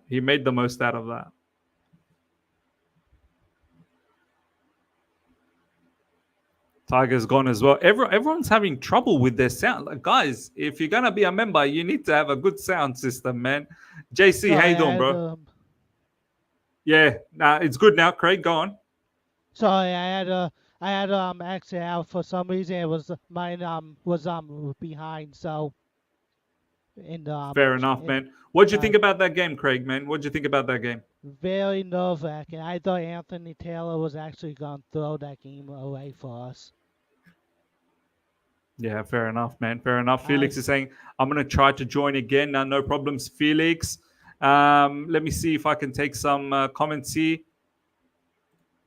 Constantine, Miz, how can I get on the members call in, please? Constantine, the link is on the live chat. It's pinned there. So check out the link and you can become a member from there. Let's bring in Brian. Brian, my man, how you doing? Brian, you there? What's going on, guys? Yeah, I'm not sure. Well, I just wanted to say the 27th minute. Yeah.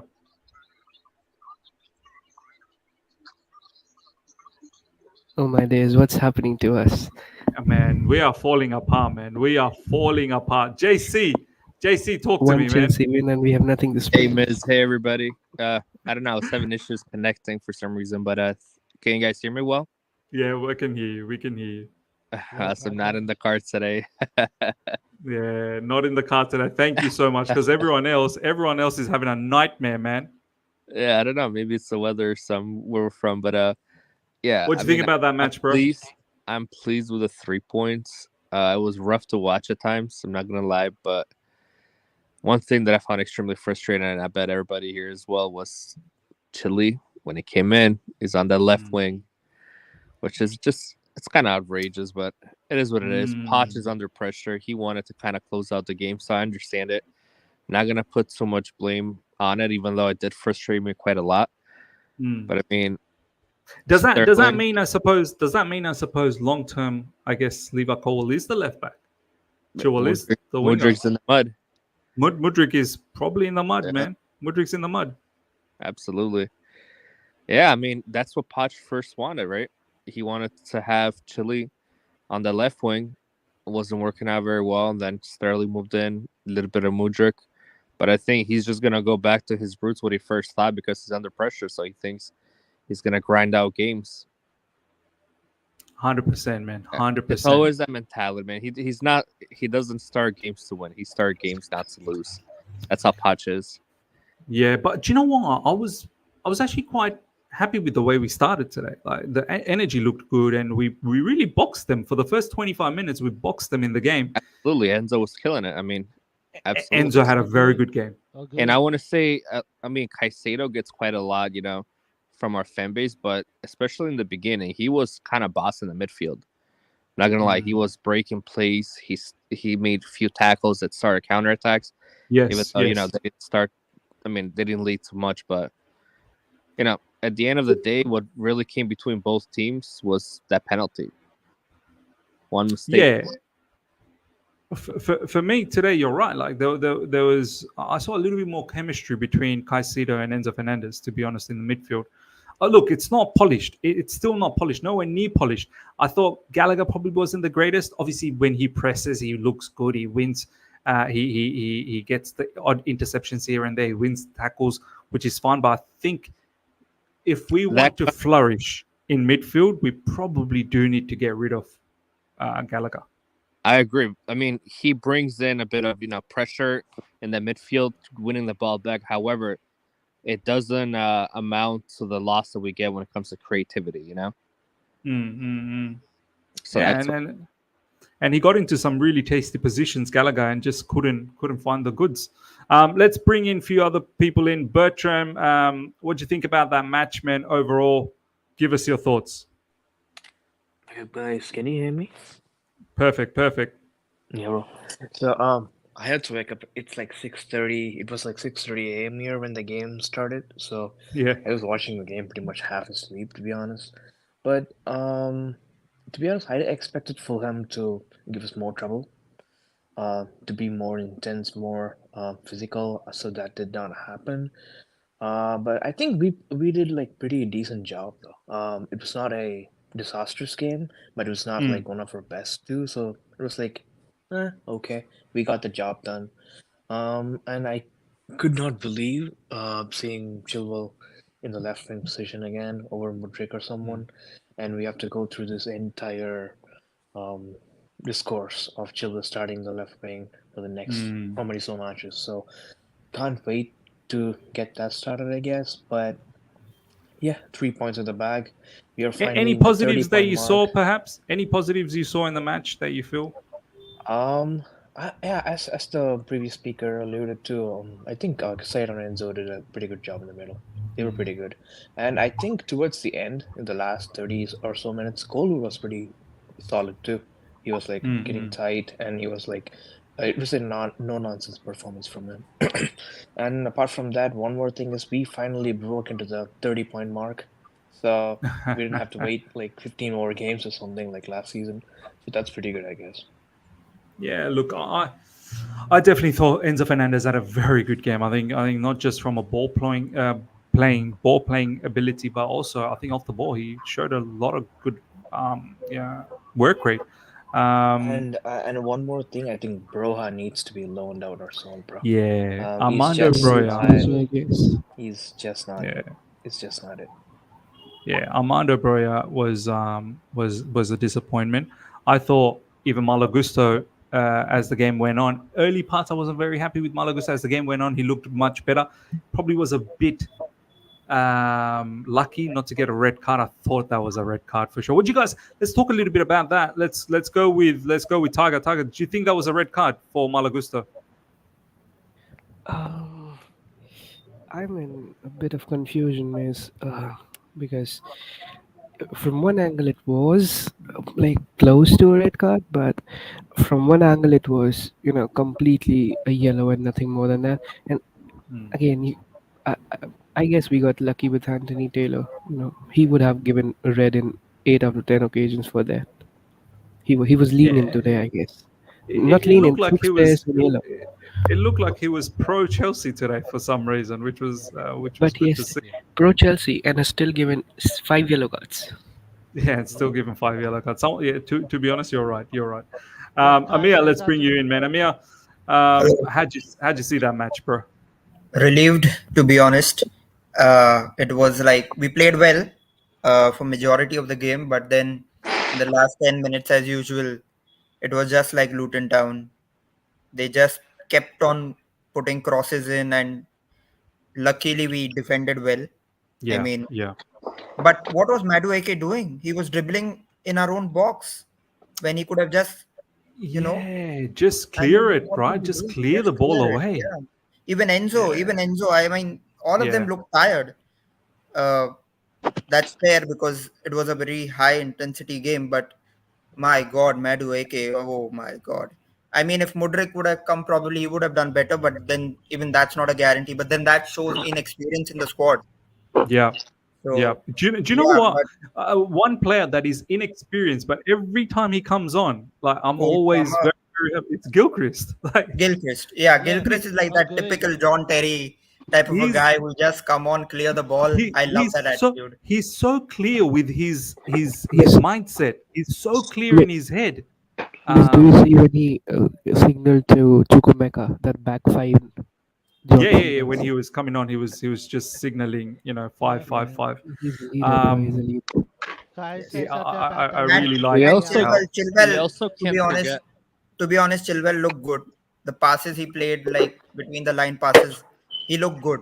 Even the corners were pretty good. So yeah, if he plays left back, I think we are kind of sorted in that region. Yeah, I would like to see Chilwell move into left back. We'll see how it all pans out. Early days looks like it's probably not going to be left back. I think he might be a left winger. Let's bring in others We into also, this I just wanted to conversation. say real Yeah. quick, we also can't forget. I think we've had a good amount of games now to see what kind of goalkeeper Petrovic is, and I can't Yes. remember any, especially with passing. Because Sanchez, man, he gives me a heart attack all the time. Yeah. I never feel comfortable with Sanchez's passing, but I Yeah. want to say that we've had a number of games now with Petrovic. No, it's in clear goal. now. It's clear. It's And clear. yeah, Yeah. it's absolutely clear It's that clear he does now. not Yeah. have like those moments of Yeah. just He kept us putting in the your game. team He on the- kept us in the game today. He kept us exactly, in the game. yeah. Yeah. So Yeah. kind of want to give Petrovic his flowers today because he did keep us in the game and he has been Yeah. sublime, and he can only grow from there, with the That experience. first half where he Imagine made the that ceiling save. that he has compared to Sanchez. Yeah, that in the first half, that save that he made, there was a ball that was right at the right hand side for Fulham player, and it was a good shot, and he made a fantastic stop, and he made Oh, a yeah, really good definitely. stop in the second half. Yeah, he had a He'll few probably good subs. he'll probably be one of the contenders for man of the match. Felix, let's hear you, bro. Is everything all right with your sound now? Doesn't work or no? Felix, No. your sound is still gone, bro. Felix, log in with your phone. Log in with your phone and put your headset on or something, because your sound is still very, very off. Let's bring in Chelsea Empire. Then we'll go to DAOF and then Beminet as well. Chelsea Empire, my brother. What's up, Hard guys? fought game, man. Hard fought game. Hard fought win. Hey, man, it's always good to win. There's no doubt about it. It was, it's a derby. They're hard fought every time we go at it. I'm just happy that Marco Silva can, hold that. You know what I mean? And that's number one. I thought we played good at different stages, especially the first 25 minutes. I thought we were more intense. We were into it. And then we fell off a little bit, invited them into the game. And then, second half, at different stages, we did well. Thank God for the PK that we got, which was without it, it's a draw. I just don't like towards the end of the game how we invited them back in, where they almost had the equalizer, which scared the crap out of me. Yeah. And too much of a basketball game, isn't it? Too much of a basketball game. Yeah, I mean, you got Madueke, man. He kind of lost his mind there towards the end. He should have pulled back and calmed the game a little bit. But it was close. What can I say? I'm just happy we won. I'm not happy with the Chilwell playing left wing. I wasn't happy with Gusto today. I don't like what Broja has been doing today as much as I say keep him. But with one of your other guys that said, loan him out, that might be the best thing for him. I mean, he drifts wide at the wrong times. Like, I hate when he does that, man. I don't know why he does that all the Just time. stay central. Just stay central. Yeah, Do you he know what I drifts mean? wide, man, I for no reason sometimes. And then he tries to cross the ball back in the box, and he's not there. Everybody else is little, It's like, come on, man. So, No, just absolutely happy we understand. won. Yeah, I'm glad we won. I think we're now ahead of Man United. That's for me, that's quite significant in this season because we've not been good. We've not been good, man. And To add to the Broja thing, I don't know if you now. guys remember, but I feel like it's quite a lot of, when it comes to it, it's a lack of confidence because Fernando Torres used to do that a lot with us. And we used to be like, dude, just be central, not hide away, Torres would get a lot of slack back in the day because he would not be in the role where he needed to be. And I feel like that's kind of happening with Armando as well. It's the lack of confidence, No, I agree. Felix, how are we doing now, Felix?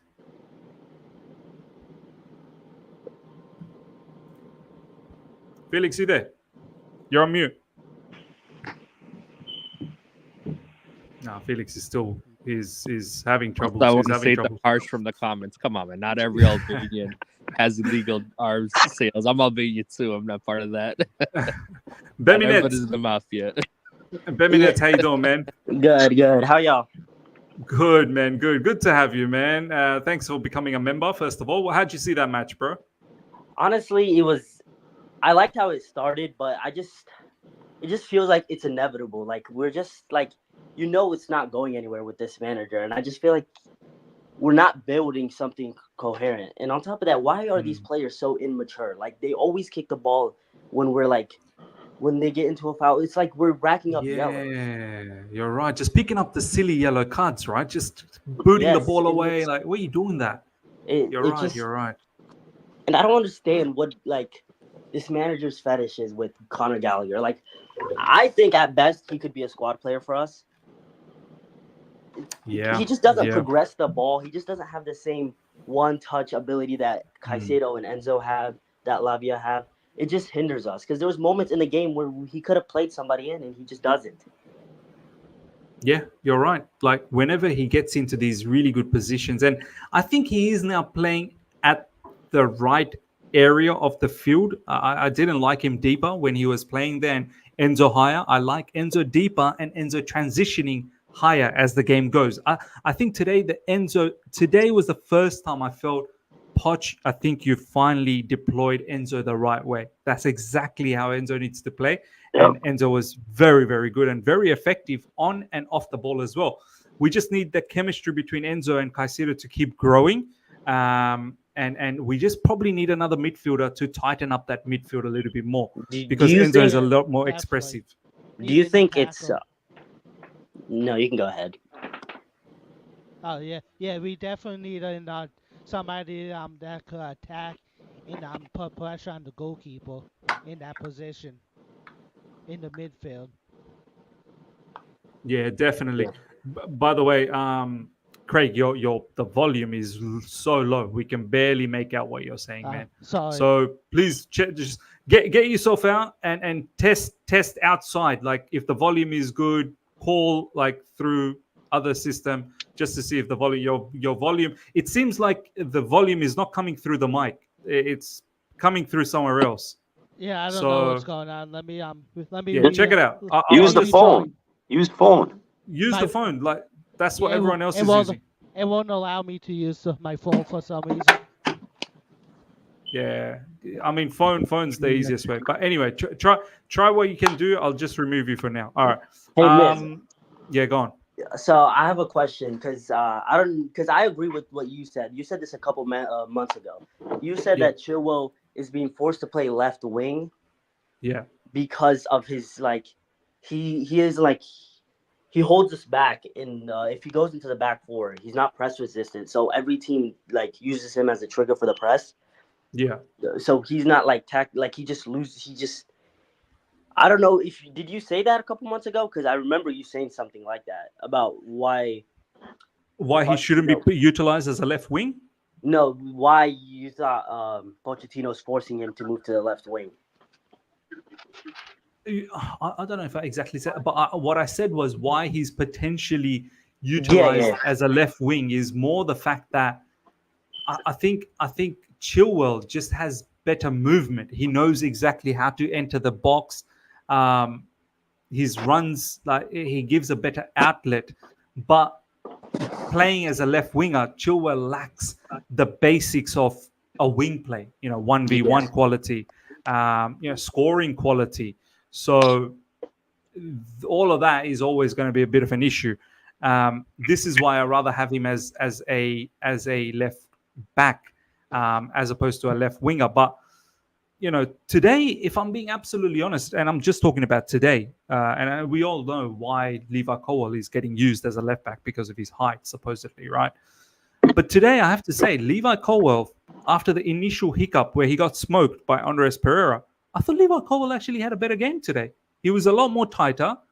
He looked fairly decent moving forward as well. He was trying to bomb forward as many times as possible. There was many times where Levi Colwill drove with the ball into the final third and he was looking for the pass. So what do you guys think about Levi Colwill? Start with Tiger, man.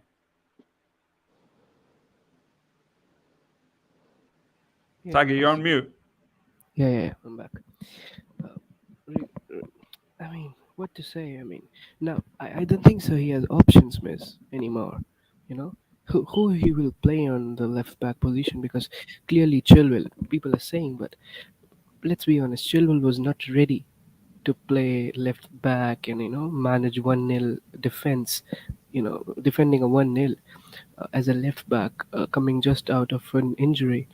Maybe Poch was more, preventive and more cautious regarding Chilwell, and can make sense. But using him at the left wing isn't making a lot of sense. He won, I guess, a corner, so and he will do. He's a quality player. Yes, he was in the Champions League team. So, I mean, right now, Levi Colwill as left back, I guess, is the only option Poch is left with, or either he plays Gilchrist at the right back and Malo Gusto at the left back. That's the second best alternative.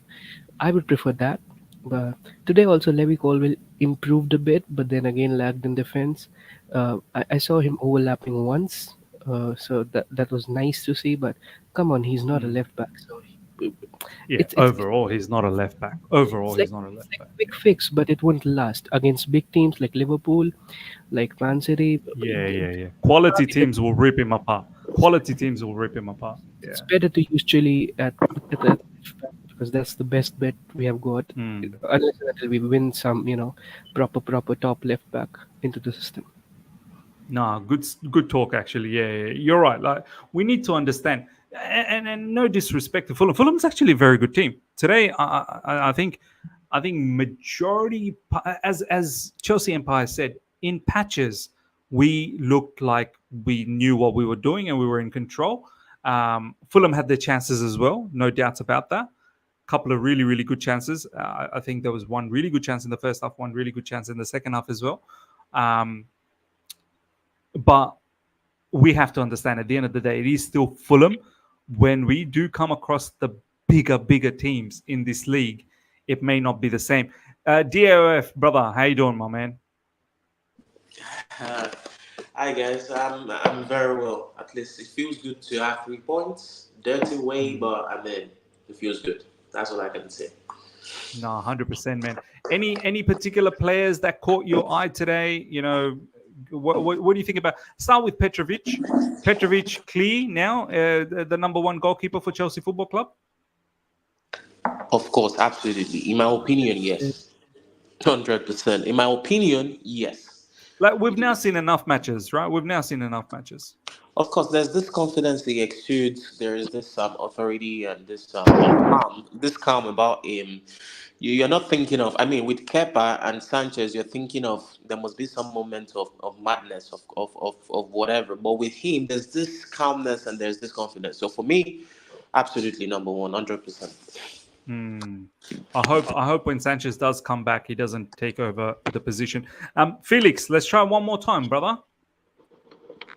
Ooh, how do I sound? Oh, hallelujah. Thank you. Felix is in the building. What's up, everybody? So I haven't been able to hear half of anything you guys have been saying, so that's all right. We can start a whole new conversation, man. Felix, look, first of all, big up to you for becoming a member. Really, really appreciate that. And you've been a massive supporter of the channel for a very, very long time. So good to talk to you now, which is fantastic. Felix, what's your overall take on that match, man? How you feel with the 3 points? Are you satisfied? Are you, Faisal, as you guys all know, you've seen him in the live chat. I'm pretty sure he's a troll now. Yeah, he's saying that I should apologize. We should all apologize to Poch. Is that how you feel? We should apologize to Poch? Absolutely not. I know we all feel good right now, and that dopamine is the same as when we get the transfer news and Osimhen this and Osimhen that. This feels exactly like Leeds at home last season with that Fofana header on the corner. If you guys remember, I was so over it, and you and Ryan were watching that on the live stream, I remember. and you let it give you some hope. And I get it. Enzo looked a lot better today, but to me, that Enzo performance is where that's like supposed to be his worst performance. True. That's nothing to be so excited about. He's shooting over the bar. I don't understand how somebody that can shoot when he plays for Argentina can't shoot when he plays for Chelsea. Somebody that can pass so well, crossfield ball, it's not that different to shoot. Like, we've all played sports to an extent. We've all kicked ball. Like, you got to put your fucking foot through it. And I'm sorry for swearing, but like, keep your head down, you know, like he's looking up. I don't understand if it's a confidence thing or what it is, but and sorry I'm rambling, but Broja needs to go and seriously just get some confidence in the under 23s. I know that's embarrassing, but sometimes you just have to humble yourself and just go score some tap-ins and start. He doesn't press at all. I don't know if you guys haven't noticed that, but he used to be a really good athlete when he played at Southampton on loan. He would pick up the ball on the wing like he does now, but he would actually get past players. He would sprint. Do you know what my biggest problem is, Felix, with Broja? I feel like Broja is not positioned correctly most of the times. He's in like where he needs to be. He's not there when we have the ball. Like he's in odd positions in the field. Do you know what I mean? Yeah. I think maybe that has something to do with our lack of penetration through the middle and build-up play. Like, it was better today, but it feels like there isn't that close link-up with the striker. Palmer does that to an extent, but I feel like there aren't enough players around, and maybe that's part of Gallagher's limitations is, like, he's just not creative in the middle there, so we're not really playing with a true 10, if that makes sense. And then we don't have the overlaps from the wing backs at all. So there's no real overloads. I don't know if then the strikers end up going out wide looking for the ball because Jackson does it too. He's just more fit and able to get back into the center more often, in my opinion. I don't know if I'm off on that, but no. I think you're right. I think Jackson now we've seen he's probably better not being a striker. He's probably better as a number 10. To be honest, Jackson's actually pretty decent for the 2 games that we've seen He's so a better far. striker than Broja is. He's a better striker than Broja. That's true. He's more dangerous. He's probably more dangerous. I don't know about finishing. Better half space. I think honestly, I agree with Amir. I think from the couple of games we've seen so far, and I know it's a small sample, but in those small sample, Nicholas Jackson's actually looked better playing just behind a striker as opposed to being a striker. Do you know what I mean? So yeah, we're allergic to signing a real number 9. I don't know. The bottom line is with Chelsea Football Club, we don't have a striker. That's the bottom line. Yeah, they both play like that's the wingers. same thing with Darwin Núñez, right? He's also a similar type of player where he likes to come from the left wing and then somehow, so that's actually a good comparison. That's actually a good comparison. Brian, thank you so much for the super chat. Just give me 1 second. Brian, thank you so much for the super chat. Petrovic at number 1. Anything else is a crime up the Chels. Let me just bring in a couple of other people in the house as well. Ibrahim, my man, how you doing? I'm doing quite well, my friend. How's everything? Alhamdulillah, everything is good. We've got the 3 points, which is very, very good. Ibrahim, are you going to be apologizing to Poch? What? Cut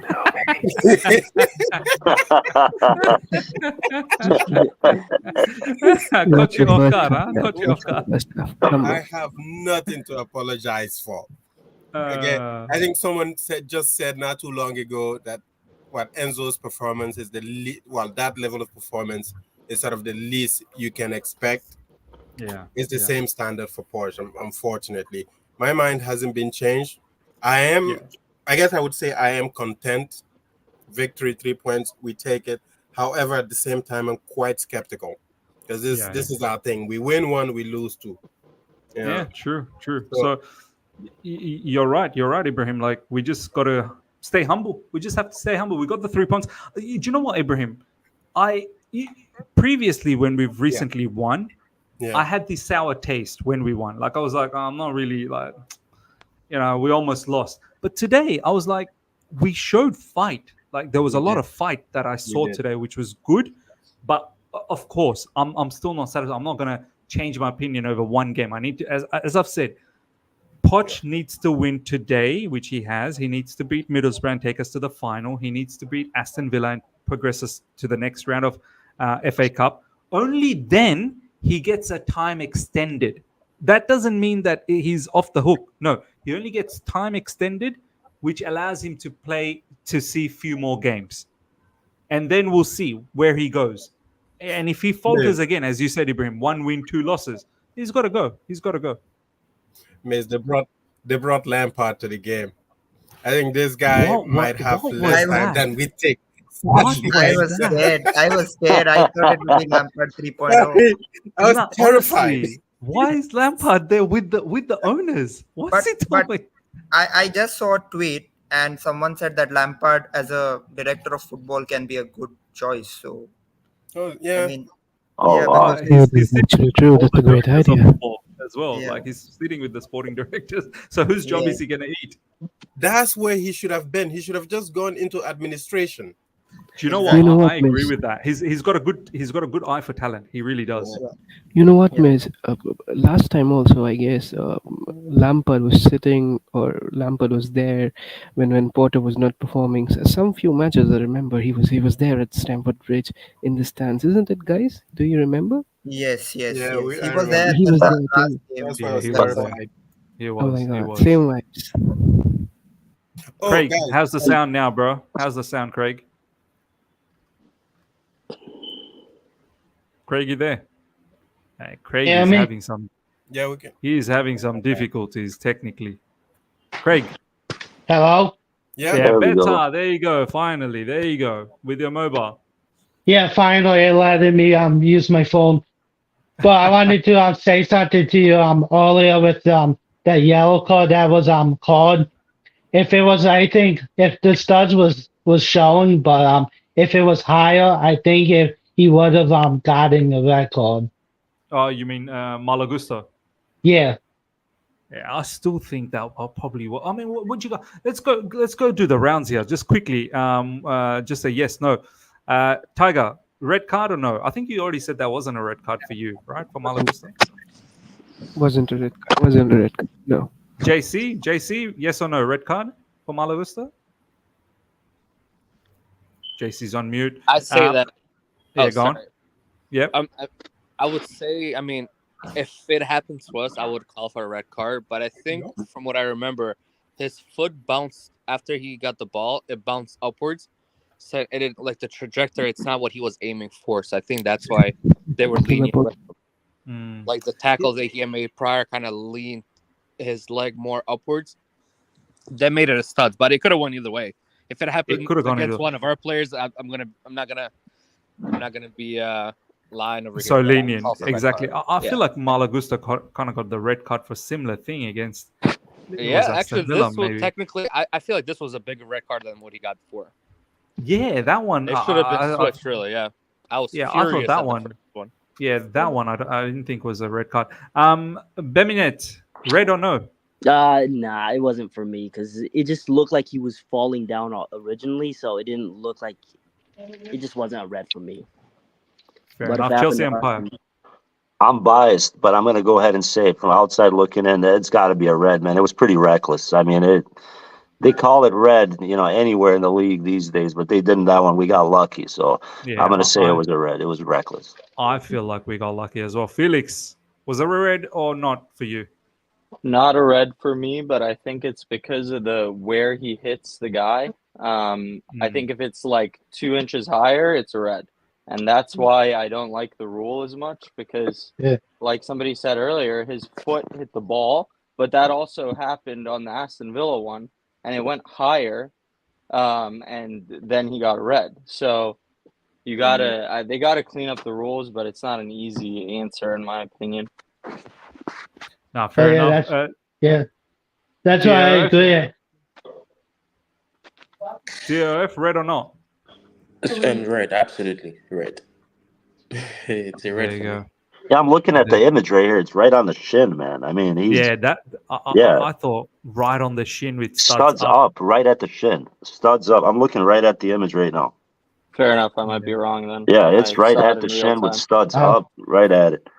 Nowhere near the ball. Yeah, I think I'm actually Nkunku is surprised. going to be ready as soon as possible. This is the latest that Haj has shared. Let me just quickly showcase to you guys.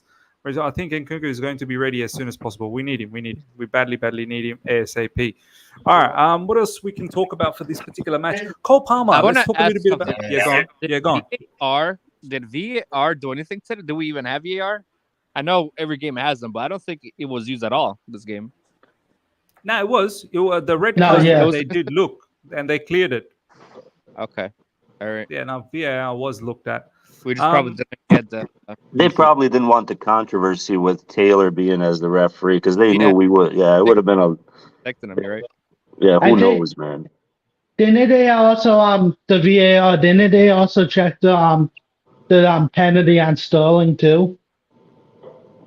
Yeah, they did. Yeah. What you? That's another very good point, by the way, Craig. What you guys think about that penalty too? I felt it was a little bit soft. He made the most out of it. Look, he did get touched.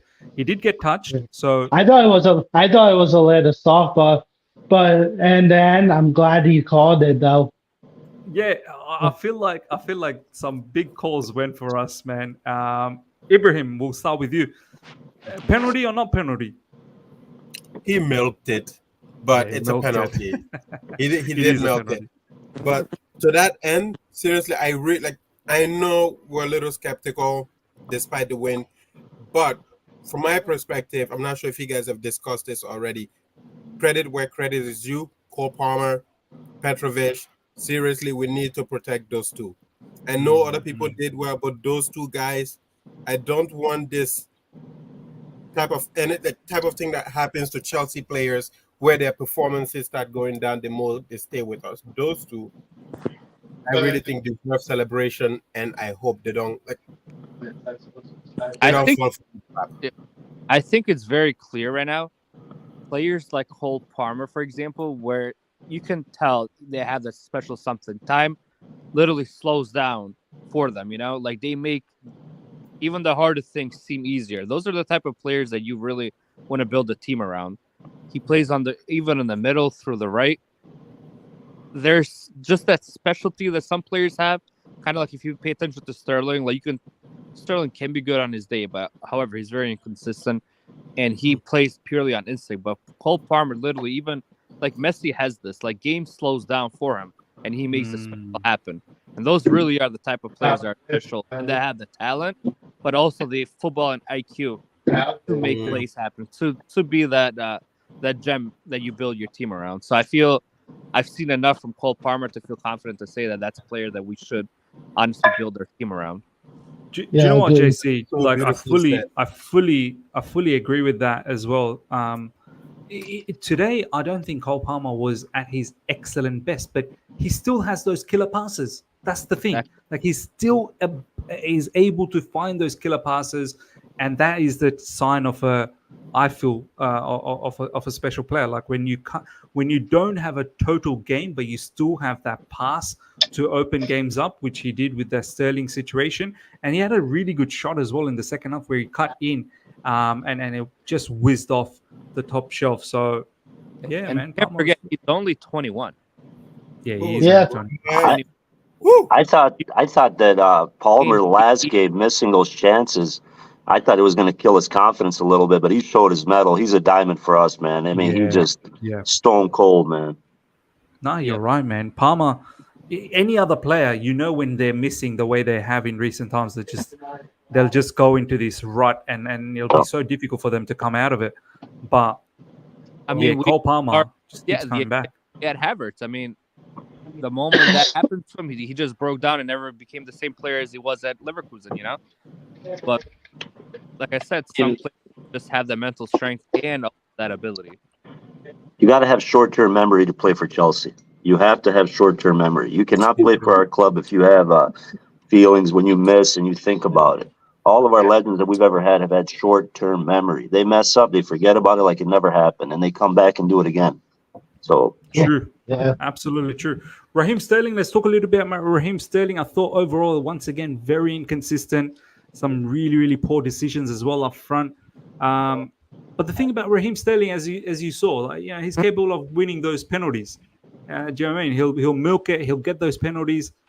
He's a live wire, but the output, the decision making is. If he was just a little bit more consistent, I think he becomes a devastating player for us.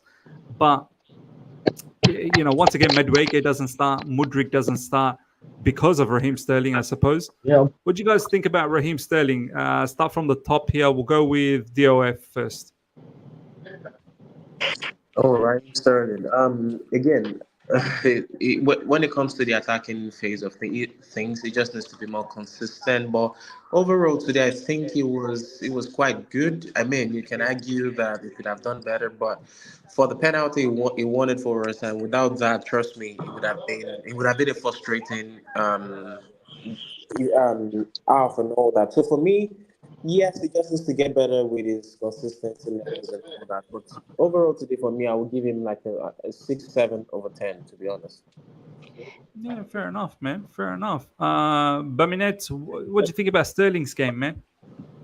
I thought he did pretty well. I'm honestly glad he just didn't do what he usually does, which is just run and hope and pray. But I just feel like we get like one Luton version of him once a week, and then 2 weeks later we get like the worst version of him. It's just one good game, too bad, and it just goes like that. And yeah, I just feel like he's at the point in his like career where he's 29, like his IQ isn't gonna like change. This is a final version of Sterling, so I think during the summer is the time to move him on. Yeah, do you know what? Totally agree with that as well. Yeah, go on, Felix, man. Like, is that where we are with Sterling? I suppose that it continues like this, it probably makes a easier decision for us that he probably needs to go. Yeah, for me, I totally agree with I just think he's won everything at Man City, and I don't think he plays with any pressure. You see it in his, and I'm not the body language guy, but like, you know how he throws the thumbs up and like Lukaku used to do sometimes, and honestly, I know the dives work out for us a lot, but it's just so frustrating because that's the type of player I can't stand. And it's just like this one today, it's like, he's looking for that. So like, I get it, but how many times has he done that where it's been so embarrassing where we're down like 2-0 playing horrible, and then he has the chance to go for the ball, like it's a loose ball a little bit, and then he just dives, and I'm like, oh, you're killing me. Whereas like, I feel like Palmer is a player that doesn't do that, or like, I'm trying to think of a better example somewhere else, but like our players didn't really used to do that. Like Hazard used to dive and stuff, but he didn't do that. Even Willian was more towards the diving, but he still didn't do as much as that. And you look at like with Sterling, it's blatant diving. Like you can tell it's so blatant. It's crazy. Like it's actually like it's sort of disrespectful to the other player in my opinion. But I just think he plays like he's young. Like and it doesn't make sense. We expected him to be an experienced player and somebody that would lead us in hard times, and he's just another one of the guys, which sucks. It's really disappointing. No, you're right, man. Chelsea Empire, man. Sterling, thoughts on Sterling? Real quick on that earlier question you had, was that a penalty or not? Definitely was a penalty. You can clearly see it in different ways. That guy stuck his foot out when he was on the ground, and Sterling did his thing. But in regards to Sterling, I was really excited about the signing when it was under Thomas Tuchel. I was excited about that one because I thought there was going to be something that he would bring to the table that we needed at that time. But after a while, this guy clearly does not fit. He, as old as he is, at that age, he should be leading the squad with Thiago Silva and some of these other guys. When he comes in, he holds the ball every time we get in an attack. I can't stand that, man. He's definitely got to be sold. He's not a part of our future. It's time to move him on in the summer, in my opinion. His huge wages, we got to get that off the books. We're going to get Lukaku off the books for sure. Yeah. We get that off. You get Sterling off. I mean, it's going to open up, the books on our end too. It's going to make things look well. But definitely, Sterling, not a big fan of him. I just think he slows things down. I don't know. He's got to move on. If they're going to have Chilwell play left wing, we got to give Mudkryk a chance too. So Sterling's got to go. You're right, man. The amount of money that Sterling has locked up with wages, it's probably not wise to keep him. And as you said, Lukaku as well. You get both of these guys out of the wage book and really invest that money properly with more players that have better output. Then you can bring in Osimhen. You get Lukaku off the wage bill. You get Sterling off. You can easily then bring in Osimhen, pay him $250 a week. Yeah, you know what I mean? Definitely. Yeah, that would work. But you got to get those two guys. Sterling's got to go. It makes no sense having him with us. What has he done? In my opinion, like really, what has he done for us? Other than that Manchester City game, he played very well. But after that, man, I'm not really seeing nothing from him. I see him holding the ball a lot, and everybody kind of, when they're making runs, and getting in good positions, like Jackson was, like Broja at some stages was, but Sterling is not giving that ball away. He's holding it, and it's like, if I'm in trouble, I'm going to get rid of it. It's too late. He does that a lot, man. 100% agreed, man. Felix, you wanted to talk a little bit about Nkunku's injury. Go on, bro. Yeah. So I know you know that I'm a physio myself, but yes. You're a sports scientist, right? Yeah. So in the U.S., it's you have to get a doctorate to be a physical therapist, and then you can work in a different any field of physical therapy. It's different than in Australia, but I work specifically with athletes. I can't, for certain reasons, explain what team, but we can talk about it later. And so basically what I wanted to say is, when Poch, the one time I agree with Poch is remember when he got mad about the questions about Nkunku coming back previously, where there kept on being these reports that Nkunku was going to come back, and then he wasn't playing or going on the bench from his original injury. This is something you see a lot, where it'll either be the coach tries to force the player back too early, which I've heard Poch does, and trains them too hard, and then you get setbacks in training, which seems to happen. Most of our injuries are coming in training for some reason. So hint, look at the coach and their recovery, but also their rehab team. But there's a lot of bureaucracy that goes on, and what power that rehab professionals have. Oftentimes there's pressure from the coach, from the management, to force players back early because they see it as a business. They don't care about their health. But so basically, I wanted to talk about Nkunku's injuries are very, very concerning.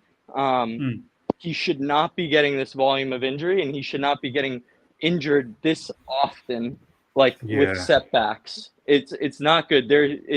I think they have to be rushing him back too much, because there's your knee and hip are very intimately related. You compensate at your hip and your ankle and other places if your knee isn't 100%. So it's a concern. Even if it's not the same side, you compensate with the other leg. So you don't know for sure without actually seeing him in person and knowing exactly what injuries he has, but it's very concerning. The other thing, just quickly, I know I'm rambling, but about Carney. No, go on, man. So with Carney, there's a report that he had to change his running style because of his injuries, and I know people were very alarmed about that, but that's not necessarily a bad thing, actually. I think everybody's concerned because there was reports about Cho and Ruben having to do that, and then they never were the same player. But with Carney, it might actually be a good thing because he has very long legs, and he's had a history of hamstring injuries as well as knee injuries. So what he might be doing is like overstriding, basically, which means he's over lengthening his hamstrings when he runs. And they might be trying to change that so he doesn't get injured as often, which might not necessarily be a bad thing. So I think that would be one positive to take from that. I think they actually like rearranged his hip or something as well. Like they did something to like his spinal area. I think reports were. I don't know much about that part, but maybe you can give us some insight. Yeah, they did something with his like lower body, kind of like pushed it forward, or I don't know exactly what it was, but well, I unless they're doing what's called an osteotomy, which is like they take a chunk out of your bone, depending, and then re-angle your joint, which is a very rigorous process that it can't have been done because he hasn't been out for long enough. And I would actually be more concerned if they did that. But alignment is, if you look at somebody when they're just standing there in a static position, their alignment might look one way, but as they move, it's constantly changing. So it's not like possible to change somebody's alignment, if that makes sense. So what you're saying is this Nkunku situation, obviously watch this space, but it could be a bit tricky. Yeah? Yeah, I mean, my thing is it's not the same injury. That's the problem.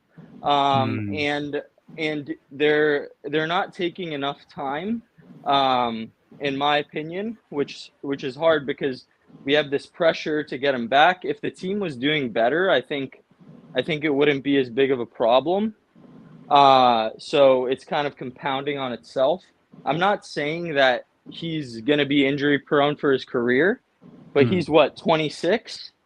Yeah, he's 26. And the amount of football he's played, he's in his prime now. So I would be a little concerned because you look at players like Bukayo Saka, he's in his prime right now. People might not think that, but he's in his prime with the amount of football that he's played and put on his body. Look at Mount. He might be done. Yeah, Mount's probably past his prime. This is a very good point, Felix.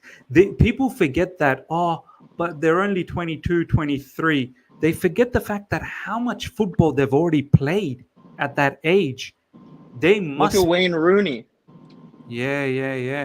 Yeah, but let's be honest here, guys. Nkunku has been getting hurt since Red Bull, man. I mean, even at Red Bull, he was hurt. When it comes to Chelsea, he gets hurt. Different things, but it's consistently happening. It's not like this is just happening at Chelsea.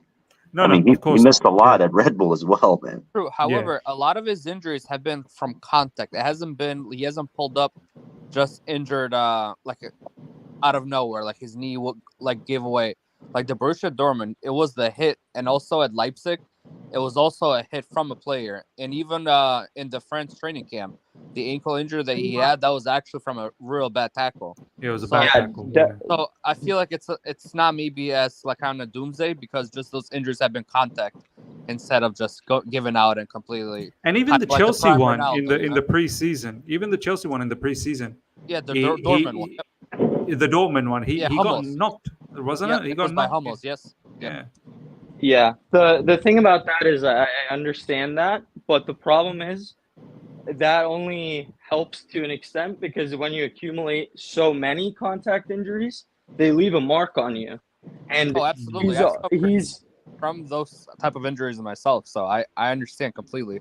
And also training, taking your time is absolutely needed for you, especially if you use skeletal muscles. Gotta get those reinforced. Yeah, definitely. The muscle injuries worry me because he's an explosive player. Fortunately, he's a technical player as well. So maybe if he's able to modify some of his style a little bit, it could help. But, there's a lot of players that are just also unlucky. Like, I want to ask you. I want to ask you for Broja especially because he had an ACL, and Broja is the type of player that kind of relied a lot on his speed. And I feel like that injury has taken quite a lot away from Broja And I don't think he's going to be the same player that he was like in Southampton, for example. And I feel that ACL to those type of players does a lot more damage to their careers than somebody like Nkunku or Giroud, for example, is a really great example. It doesn't rely just on that speed. What do you think of with Broja, that injury he just had? I'm 100% with you on that. I also think what we don't realize, if you've never torn your ACL and played high level athletics at the same time or one or the other, the mental part, like yes, I had my ACL it's done. 80% of it. Yep. Yeah, I played ice hockey. I tore my ACL, and in ice hockey, your strongest muscles are your glutes and your quads, which are most protective of your ACL. So it's a little bit better, but even then, it's always in the back of your mind. And I wish, they took more time. That's why I said send them to under 23s. Let them just build back, because it's such a game of inches or centimeters or whatever system you use at this level that 1 millisecond anticipation to go for the ball that he avoids his leg, it stops him from getting there, or he doesn't sell out, like he doesn't go all out. You can see it. He's tentative. Absolutely. Yep. That's exactly one of the things I noticed, because I played running back and wide receiver American football. Oh, and, yeah. Once I had my ACL, and not only that, like my explosiveness, like I wouldn't push myself to the absolute where I know I can go, like the top speed that I can reach.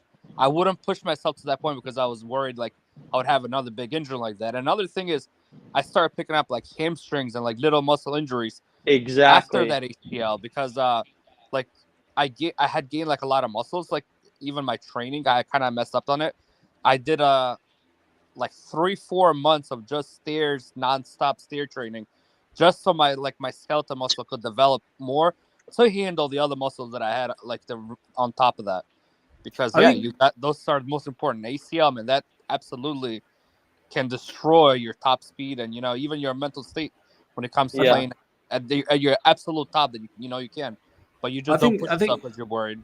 I think recently this is why we heard Pochettino tell Broja publicly that you now need to move on from that injury. Injuries are the past now. Like you now need to forget that you had that injury. You need to just go back to your old ways when you were at Southampton. This is what he was saying. So maybe Poch is trying to get Broja out of that mental state. Maybe Broja is worried what JC was saying. But check this out, ladies and gentlemen. Mauricio Pochettino, something happened before the game that I can't explain, but it impacted the team. It's nothing big, small details that sometimes affect the team.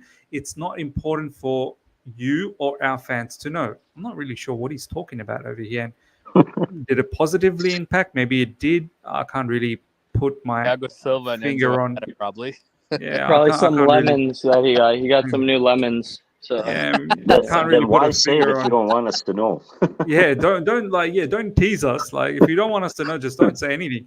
Brian, big up to you, my man. Thank you so much for the super chat. All stemming from that rushed back knee facts. Firoz, my man, how you doing? I don't know how I'm doing. I mean, sort of like decent because we got the result at the end, but yeah, dreadful performance. I think that's how everyone look.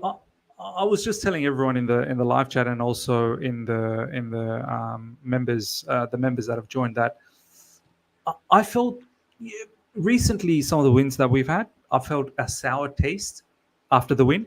Today, I thought we fought. Like at least we gave it a shot. We fought. We did our level best to keep that lead. There were parts in the game where I thought we were very good. But not polished, of course, not polished. And there were parts, obviously, where we definitely need to work on. Overall, I'm glad we got the 3 points. But this time around, I don't really have that sour taste. But I'm not getting ahead of myself. Just one win. And I need to see more. I thought Enzo Fernandez had a fantastic game, in my opinion. But a lot of people are saying, we're saying it's fantastic because how poor he has been. But nonetheless, I feel like today was the kind of performance I want to see him do in midfield, and I felt Poch understood that. I thought the chemistry between Enzo and Caicedo it still needs a lot more work, but it's getting better. I think Conor Gallagher, even we saw the Olivier Bazaglo tweet halftime saying Poch wasn't happy with Conor going backwards. So, we need to now fix that situation. Conor does tend to play a bit backwards. There's still a lot more work to do. There's no doubts about that. And there's no doubts that Mauricio Pochettino is not away from the heat as yet, by no means. But there were a few things that I was okay with today. I was like, do you know what? At least that was half decent. Do you see any positives, Firoz, at all? Yeah, of course. I mean, in terms of positives, as you mentioned, Enzo, if you compare him to like this season, he's just done a lot better today. Because overall we expect a lot of him and both Caicedo. And obviously, Palmer, exceptional as always, right? Just calm, cool, collected. And of players coming back from injuries and getting the win is important. But at the same time, right, it's just a lot of weird things in terms of like youngsters still not improving. But as you mentioned, we just play a lot better when we're quick, don't think too much, direct, and that's what got us the win. But I feel like watching the last few minutes of all these games is not good for my health. I'm really the last few surprised. minutes. Yeah, I'm just surprised how we didn't it's concede always it. tough. But I felt today it wasn't like the Luton one. I was like, we look so shaky, and it's not a surprise. Today I was like, yeah, we look shaky, but I saw that players were fighting for each other, like they were looking out for each other today. That's how I felt. But let's see how this continues. Is it going to continue for the Middlesbrough game? Is it going to continue for the Aston Villa game? I think it's very, very important. All right, we're going to slowly wrap things up. Enzo, sorry. I called Firoz Enzo. Firoz, sorry that we're going to wrap up. And I know you just joined in, but I have been streaming for 4.5 hours and it is nearly 3 a.m. So I'm going to go to bed. Real quick before I let you. Yeah. Do you feel the same way? I don't know why it just hit me. Chukwuemeka, when he gets back to his form, I just feel like him and Palmer are going to be sick, man. I don't know why. I just think those two guys are going to connect like no other. I don't know why. I have always rated Chukwuemeka, from last season when we got... I know preseason I wasn't very happy with his performances, but then that might have been due to the fact that he was probably just, finding his way into a new manager. But overall quality of Chukwuemeka is immense. Just before he got injured, he was starting to look good. He was starting to play better. I want to see Chukwuemeka where Gallagher is. Yes, that's take why I wanted Gallagher off, put Chukwuemeka there, have Enzo and Caicedo and Palmer on the right. Yes. Whoever you want to play I on the left. If it's I agree. Yeah, I mean, Chukwuemeka in that position, I think, will be very, very good. Let's see. Let's One see thing Chukwuemeka. also we got to realize with Chukwuemeka and Caicedo, they play quite similarly. I mean, we haven't seen it too much with Caicedo since he's got here, but Caicedo plays very well in tight spaces where he knows where he can make a quick pass. And Chukwuemeka, if Chukwuemeka's ball control is absolutely insane, next level, like very, very top high level, and he can get out of like the press, and Caicedo can as well. We haven't seen it too much here with us, but however, that is like the tiki-taka kind of play. He's quite good at it, and I think we'll see even Caicedo elevated with somebody in the middle like Chukwuemeka. I fully agree. I think Caicedo having Chukwuemeka there, the one touch, as you said, the tiki-taka style, it will definitely come into play. All right, lads, we're going to wrap things up. Thank you so much for your time. Thank you to the live chat as well that everyone's joining. Smash up the like button before everyone goes. Do look out for my review that I'm going to drop within the next half an hour. And I shall see you guys tomorrow, early UK time. Until then, everyone, take care. Thank you, Miz. Great job. Also, all you can eat, by the way. Thank you. Big up to each and every one of you guys. See ya. Bye. Take care, boys.